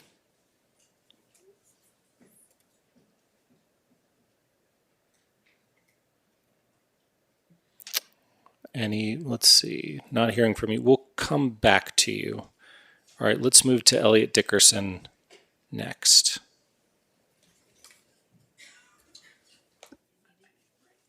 Hi, good evening. Thank you to everybody for the opportunity to speak. I'm a member of the Soaring Society and usually a pilot at Boulder with a glider. So if Boulder is able to prevail in any legal battle against the federal government, which is a very uncertain prospect, the relevant question kind of shifts to if Boulder would actually choose to use that legal right and actually close the airport. Right now, I don't believe the population of Boulder would support such a closure, but I admit that nobody here at the meeting has a definite answer as to what the people of Boulder want. However, the more specific question is actually, what would the people of Boulder want to do in 2040? And I think what I want to emphasize is that the nature of the Boulder airport will shift dramatically in the next 14 years when it really becomes a pertinent question. As everybody has alluded to, this week, the new Mosaic rules for light sport will come into place. Basically, what currently costs millions and millions of dollars to approve a new aircraft will shift to a much more economical way to prove the meet an engineering standard and get a new aircraft approved for use in the United States. And that will basically dramatically modernize the aircraft that operate out of Boulder. And that means much quieter aircraft, much more electric aviation that will probably provide much more practical transportation options for people that are residents of Boulder, whether they're pilots or non-pilots. So if the city of Boulder chooses to take on this mass investment of declining FAA funding, there's a very real chance that they would not prevail in a legal battle. But even if they did, there's a very even higher chance that the city of Boulder would not want to close the airport, especially in 2040, after all the modernization that I think will rapidly occur over the next 14 years. I am quite certain there will be no leaded fuel in use at the Boulder airport in 2040. Thank you for the opportunity to speak. Thank you so much for your testimony. Next, we have Ivan Jaslix. I hope I'm pronouncing it the right way. And that is virtually.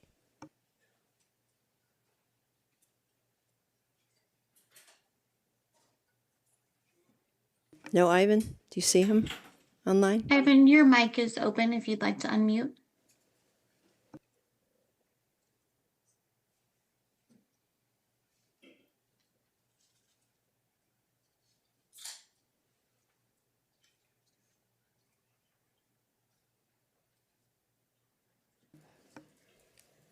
Should we go to?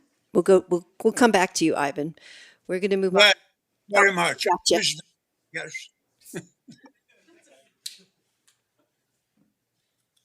So Ivan is ready for you now. Where is he here? Yes, I am right here. Great. Go ahead. We're ready. Okay, thank you very much. I'm Ivan Jaslix after all this.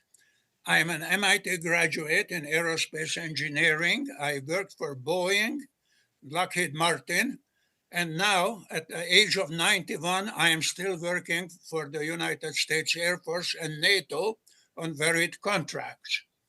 I started flying. I had my first solo flight in 1951, and I am still an active pilot. That fact that I'm an active pilot helps me very much in my research work with these respectful agencies. I have noticed something a very long time ago when I instructed flying, that flying is like learning a foreign language, which I had to do also. There is an age limit. Up to 7 years, you can take a child and a child will learn 3 languages with perfect accent. After that, they will have an accent. Same thing in flying. The later you learn to fly, the more of a quote accent you have in flying. You can still be a safe pilot, but not the same. So, in gliding, you can start at age 14. You can solo at age 14. And you can solo an airplane at 16. Why am I saying this? We are all flying airlines. You know where airline accidents come from right now? Pilot errors.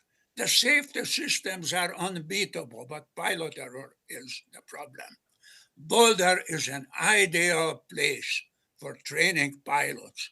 Please fund the airport and invest in more hangars, probably buy more land, and it will only bring more business to Boulder. Thank you very much. Thank you so much. I wish I spoke more than one language myself. Moving on, Charles Gillespie in person. Good evening, Council. Thank you for your service and the opportunity to speak to you. My name is Charlie Gillespie. I'm also a glider pilot that has operated out of Boulder for the past 30 years. And from that standpoint, I am a firm supporter of the continued operation of the airport and the acceptance of federal and local funds to do so. And I wanted to speak briefly about that from the standpoint of fiscal responsibility. Excuse me. As you know, we live in a time where federal funding for programs that people rely upon have been drastically cut. We've seen examples of this in Boulder through mass layoffs at NOAA and the loss of tens of millions of dollars to the university in terms of research grants. In contrast to these losses that are currently beyond our control, Boulder currently has an opportunity to preserve a valuable part of its infrastructure. That's the Boulder Airport.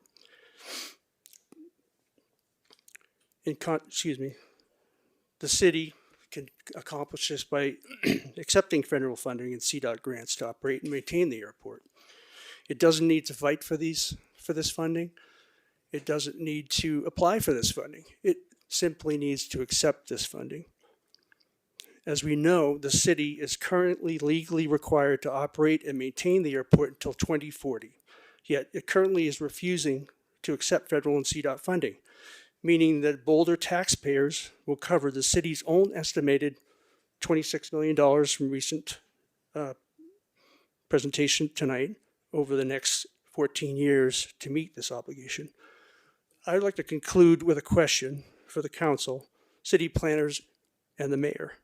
If the city leadership is adamant in declining the available funding, what existing programs are they willing to cut or defund to meet this obligation? Thank you for your time. Thank you so much. And next we have Daniel Howard in person. Members of Council, my name is Daniel Howard. I'm speaking on behalf as a Boulder resident and not on behalf of the Environmental Advisory Board. Please decline any FAA grant while operating BDU through 2040. BDU's long-term future should be left to the next generation of Boulderites who will inherit the consequences. I ask this on environmental grounds. First, emissions. Boulder has committed to steep science-based climate targets, and our community greenhouse gas emissions dashboard tracks our progress sector by sector. Against that backdrop, general aviation is among the most carbon-intensive activities per person. Boulder aviation emissions are not declining compared to other sectors, and 1 hour of piston flight burns monthly, roughly 8 to 15 gallons of fuel, often to carry few people. BDU flyers generate emissions wildly out of proportion on a per-user basis, given often small single-occupancy flights. Also, unleaded fleets change nothing where a cleaner fuel, even biofuel, is still a carbon-intensive one. There's no such thing as sustainable aviation fuels counter to greenwashing efforts. Second, land and heat. The airport occupies 175 acres of scarce land in a city desperate for protected open space alongside sustainable, vibrant neighborhoods. Airports are a vast expanse of dark, impervious pavement that intensify local urban heat island effect, raising temps and cooling costs for nearby neighborhoods precisely as our summers grow hotter. Via satellite imagery, our airport is the brightest hotspot in Boulder. If we decline FAA funding, we would not be charting new territory. Santa Monica and Santa Cruz County have both moved to reclaim local control of airports rather than accept perpetual FAA obligations. Closer to home, Denver turned Stapleton into the Central Park neighborhood, and Austin turned its Mueller Airport into a thriving mixed-use community, each with many acres of parkland. Mueller has notably generated $2.6 billion in economic impact after its airport was redeveloped, which was enabled by TIF financing. Nonetheless, airport land can have a second life, either remaining as an airport or other uses, but that can be a decision given a future context which we are only afforded if we decline FAA grants today. Perpetuity is a long time. This council should not foreclose every future use of the airport on behalf of residents not yet born. Service the airport through 2040, then let the next generation decide. Thank you. Thank you. Now we'll go to James Yonan, then Alonzo Holmes, and Julian Hamrell.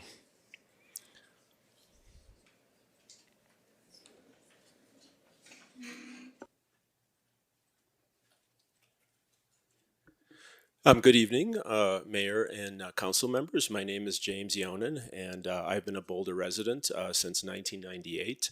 I'm also a pilot. I very much value the airport. I've lived near the airport for many years. I raised my children watching the sailplanes fly overhead, and it was really something that kind of motivated us and myself to get involved in aviation. And I just want to say one thing. I don't have a lot of prepared remarks to say tonight, but watching the people who have testified today, I noticed that the younger people who are testifying are all in favor of the airport. They're all in favor of the airport going forward, accepting funding. We need the funding to have a world-class airport. We're not going to be able to fund the airport just by withdrawing money from areas that are already slated for expenditures and other things like schools and parks and rec centers. So let's think about the future. The Boulder Airport can be a great incubator for technology and helping students and young people get involved in aviation going forward. And I'd have to say that, these days children are so kind of obsessed with the virtual world and connected to their telephones and their cell phones and such. And it's just very heartwarming to see all the young people who are excited about aviation. And the Boulder Airport is the venue where that happens. So please support the airport going forward. Thank you. Thank you. Now we'll go to Alonzo Holmes, Julian Hamrell, and Alec Lieberman.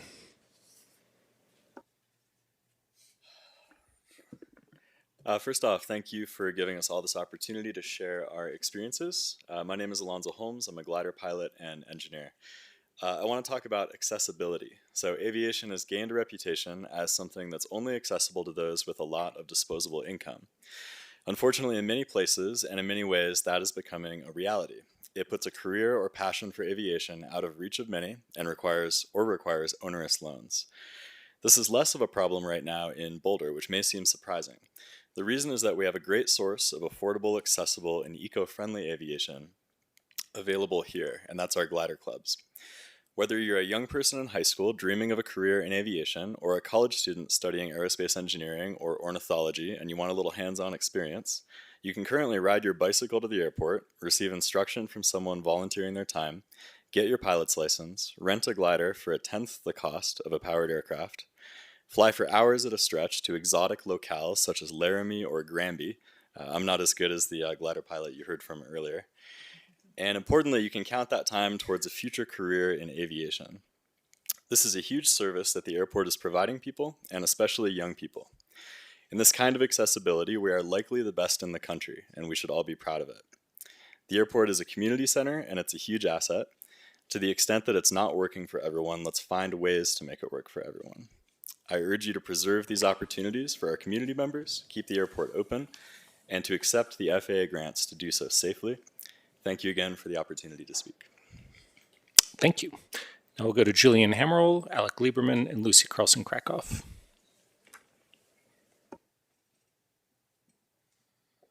Hey, Julian Hamrell. I'm a professional research assistant here in Boulder. Thanks for having me here. I'm sure many of us have had an opportunity in life that gave us a kickstart in some direction. An opportunity that we remember and are grateful for. Maybe a soccer coach, first time skiing, or an internship at a great company. I want you to think about such a person or institution and how thankful you are for them.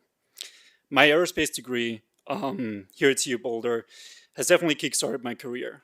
And the Soaring Society at Boulder Airport has definitely kickstarted my life as a young pilot. It's not just the volunteering flight instructors, tow pilots, the close proximity of the airport to where I live and work. the ease of entry for to gliders for young pilots. It is especially the amount of concentrated talent that we have here at the Boulder Airport.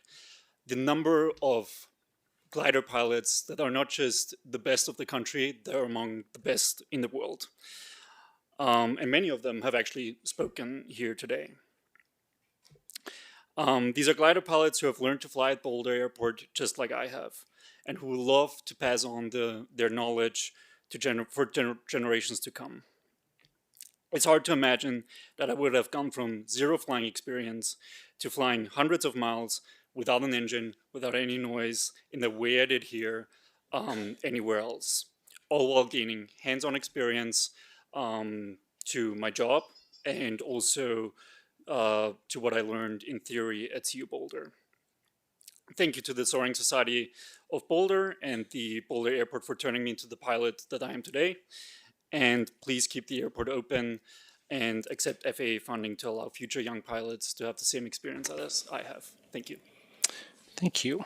Now we'll go to Alec Lieberman, who is pooling with Rachel Witt and Charlie Bailey. Are they present? Okay, let's just check.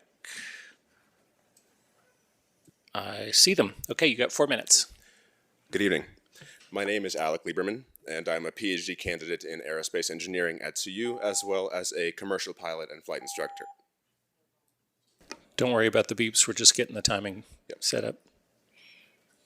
Give us 1 second. Sure.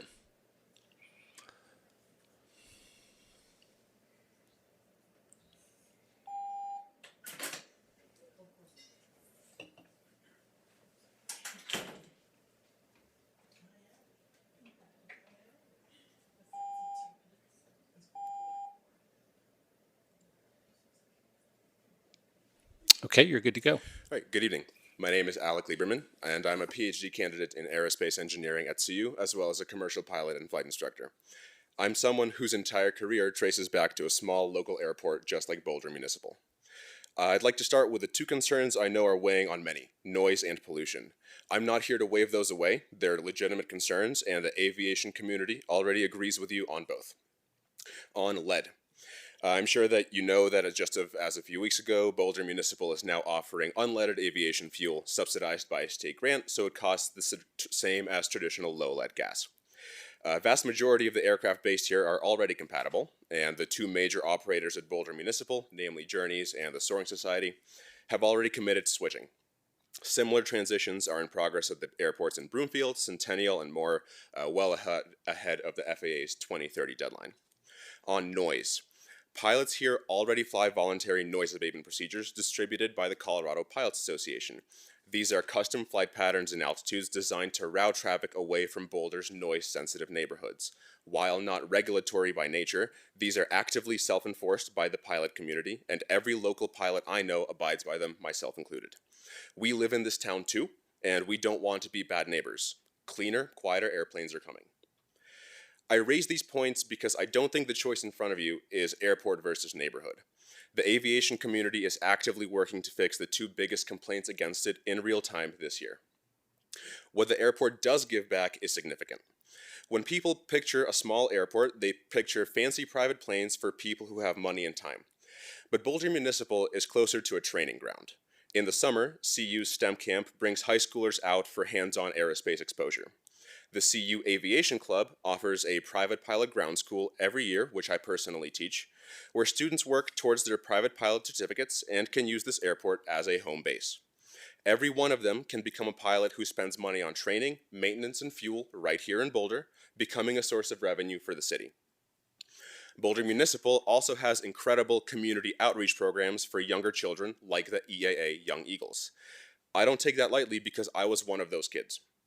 At 14, I went up for my first flight through the Young Eagles program at a small, single-runway airfield a lot like this one. That flight sparked my passion for aviation, and it's the reason I'm standing here today as an experienced professional pilot and working towards a doctorate in aerospace engineering. Local airports like this are often the only entry point into aviation that doesn't require already being a pilot or having an airline ticket. Beyond training, this airport has fantastic economic and civil work. Estimates put it at several hundred jobs and tens of millions in annual activity. Mechanics, instructors, the many small businesses around it. It's home to emergency medical helicopters, aerial firefighting operators, and other infrastructure that people's lives depend on, sometimes literally. I know this council is weighing real, competing needs, housing chief among them, and I'm not here to dismiss that. I'd ask you to weigh it against what this airport already provides: an aviation training pipeline that doesn't exist nearby, a genuine economic engine, and for some of us, the single afternoon that set the direction of an entire career. Boulder Municipal isn't just acreage waiting for better use. It's already in use every day, turning curiosity into a career, turning a 14-year-old kid staring out an airplane window into an aerospace engineer. I ask you to consider that legacy tonight when discussing FAA grants and to give this airport's value the same weight you'd give any other use of this land. Thank you. Thank you. Now we'll go to Lucy Carlson-Krakoff, John Neslage, and Carl Lawrence.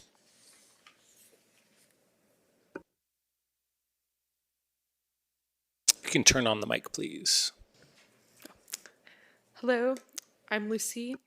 I'm 25, and I would say that makes me a young person as well. So tonight I want to discuss democracy, where power is vested in the people. Democracy in our country feels so fragile lately, so I want to believe that here in Boulder, we actually do care a lot more about listening to people.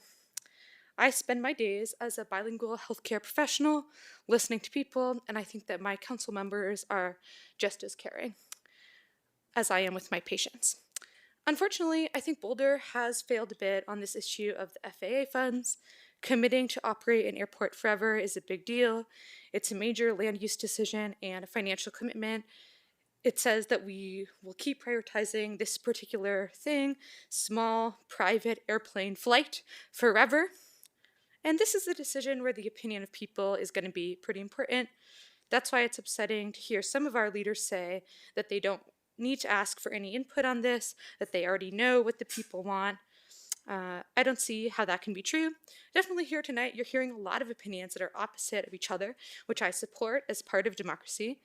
That also came out of the airport community conversation, and city staff said that the airport community conversation revealed a, quote, wide range of perspectives with no clear consensus. In 2024, I helped put measures on the ballot to repurpose the airport. We got over 400 signatures and 4,000 signatures. That's a clear message that the people of Boulder do want to vote on this issue. If you take FAA funds, you slam that democracy door forever. I urge you not to take the FAA funding and to put this on the ballot. Don't corrode my optimism for democracy. Thank you. Thanks. Now we'll go to John Neslage, then Carl Lawrence, and Johan Milton. Thank you. I wanted to point out, I'm a resident of 4 Mile Creek, so around J Road and 47th. We've lived here 10 years. The airport has not presented any issue for us. I'm frequently outside, whether I'm going out to exercise, walking my dog, riding my bike. I've been all over this entire area, even up to and around the airport, and there's been zero issue from our standpoint. But what has concerned me has been the constant drumbeat of misinformation, misdirection, and just really startling intellectual dishonesty around this issue. It's really self-evident that the airport performs a vital public function, that there is wide, deep, broad public support. This mention of 3,400 signatures that began with one of the first speakers, Philip, again mentioned again by Laura, and then again by the speaker who preceded me, that's in the single digits of the total voting populace of Boulder. If I were to go out and poll, and I have done so around issues surrounding public safety, which some of you well know, I can tell you that gathering 3,400 signatures is not any big deal at all. I could quintuple that in support of the airport, and that's before we even took an initiative. I also want to point your attention to the mention of Laura's mentioning of Longmont funding study. So what? Let's hold up a mirror. What did the city of Longmont do? The city of Longmont studied the issue, debated it, and took a vote and they voted 6-1 in favor of accepting a grant. Why have we been piddling around with this for almost 4 years? Exercising leadership requires looking at people and sometimes telling people no. So that's really what you've got to do. You're going to have to own your responsibility as leaders of the city. Stand up, look some people in the eye, and just say, sorry, no. It's real easy. It's been done many times. But thank you for your testimony. All right, now we're going to go to Carl Lawrence, then Johan Milton, and Rob Patterson. Hello, I'm Carl Lawrence. I moved to Boulder in 1978 to attend CU and get a degree in physics. Over time, I co-founded a hybrid electric bus company, an electric vehicle battery company, and an automated transit company. 15 years ago, I led the engineering team that converted a Cessna airplane to electric propulsion. Currently, I'm building an electric gyroplane for my personal use. Going forward, I will be working with our local Experimental Aircraft Association chapter to form a community group to share ideas and knowledge about amateur-built electric aircraft. Several years ago, I designed and built the only passive solar aircraft hangar at the Boulder Airport. The hangar maintained acceptable interior temperatures winter and summer without any purchased energy or sophisticated systems. This unique approach is slightly more expensive, but with a financial break-even of a few years. 3 years ago, I submitted preliminary proposal to the then airport manager to build more passive hangars, yet it was never responded to due to the airport's uncertain future. I am ready to build more passive hangars, and I believe that the airport is the only place in Boulder where passive solar commercial buildings are being built. There are a lot of fantastic opportunities to incorporate passive solar and active solar at the airport, including solar panel or solar canopies for aircraft and for road vehicles. I am asking for the City Council to stop wasting these opportunities, allow people like me to make the Boulder Airport into a showcase of sustainability, take grants and stop depleting the airport fund, commit to the airport, grants and all, and we will commit to building out an airport aligned with the values of Boulder. Thank you. Now let's go to Johan Milton, then Rob Patterson, and Thomas Kruger. Is Johan or Johan here? Looks like not, so we will go to Rob Patterson.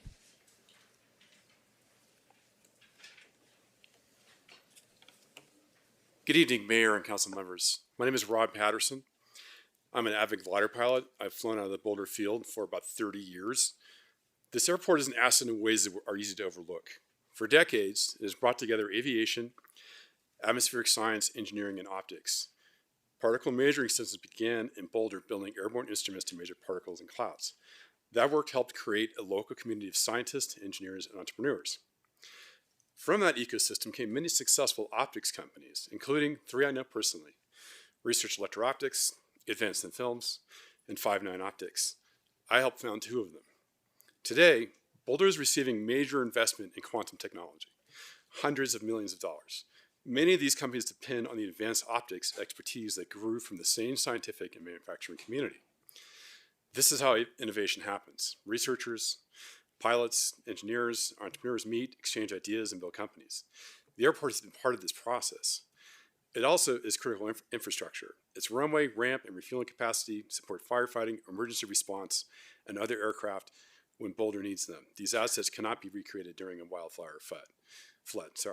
Please do not judge the airport only by counting airplanes or aircraft owners. Its economic, scientific, and emergency value extend far beyond its fence. Please accept the FAA grants, provide long-term certainty, and preserve this irreplaceable community asset. Thank you for your service. Thank you. Now we'll go to Thomas Kruger, Susan Gilmore, and then we'll give Todd Buchanan one more chance. Good evening. Tom Krieger, Boulder resident. We've been hearing a lot of personal stories, a lot of personal opinions, a lot of background information. And the thing that stands out to me, having sat through here from 6:30 or so this evening, is this is a terrible deal. even if we want to keep the airport open, this deal with the FAA is just a terrible deal. I'm reminded of the character from Popeye, the Popeye cartoon strip, Wimpy, who says, "I will gladly give you, money on Tuesday for a hamburger today." And that's essentially what the FAA is saying. We'll take your 170 acres of property in perpetuity, not allow you to control much of anything that goes on there, and we'll give you some money maybe sometime down the road. It might be enough for you to keep your airport open, it might not. Now, it may be important to keep the airport open, but we've heard testimony tonight that there are models available where it's possible to have an airport continue to operate and be self-supporting, and we haven't gotten any information about that. So I would encourage you to pass on this particular opportunity to get money from the FAA, explore some of those models, get a little more information, or a lot more information, frankly, is what I would suggest, and then put it to the voters. We can provide a good, thorough analysis, good, in-depth conversation, and then there's no griping about what the outcome is. So please, don't do this tonight. Pass on the FAA opportunity. Thank you. Thank you. Our last in-person speaker is Susan Gilmore, and then we'll go to Todd Buchanan.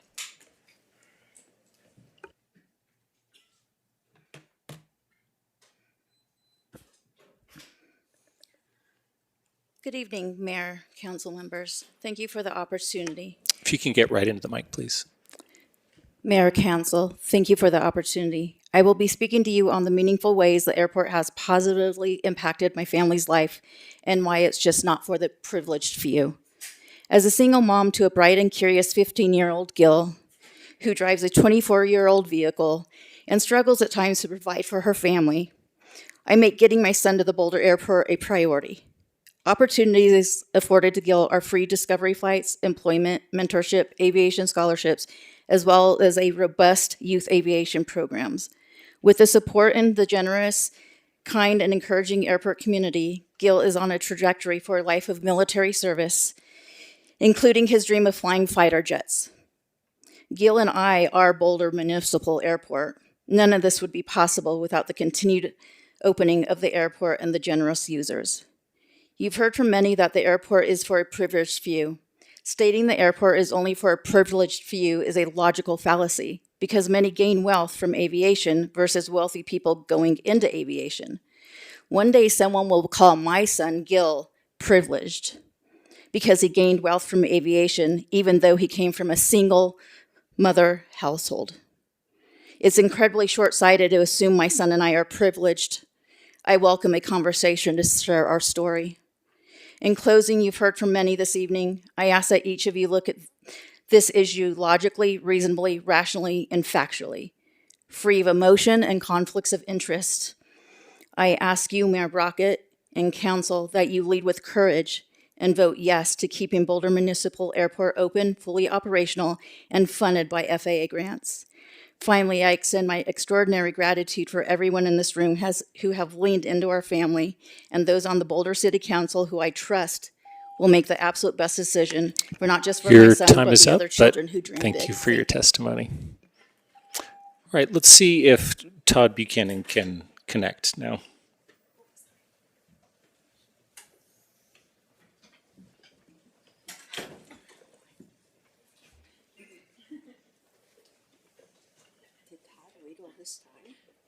Your mic is open if you'd like to try to unmute.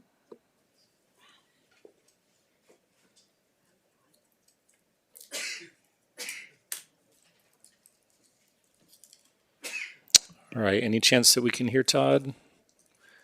It's not looking good. Okay, looks like that's not going to work out, but thanks for attending. All right, that brings us to the end of our public hearing. Thanks so much, everyone, for coming and speaking with us. We really appreciate you taking the time and registering your input. So we're now going to come back to City Council for deliberations.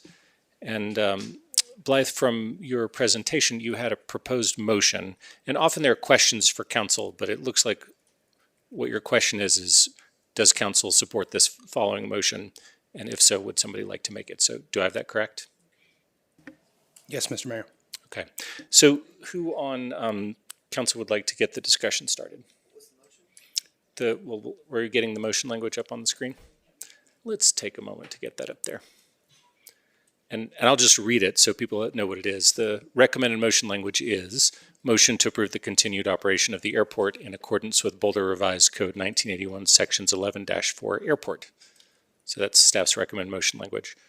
Mark, you had I have a question. Yeah. I'm not quite sure what we're voting on. We are obligated to run this airport for at least another generation. So what are we doing with this motion that we're not doing today and would be obligated to do for the next 16 or 17 years? Teresa, would you like to answer that question? Yes, Council, you'll recall that you had a study session where you directed us to bring back language affirming the continued operation of the airport. That's the motion language before you because that's what you requested. Should you wish to put conditions on that, you may do so. I'm just not sure how that differs from the reality that we're not going to be changing the use of the airport until everybody on this council is long gone, if ever. So operatively, what is it that we're doing today if we vote for this that is any different than what we are doing today?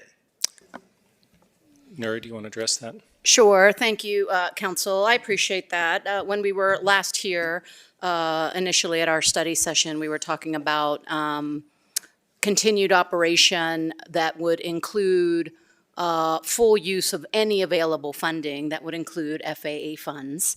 As we spoke about it, certainly there were a variety of opinions, but at that meeting, we had a majority of council that did commit to, or at that time wanted to move forward with an indefinite operations of the airport. And at that time, those were options that were there. If council would like to condition the indefinite operations of the airport so that different funds are not used, and we need to know that as well, as there are ramifications to that. So we would have to specify no FAA funds, or I mean. The motion before you right now would allow staff to lean into the full panoply of options, funding options available to it. That would include FAA funds. If there is a different desire, we would need to hear that. Okay, clear enough, Mark? Yes. Very good. Who'd like to get the discussion started? Nicole? Sure, why not? It's probably the most awake I'm going to be for the next hour. I just wanted to thank everyone who joined us, either here in the room or virtually online, and talked about your experiences tonight. I really welcome all of the feedback that you've given us, and thank you to staff and my colleagues for holding this public hearing, which has given so many people an opportunity to speak to us directly on this issue. My biggest concern as we're facing this question is that BDU's struggle to reach a balanced budget is a permanent structural feature rather than a temporary problem. If past behavior is the guide, the airport will likely continue to run deficits, struggle with accelerating maintenance costs, and receive far less federal money than the current best case scenario projection. Our current financial strategy seems to be relying on breaking from 40 years of local history and 100 years of aviation industry norms. And the Hayden Lake development that was seen as a primary means for getting the airport to a place of self-sufficiency has disappeared. My issue is not with the airport per se, because I do see a use for it, particularly for emergency helicopter services.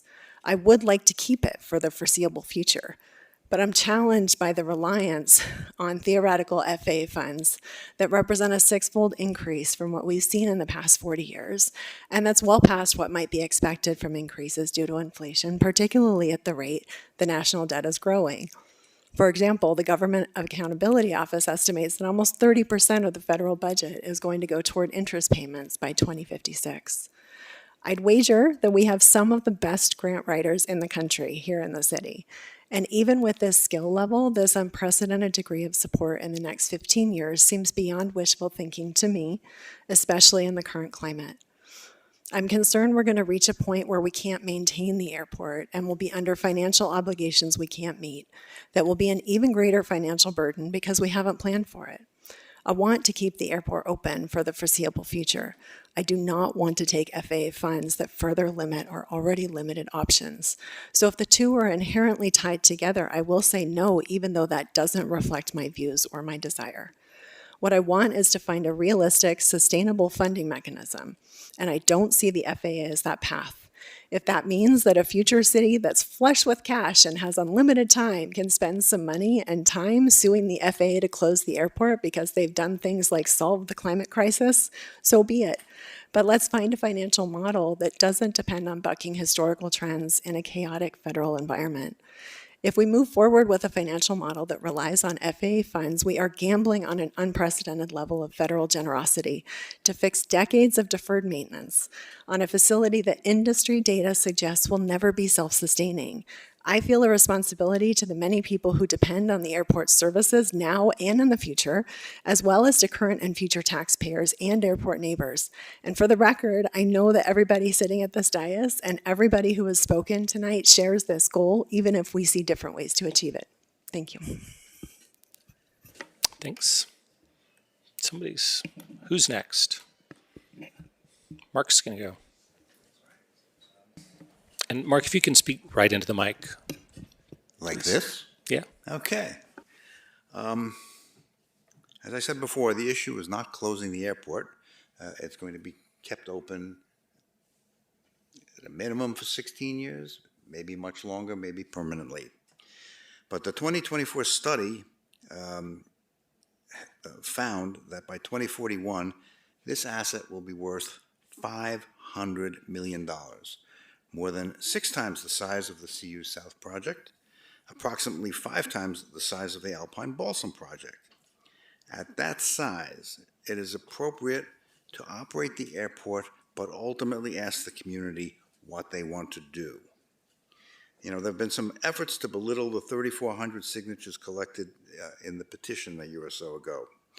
I only note that more than 4,000 signatures were actually submitted, which is roughly equivalent to the signatures collected for the Iris ball fields and the South Boulder Rec Center, and we were plenty impressed by that. So I don't know why this is considered less significant. You know, I'm known as an opponent of the airport, but in one sense, I am actually indifferent. If the community wants an airport, so be it. They should have an airport. But we haven't asked the question, and we should. And if it's true that the community supports the airport, as many have represented, let the community demonstrate that. We have not asked the question, and we have not gotten the answer. With respect to the airport, the projections that we've been given, you know, I asked a question earlier about alternative means of financing it, which might not implicate FAA funds. We have not had a full explanation of what those possibilities are. Can it be done? How could it be done? How much could it be done for? There is still a great deal of information that I think we lack in terms of making a final judgment on that. And I urge us to do that and not move immediately towards taking FAA grants until we have a better sense of the actual finances and possibilities for fully funding the airport without going in that direction. Thank you. Thanks, Ryan. I'm sorry, I have a couple questions that took a minute to formulate. Is that okay? Sure, for go staff? ahead. Teresa, this will be coming to you. So, and I know this will just address some of this, but this says a motion to approve the continued operation. Why do we need a motion to approve the continued operation? I mean, it will, if we do not carry this motion forward, the airport will continue to operate. It is already approved. So what is the reason again? Councilmember Shuhard, this is a difficult position to put me in. Council gave me direction. I followed your direction. Thanks. Okay, then follow up for this for Blythe then. So we had, well, maybe for, I don't know who this is for, but we did at the May 28th meeting talked about the idea of a scenario that would have a enable a perpetuity obligation with FAA, and one that would not. I'm paraphrasing. I forgot the exact language, but that was the idea that we brought forward. And then in the memo, that was represented and then broken into some subparts, scenarios 1, 2, 3, and 3 part B, A, and B, and so on. I was expecting we would be looking at those, or at the very least, the distinction between the perpetuity and the non-perpetuity versions. Let me put this into a question. What happened to the idea that we would be discussing the meaningful difference between the covenants that have a perpetuity obligation and those that don't? Do you mind if I jump in here? Please. Is that all right? So this is staff's recommended motion language, and I'm speaking up in part because I think this, I was the one who suggested the next steps at the study session, because we had that straw poll about what the future of the airport should be, and at the time I said, well, I feel like a straw poll is insufficient procedurally for how determining the future of the airport, and I suggested that instead we come back and have council take a formal vote on a motion on the question. Okay. And so that's what led to this. And at a certain point, we decided to have a public hearing on it versus some other approach. So it was that suggestion, which I think had unanimous support at the time, that was that we should have a formal council vote on the future of the airport. And what staff was bringing to us at that time was, do you support the indefinite operation of the future of the airport into the future, meaning also that we would look for all sources of funding to fund that.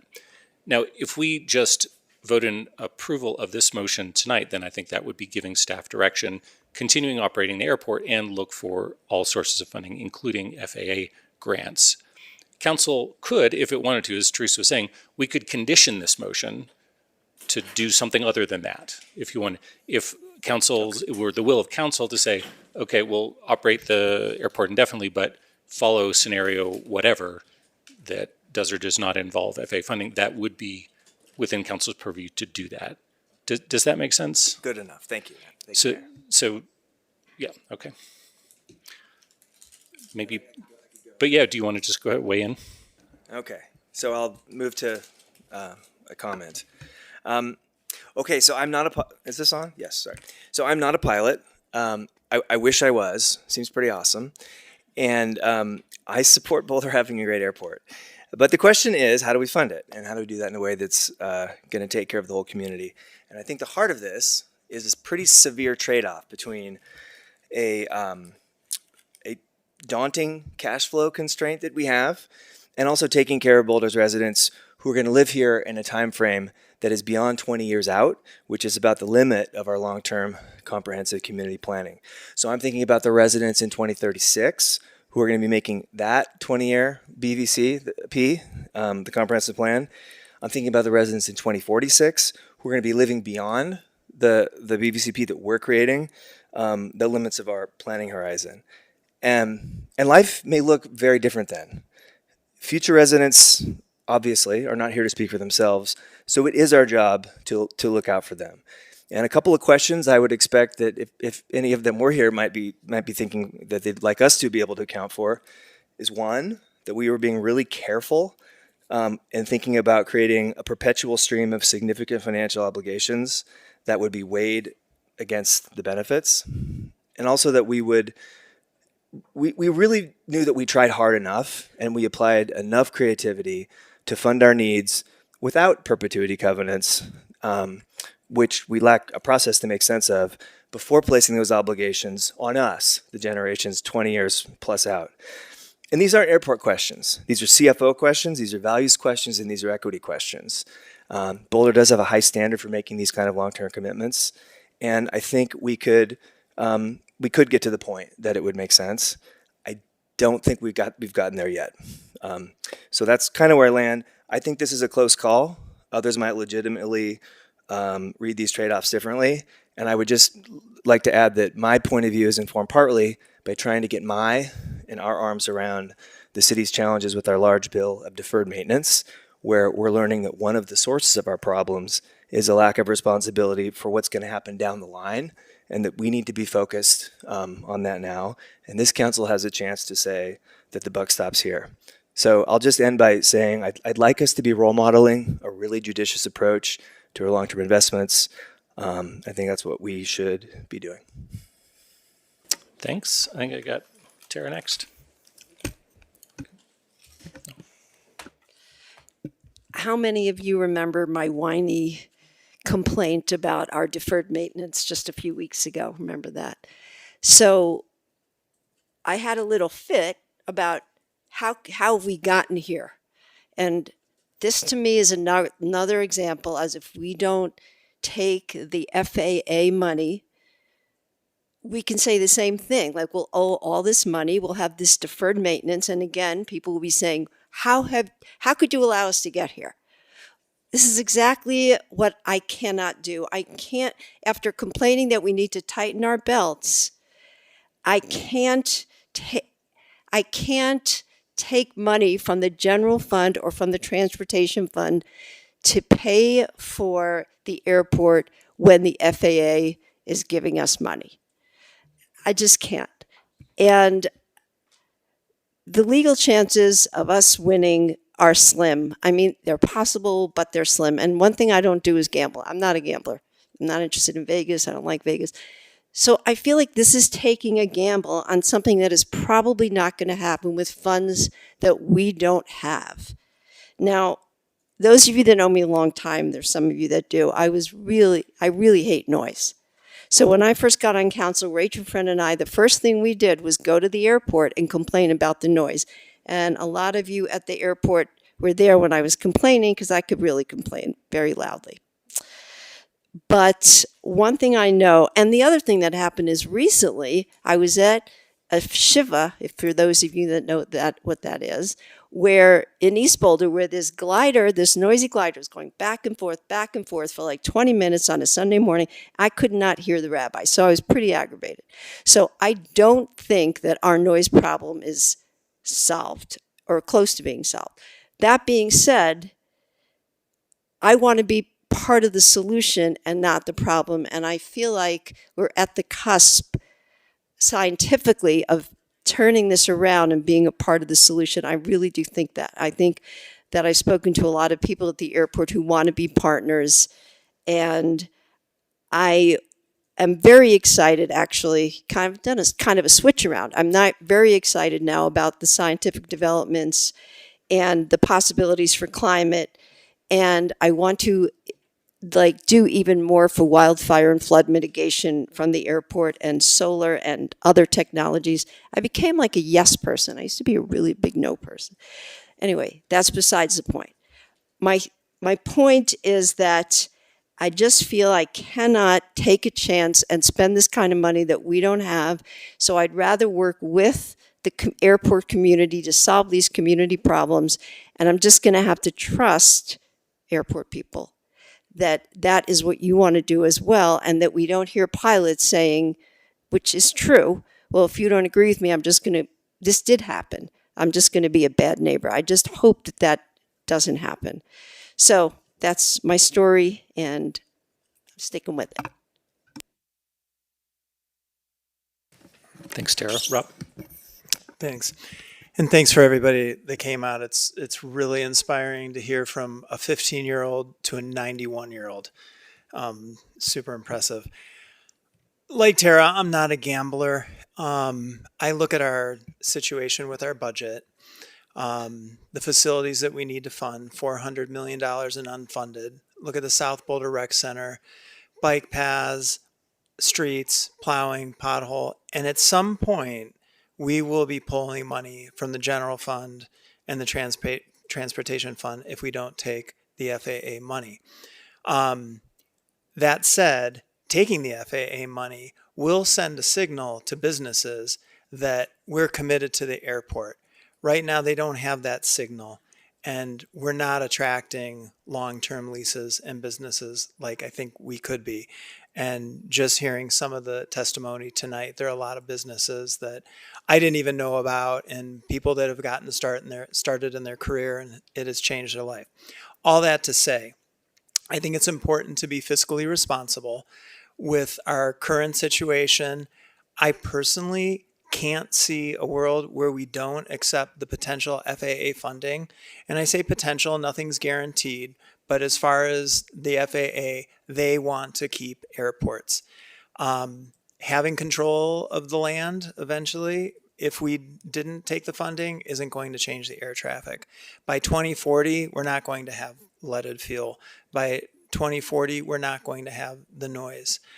And if we don't take the FAA funding and we try to fund it ourselves, in 2040, what we get is to start a lawsuit.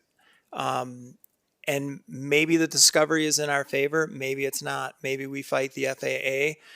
I have heard upwards of $1.5 million and a potentially decade-long lawsuit. I know these are just numbers. I also, Mark just mentioned the land is worth $500 million eventually, and it very well could be.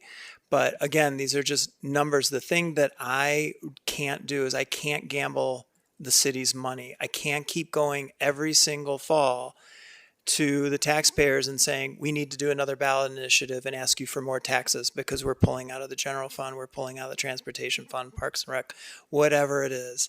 I look at this as fiscally responsible and risk tolerance. And that's where I stand. I hear everybody and I appreciate everybody's position on it, but this is my perspective on it. And I just wanted to share that before my vote. Thanks, Rob. Who would like to go next? Matt? We've been doing this for over 4 years. There's been quite a bit of actual public debate and public participation. It's important to know that we don't stand up working groups for every issue. It actually takes big issues, and it's not common to do working groups. The airport conversation got its own working group in 2023. So we have done a lot of community engagement, and we've heard a lot from community. Folks have put up petitions. We've heard counter petitions. So we've had immense amount of feedback from community. And at some point, as a council, we have to just take the feedback we've got and say we're ready to make a decision. Analysis paralysis is the abdication of responsibility as an elected official. And we can't continue to do that. We have enough information to act. We are legally bound to operate the airport through at least 2040. We know that.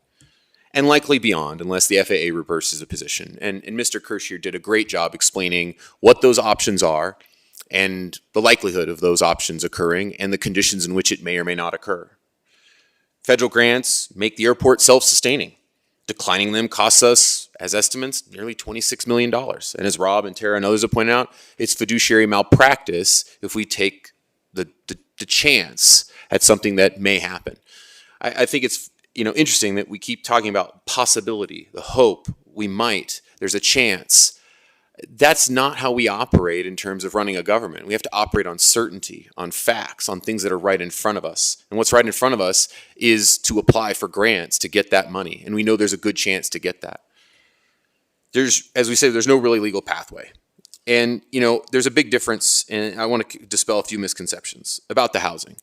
The airport's not where housing is going to go in any decent time. We're 30 plus years out. We have Area 3 Planning Reserve, which our comp plan has been negotiating for quite a while, has 200 acres ready to go if we want to use that for housing. Yes, it's owned by Parks, but we can make the decision and be shovels in the dirt in 5, maybe 6 years, building housing now for the housing needs we have. Let's do that. The other thing is about the Santa Monica Airport. When I learned to fly there back in the 90s, it was the busiest airport in the country. It has nothing to do, there's no commonalities between Santa Monica and Boulder except that they are an airport. It was the busiest airport in the country. It served small planes to massive Gulf Streams. Our airport doesn't do that. All those airport restrictions that people talk about at Santa Monica, it was because they had those in place before the 1990 ANCA Act. They were grandfathered in to allow those restrictions. We don't have such ones that we could necessarily produce. And LAX was 9 miles away. So there's no similarities. So last thing I'll say is saying we support the airport but aren't willing to give it the resources to thrive is a smokescreen for closure and a pretext for that. So we just have to call it what it is, and we just have to own that if that's the argument being made. But I'll lastly end on what this argument and discussion has reminded me of. And it's a famous ending scene to the movie Dumb and Dumber. And if you remember, Lloyd decides to sort of go up to Mary and say, what do you think the chances are of a guy like you and a girl like me ending up together? And Mary says, well, Lloyd, that's difficult to say. We really don't, Lloyd says, cuts in, hit me with it. Just give it to me straight. What are my chances? And Mary says, not good. Lloyd says, you mean not good, like 1 out of 100? And Mary says, I'd say more like 1 out of 1,000,000. And Lloyd says, so you're telling me there's a chance? Yeah. That's what this conversation has been, where Lloyd is looking at this whimsical hope and fantasy, and Mary is just delivering the facts and reality of what the situation actually is. So let's not take this 1 out of 1,000,000 chance and risk the financial future of our community. And let's take that money and invest it into something that can actually produce great results for our community, be sustainable, be the envy of the Front Range. And we can then all move together, whether you are an airport advocate or you're not, to build this airport that serves our entire community. Let's do that together. And it starts with taking this motion and accepting funds. Yes, Nicole? I just want to note that I think the implication that people are dumb or dumber for having a view that's different, it's not helpful. It doesn't help this discussion. It doesn't help us move forward on this issue. I really do believe that everybody cares, right? Everybody cares about this community. Everybody cares about its future. And I think it's really important that we acknowledge that and not try to diminish each other's perspectives, because this is a room full of, almost said a word I shouldn't say, on live TV, very smart people, right, who care a lot. So I really hope that future comments can just respect that. Thank you. Thanks, Nicole. All right, I get Tina. Yeah, just want to echo my thanks for all the people who showed up today. And, we all learned a lot about how much we care about Boulder as a whole, how much we care about how we dedicate each of the different large parcels of land, and how much we're enjoying the airport. And I just want to make sure that people know that I listen, that the issue is lead and noise, but also it's about land use. And that was the big theme is, should we continue the land use of the last 100 years in a way that extends further than the 14 years that we currently are committed to at least. So I just want to make sure that that was heard. So, this is, I was really, a lot of my opinion is really what Councilmember Adams said at the last meeting, which talked a lot about how we live in an uncertain world and we don't really know what's coming ahead of us. We don't know what's happening in aviation, and we don't know exactly what all of our needs are in the city, and it's pretty hard to guess right now. But I was struck a little bit, 6 months ago, I went on the Historical Society tour of downtown Boulder, and we went to the lobby of the Boulder County. And there's a picture of the train station. It was an electric train that went into Boulder to Denver. And they ended the service in 1926 when they made that decision that they were going to switch just to automobiles. And that group of townspeople made that decision. And so that was in 1926. I think it's 2026. So it's taken about 100 years to get back to a train that's going to go to Denver. And it took a lot of work and a lot of, it was a terrible decision, right? So I'm looking at this two ways. It could be a terrible decision to continue the airport, and it could be a terrible decision not to, because there are so many amazing things probably happening in aviation, things that we may not want to decide we want to miss out on. So where I'm going to land on this is I think we should continue the airport, and I do think that FAA funding is uncertain, but it's probably better than not having funding and going to the general fund. So I'm going to support the FAA funding at this time. The other piece, though, I want to go back to what Councilmember Adams said last time. We don't believe in a city that perpetuity is real. So the FAA believes that, but I'm not so sure they can say we can have to do anything into perpetuity. That is our stance. And I maintain that. That means that I believe as long as we're not getting FAA grants for land, that it is possible that that will one day be challenged and not be perpetuity. I do believe there might be an option that if we see that there's a really significant need for a change in that land use, that we can start working toward that goal. We were given 3 other options to do this. They are long shots, for sure. Trying to persuade the FAA. Longmont, one of the things in their rates analysis says that they want to increase visitation. Maybe that's our window. I don't know. Maybe they do want to take Boulder. Probably not. But I do think that things are going to change enough that there will be opportunities and there will be future decisions that I simply can't make. So for the time being, I see a use for the airport. I want it to operate, and I would support taking of the FAA funds. And again, I just appreciate everyone who is here today. Thanks, Tina. Daesh, would you like to go next?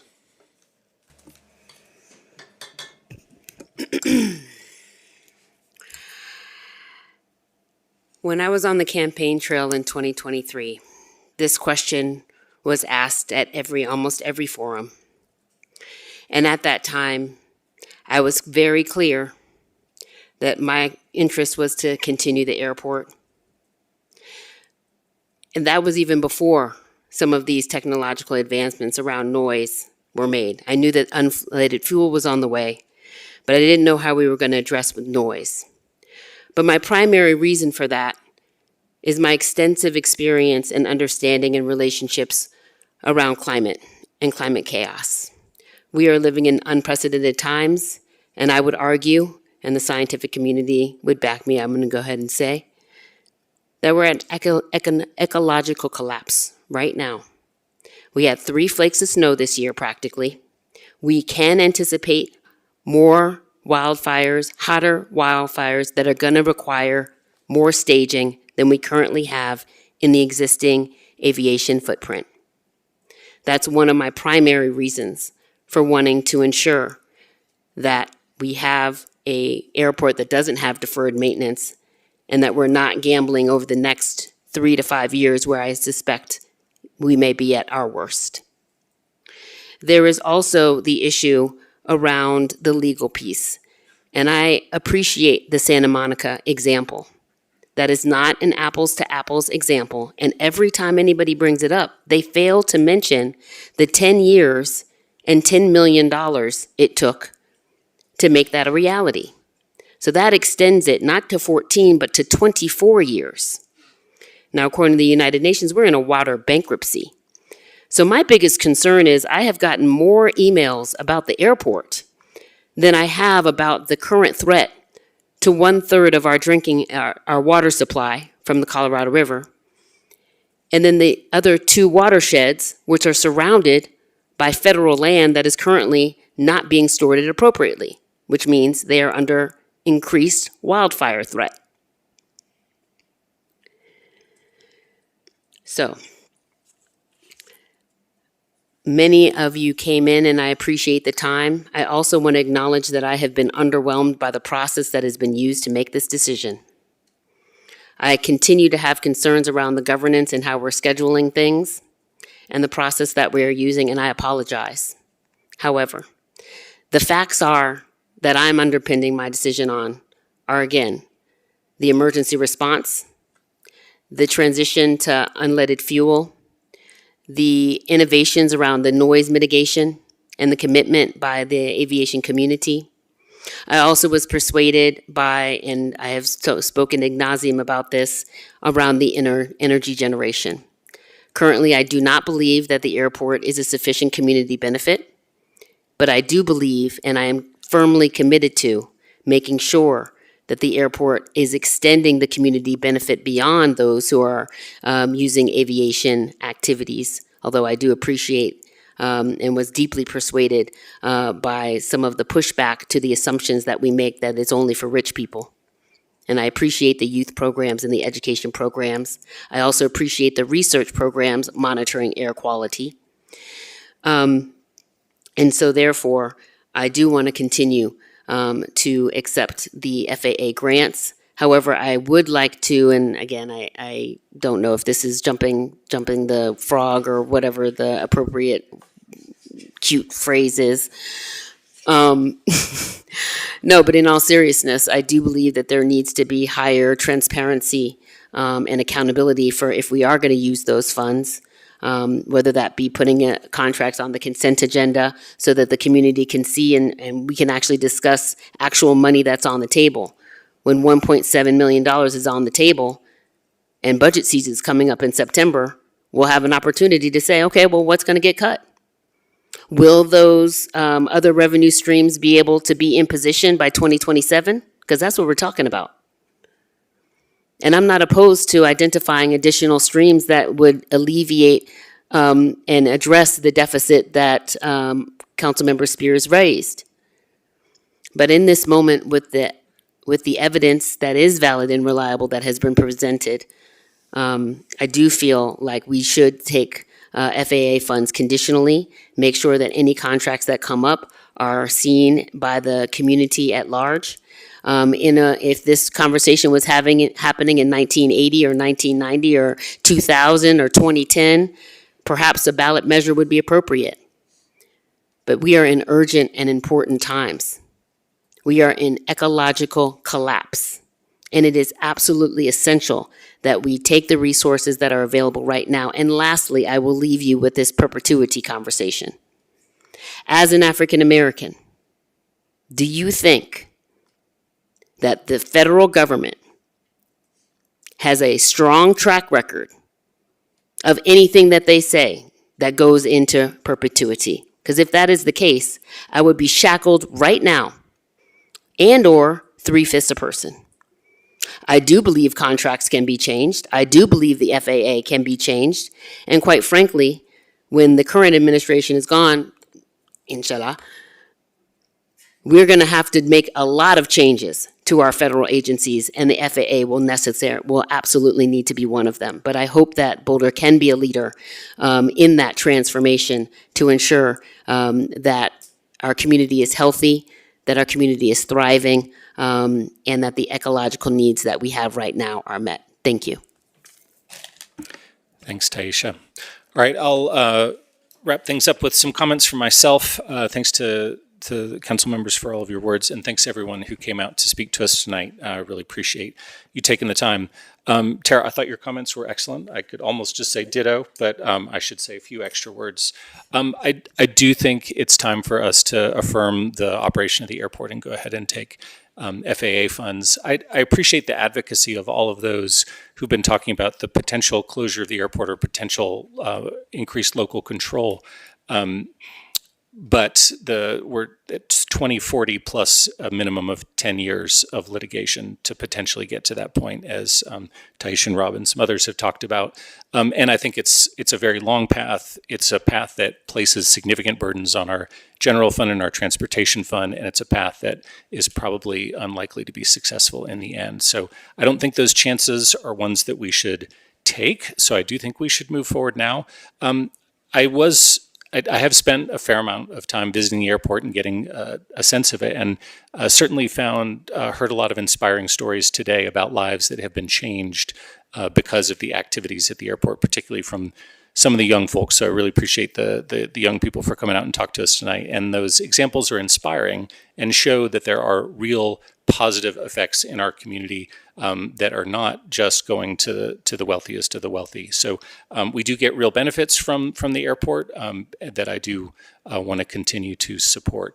So, and again, given the time frame that we have of a minimum of 25 years or so, I think we will have solved lead by then, and almost certainly noise. So we got to work hard on those problems and those impacts that we do have. And I fully support our airport manager, Eric, and the great work that he's doing to make progress on all of those issues. So I'll leave it at that. And we've all had our piece here, so I might invite someone to make a motion if there were some. Yep. Go ahead, Ryan. May I ask a question? Sorry, this I'm back on the just understanding what we have here. Can maybe Mayor, is it your understanding that if we go forward with this, we vote on this, and we go ahead, does this motion say yes, staff may take FAA perpetuity funding covenant grants, or does it not say that? I just want to be clear on what it does. It does. So this would be direction to the city manager to operate the airport indefinitely and to pursue all sources of reasonable and available funding, including FAA grants. Okay.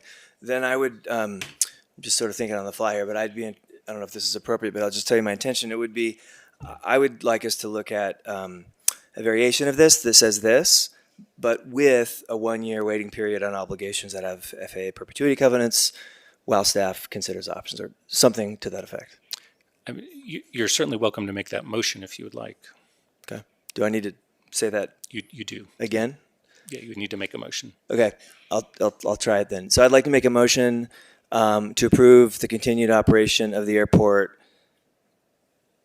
with a 1-year waiting period on obligations that have FAA perpetuity covenants in accordance with Boulder Revised Code 1981, sections 11-4, airport. Second. Got a motion and a second. I think you've probably spoken to it already. Yeah. Good. So I don't know if it's strictly required, but let's do a roll call vote for any motions tonight, just for full clarity. So Alicia, if you could, please. All right, thank you, sir. We'll start the roll call for the motion that is currently on the table, amending the motion that's on the screen, with Council Member Adams. No. We're voting on his. Yeah, we're voting on Ryan's motion. That includes a 1-year delay. The amended version. So that was a no, Daisha? Okay, go ahead. Benjamin. No. Mayor Brockett. No. Councilmember Kaplan. No. Marquis. No. Shuhart. Yes. Spear. Yes. Wallach. Yes. And Mayor Pro Tem Weiner. No. The motion as presented by Councilmember Shuhart is hereby defeated with a vote of 6-3. Yeah, Matt, go ahead. I'd like to go ahead and make a motion to approve the continued operation of the airport in accordance with Boulder Revised Code 1981, sections 11-4, airport. Second. Okay, I think we've spoken to it. If we could do a, yes? Yes. Would that include putting the any kind of grants onto the consent agenda so that there's more transparency on the money that's on the table? That I think has. Oh, sorry. Go ahead, Aaron. By itself, no, it would not. But we could have a discussion about a possible notification or something from the city manager right now or afterwards. Can I help clarify? Because don't we have? There is also the potential based on the city attorney offering perhaps an ordinance regarding issues regarding perpetuity, which would then effectively create that very mechanism for us to see them. Okay. I just want to clarify that indeed would sort of be synonymous, that if we had the authority to review those, then we would thus be seeing them. And if that's on the table for a later discussion, I just wanted to make sure that that was an avenue for that. Council member, I believe that if that's a condition that council wants to impose, it would need to do so in the motion. Can I make an amendment, please, to the motion that's on the table? Yes, you may. You can move an amendment. All right. I would like to move an amendment that any grants that would have perpetuity requirements come before council for final approval. And do you want to speak to that a little bit, because we haven't talked that over much? I feel like we've already talked it over, honestly. good enough. So if people have questions, I'm happy to answer them, but I feel like we've been there. Great. Do we have a second to that motion to amend? That was a Mark has a second. Does anybody want to discuss that before we vote on it? Go ahead, Tara. So are you saying, okay, so we just voted 6-3 to accept the FAA funds? We did not. We voted 6-3 to not have a 1-year delay period on FAA funds. We haven't yet voted on taking FAA funds. I see. So what is, this motion could possibly say that we don't accept the funds? So it would basically say that if there are grant funds that would create perpetual or perpetuity obligations, that would come to council for a vote. Only in that case, right? So other grants could be applied for with abandon, but anything with a perpetuity would come to council. So I want to look to Nuri and Teresa to see if this is an amendment that if you have any questions or issues with that. No questions or issues. I do want to make sure that council understands that that would mean all FAA grants would come to city council for approval if this motion were to carry. Can I get another clarification on that? Yep. Because, I mean, the current way this would work, if we just pass this motion, is we'd be authorizing the city manager's authority to pursue those grants and get them done, not take that authority from the city manager. And this amendment effectively pulls that authority from the city manager. Is that correct? That's correct. The city manager has that authority. And what this would do is carve out an exception to that authority for FAA grants that purport to bind the city in perpetuity. I have my answer. Thank you. Yeah, go ahead. Now that we're having discussion. I mean, the reason for this, right, is really, I think this is a big sticking point for community, is this idea of perpetuity. And I absolutely hear your point, Councilmember Adams. I get you. I'm with you on that.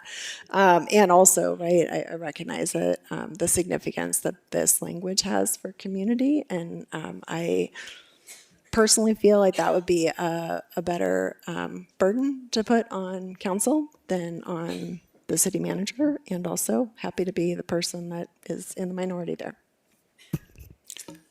And I guess let me just ask a question, because two other possibilities that I might see.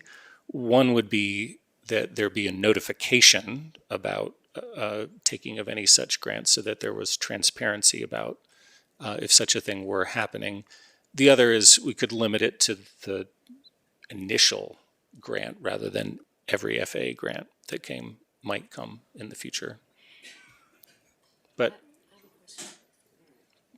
Any of those would be an option with an appropriate amendment. yeah, go ahead, Tara. Bringing up Longmont again, they just decided to accept FAA grants, and also they're notified, the council is notified when these grants come up on their consent agenda, it is. That's right. In the city of Longmont, I happen to know that in the city of Longmont, grants go to city council for approval. That is not the case here. In the city of Boulder, grants are an administrative approval. So it's just different.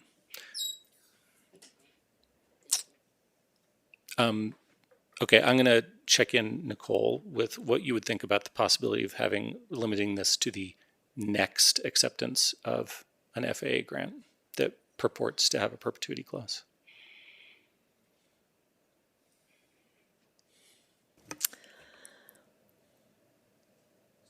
I haven't thought about that one, so I am not sure.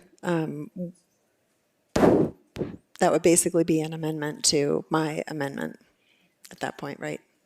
Is that yes? Yeah, I'm just sort of checking in with Okay. you on that. I mean, I mean, right? Like I'm not quite sure how this is going to go, so I don't really know how okay, to. no, totally fair. kind of We can just vote on the amendment. Yeah. Okay. Yeah, because you have a motion and a second to amend Matt's motion to include having FAA grants that purport perpetuity to come back to council for approval. Okay, so if we can have a roll call vote on that motion to amend, please.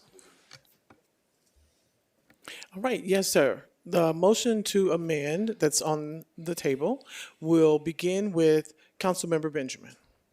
No. Mayor Brockett. No. Councilmember Kaplan. No. Marquis. No. Shuhart. Yes. Spear. Yes. Wallach. Yes. Yes. Thank you, sir. Mayor Pro Tem Weiner. No. And Councilmember Adams.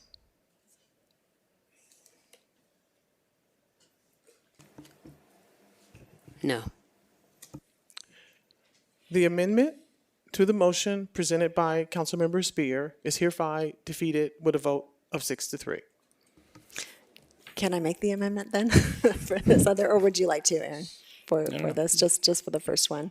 I honestly, I think it gives, I would prefer that council take that than for staff to take more. I feel like staff's being blamed for a lot right now. So basically, I would make an amendment that the You move to amend the motion. Thank you. Move to amend the motion that's on the table, so that the first grant that comes to us with perpetuity obligations would be approved by council versus the city manager. I have a question. Yeah, go ahead. Would that be the first and only, Teresa, this is a question for Teresa. Does this open Pandora's box for other grants, or does this specifically amendment limit to just this one grant in this one situation? Or does it effectively open the door to further erode the city manager's authority on grants? Is it strictly limited to this one?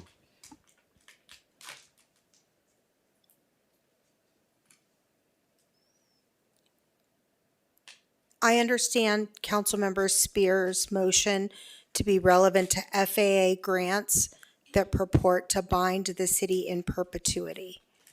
So that is limited in scope. She also said the first one. I'm sorry, yes, but FAA grants, not other grants, not, yeah. Okay, we have a motion on the table. Is there a second? Can I ask a question? Yeah, go ahead. Ask a question. When will that occur? That's an area question, I think. So currently, as mentioned in the presentation, we have some opportunities before us. We have a entitlement grant, and keep me honest, gentlemen. We have an entitlement grant of $149,000 that we have been given an extension that we could apply for next week.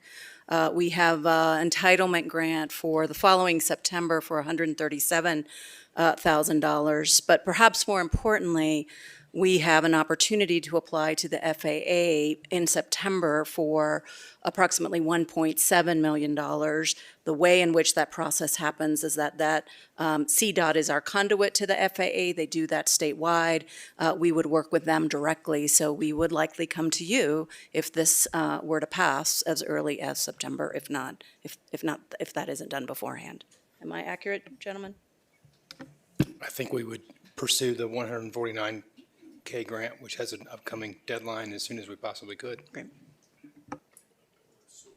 So tomorrow? So, Tina, do you have a question?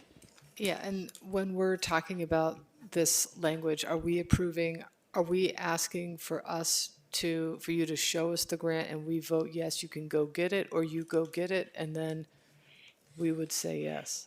Or it's just on consent?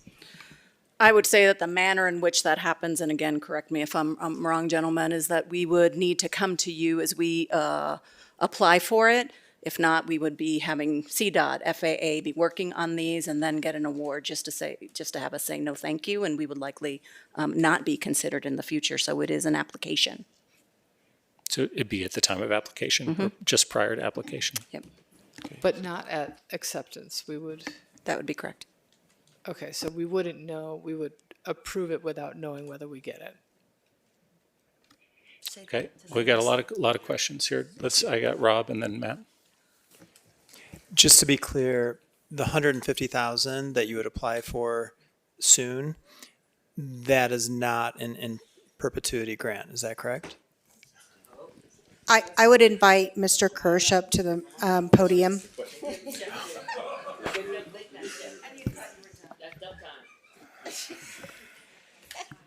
I think there has been a little casual use of language here, and I think we need to be really precise. The only FAA grants that apply in perpetuity by their terms are grants for acquisition of real property. But the city has taken the position in litigation that the perpetuity requirement that attaches to the purchase of real property does not apply to the city because it has not taken grants since the FAA announced publicly that that condition applies. That's our position in court. The FAA announced that in 2023. If under that position, if the city takes any grant after 2023, then we can no longer take the position in court that the grant we took when we were children for real estate does not apply in perpetuity. It's really complicated, but it's really important. The FAA takes the position that we are currently obligated in perpetuity, so taking another grant has no effect as far as the FAA is concerned. But the city has taken a contrary position. And so as I understand the city council's discussion, it is based upon the city's position in court that we believe the city is currently not subject to the perpetuity requirement. And that, as I understand the discussion here, the next grant you take would eliminate your ability to make that argument in court. Thank you for that clarification. Okay, so good enough? All right, Mark, Matt, did you want to say something or ask a question? Blythe mentioned that we have $149,000 of entitlement next week. If this motion passes, this application has to come to us next week. Otherwise, when we would have to see it before we submit the application. Right. So that's what I'm asking. That's a timing question. I get the 1.7 we've got some runway with, but if there is indeed a goal to go after the 149, then we would have to have that for next week's meeting. I just want to understand the timing correctly, so to set expectations here. And I shook my head no because the deadline is Monday. So it would need approval to apply for that grant would need to happen today, or we would be foregoing that grant. We would not be able to meet the deadline. And this gets to, well, Mary, go ahead, but this gets to. I was just going to say, you could, if council so desires, give us direction tonight. We do not, I'm not trying to impose that as a requirement, so please don't take that as pressure, but we would not have time unless you direct us tonight to seek that next week. That's the practical impact of this. So aren't we implying with the original motion as staff writes to give you said direction to go for the very grant? So it seems a bit redundant that we're giving you that authority only to then rubber stamp it later. It seems a bit strange. I guess that's kind of a comment rather than a question. Yeah. So, Nicole?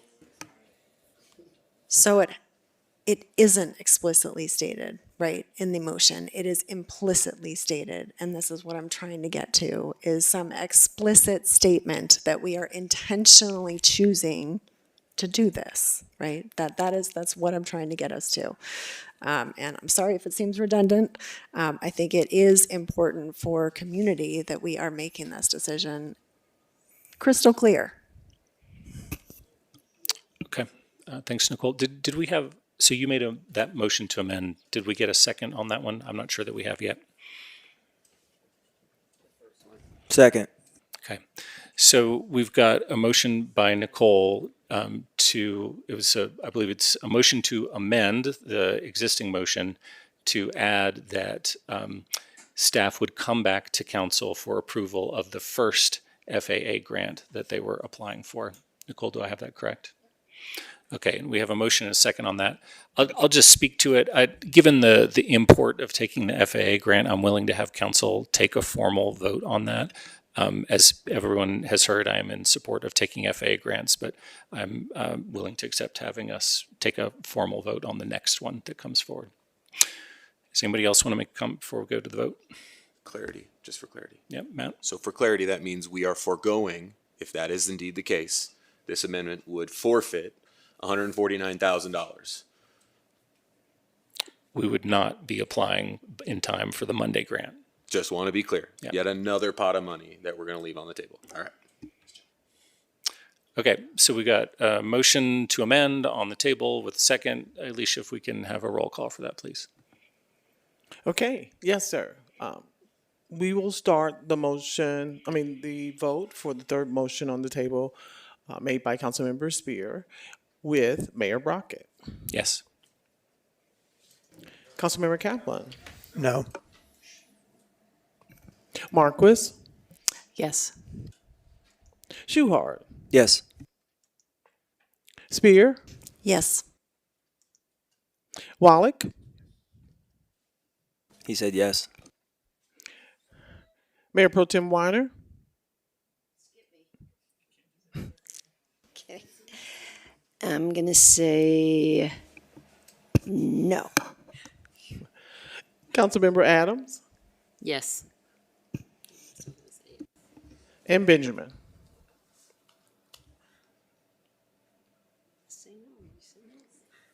I'm going to say no. The current motion on the table for the amendment made by Councilmember Spear is hereby approved with a vote of 6-3. Thanks very much. So we now have an amended motion. I don't think we need further discussion. So let's go to a vote on the amended motion, please. But does anybody need clarification on what we're doing next? Yeah, so we just voted to amend the main motion, and that amendment vote was successful. We still haven't voted on the motion itself. So the motion is the language on the table as amended by Nicole to add the requirement that the next FAA grant come to council for a vote. So if we can have a vote on that motion, please. Okay. We'll start the vote for the amended motion that was just approved with Councilmember Kaplan. Yes. Marquis. Yes. Shuhart. Yes. Spear. Yes. Wallach. No. Mayor Pro Tem Weiner. Yes. Councilmember Adams.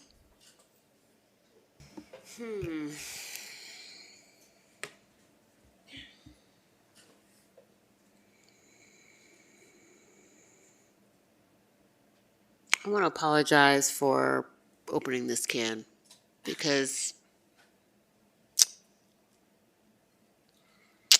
I do want to see that first one. So I'm a yes. Benjamin. Yes. And Mayor Brockett. Yes. The motion as amended, as approved and amended, is approved with a vote of 8-1. Very good. All right, Mayor staff. Yeah, Mark, did you want to? Could you indulge me on a point of personal privilege? Yes, I can. Okay. You know, I think I picked the wrong week to come back to council. But I want to say one more thing with respect to what I regard as a momentous and misguided decision regarding the Boulder Airport. And though I won't make any promises, I'm going to try to be brief. You know, I've often advised prospective candidates for council to always act as if you're without fear of losing the position. If you hang on too tightly, you will become bound to the politics, not your values. Today, I get to put that belief into practice. I've never believed in the indispensability of any individual in politics, and that is certainly applicable to me. But I believe in serving according to my values and with a sense of self-respect. And if I feel I can no longer do so, I will choose not to serve. I will not be a party to the surrender of our valuable airport land in perpetuity for no purpose, little consideration, failure to properly consider our alternatives, and entirely without the extensive community input that this subject requires. I will not be a party to elevating the interests of 50 to 60 resident pilots over what I regard are the interests of 107,000 residents. For once, simply being a recorded vote in opposition does not suffice. Accordingly, and in sorrowful protest, I am resigning as a member of the Boulder City Council, effective immediately. I always like to make you Quiet, happy. please. It's been the honor of my life to serve on this body, and I have affection and respect for its members. Interestingly, I have become friends even with those with whom I'm least politically aligned. Thank you, Nicole, and Ryan, and before that, Rachel Friend. I will miss many aspects of service, but most of all, the ability to work with extremely talented and intelligent colleagues and staff members. But I believe there's a half-life to every public servant, and there comes a moment when it's time to go. That moment has arrived for me. So, to steal the sign-off of the late journalist Edward R. Murrow, good night and good luck. See you all down the road. First round is on me. Thank you.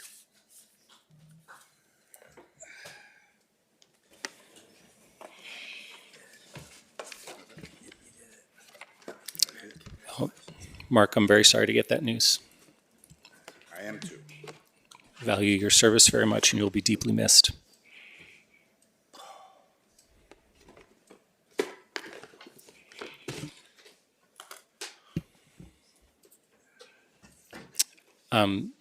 City staff, do you have anything else that you need on this item? Thank you, Mayor and members of council. I believe we have what we need. I am incredibly sad to hear Councilmember Wallach's decision. Certainly respect him, but he has been an ally and a supporter of staff, and I am sorry for his decision.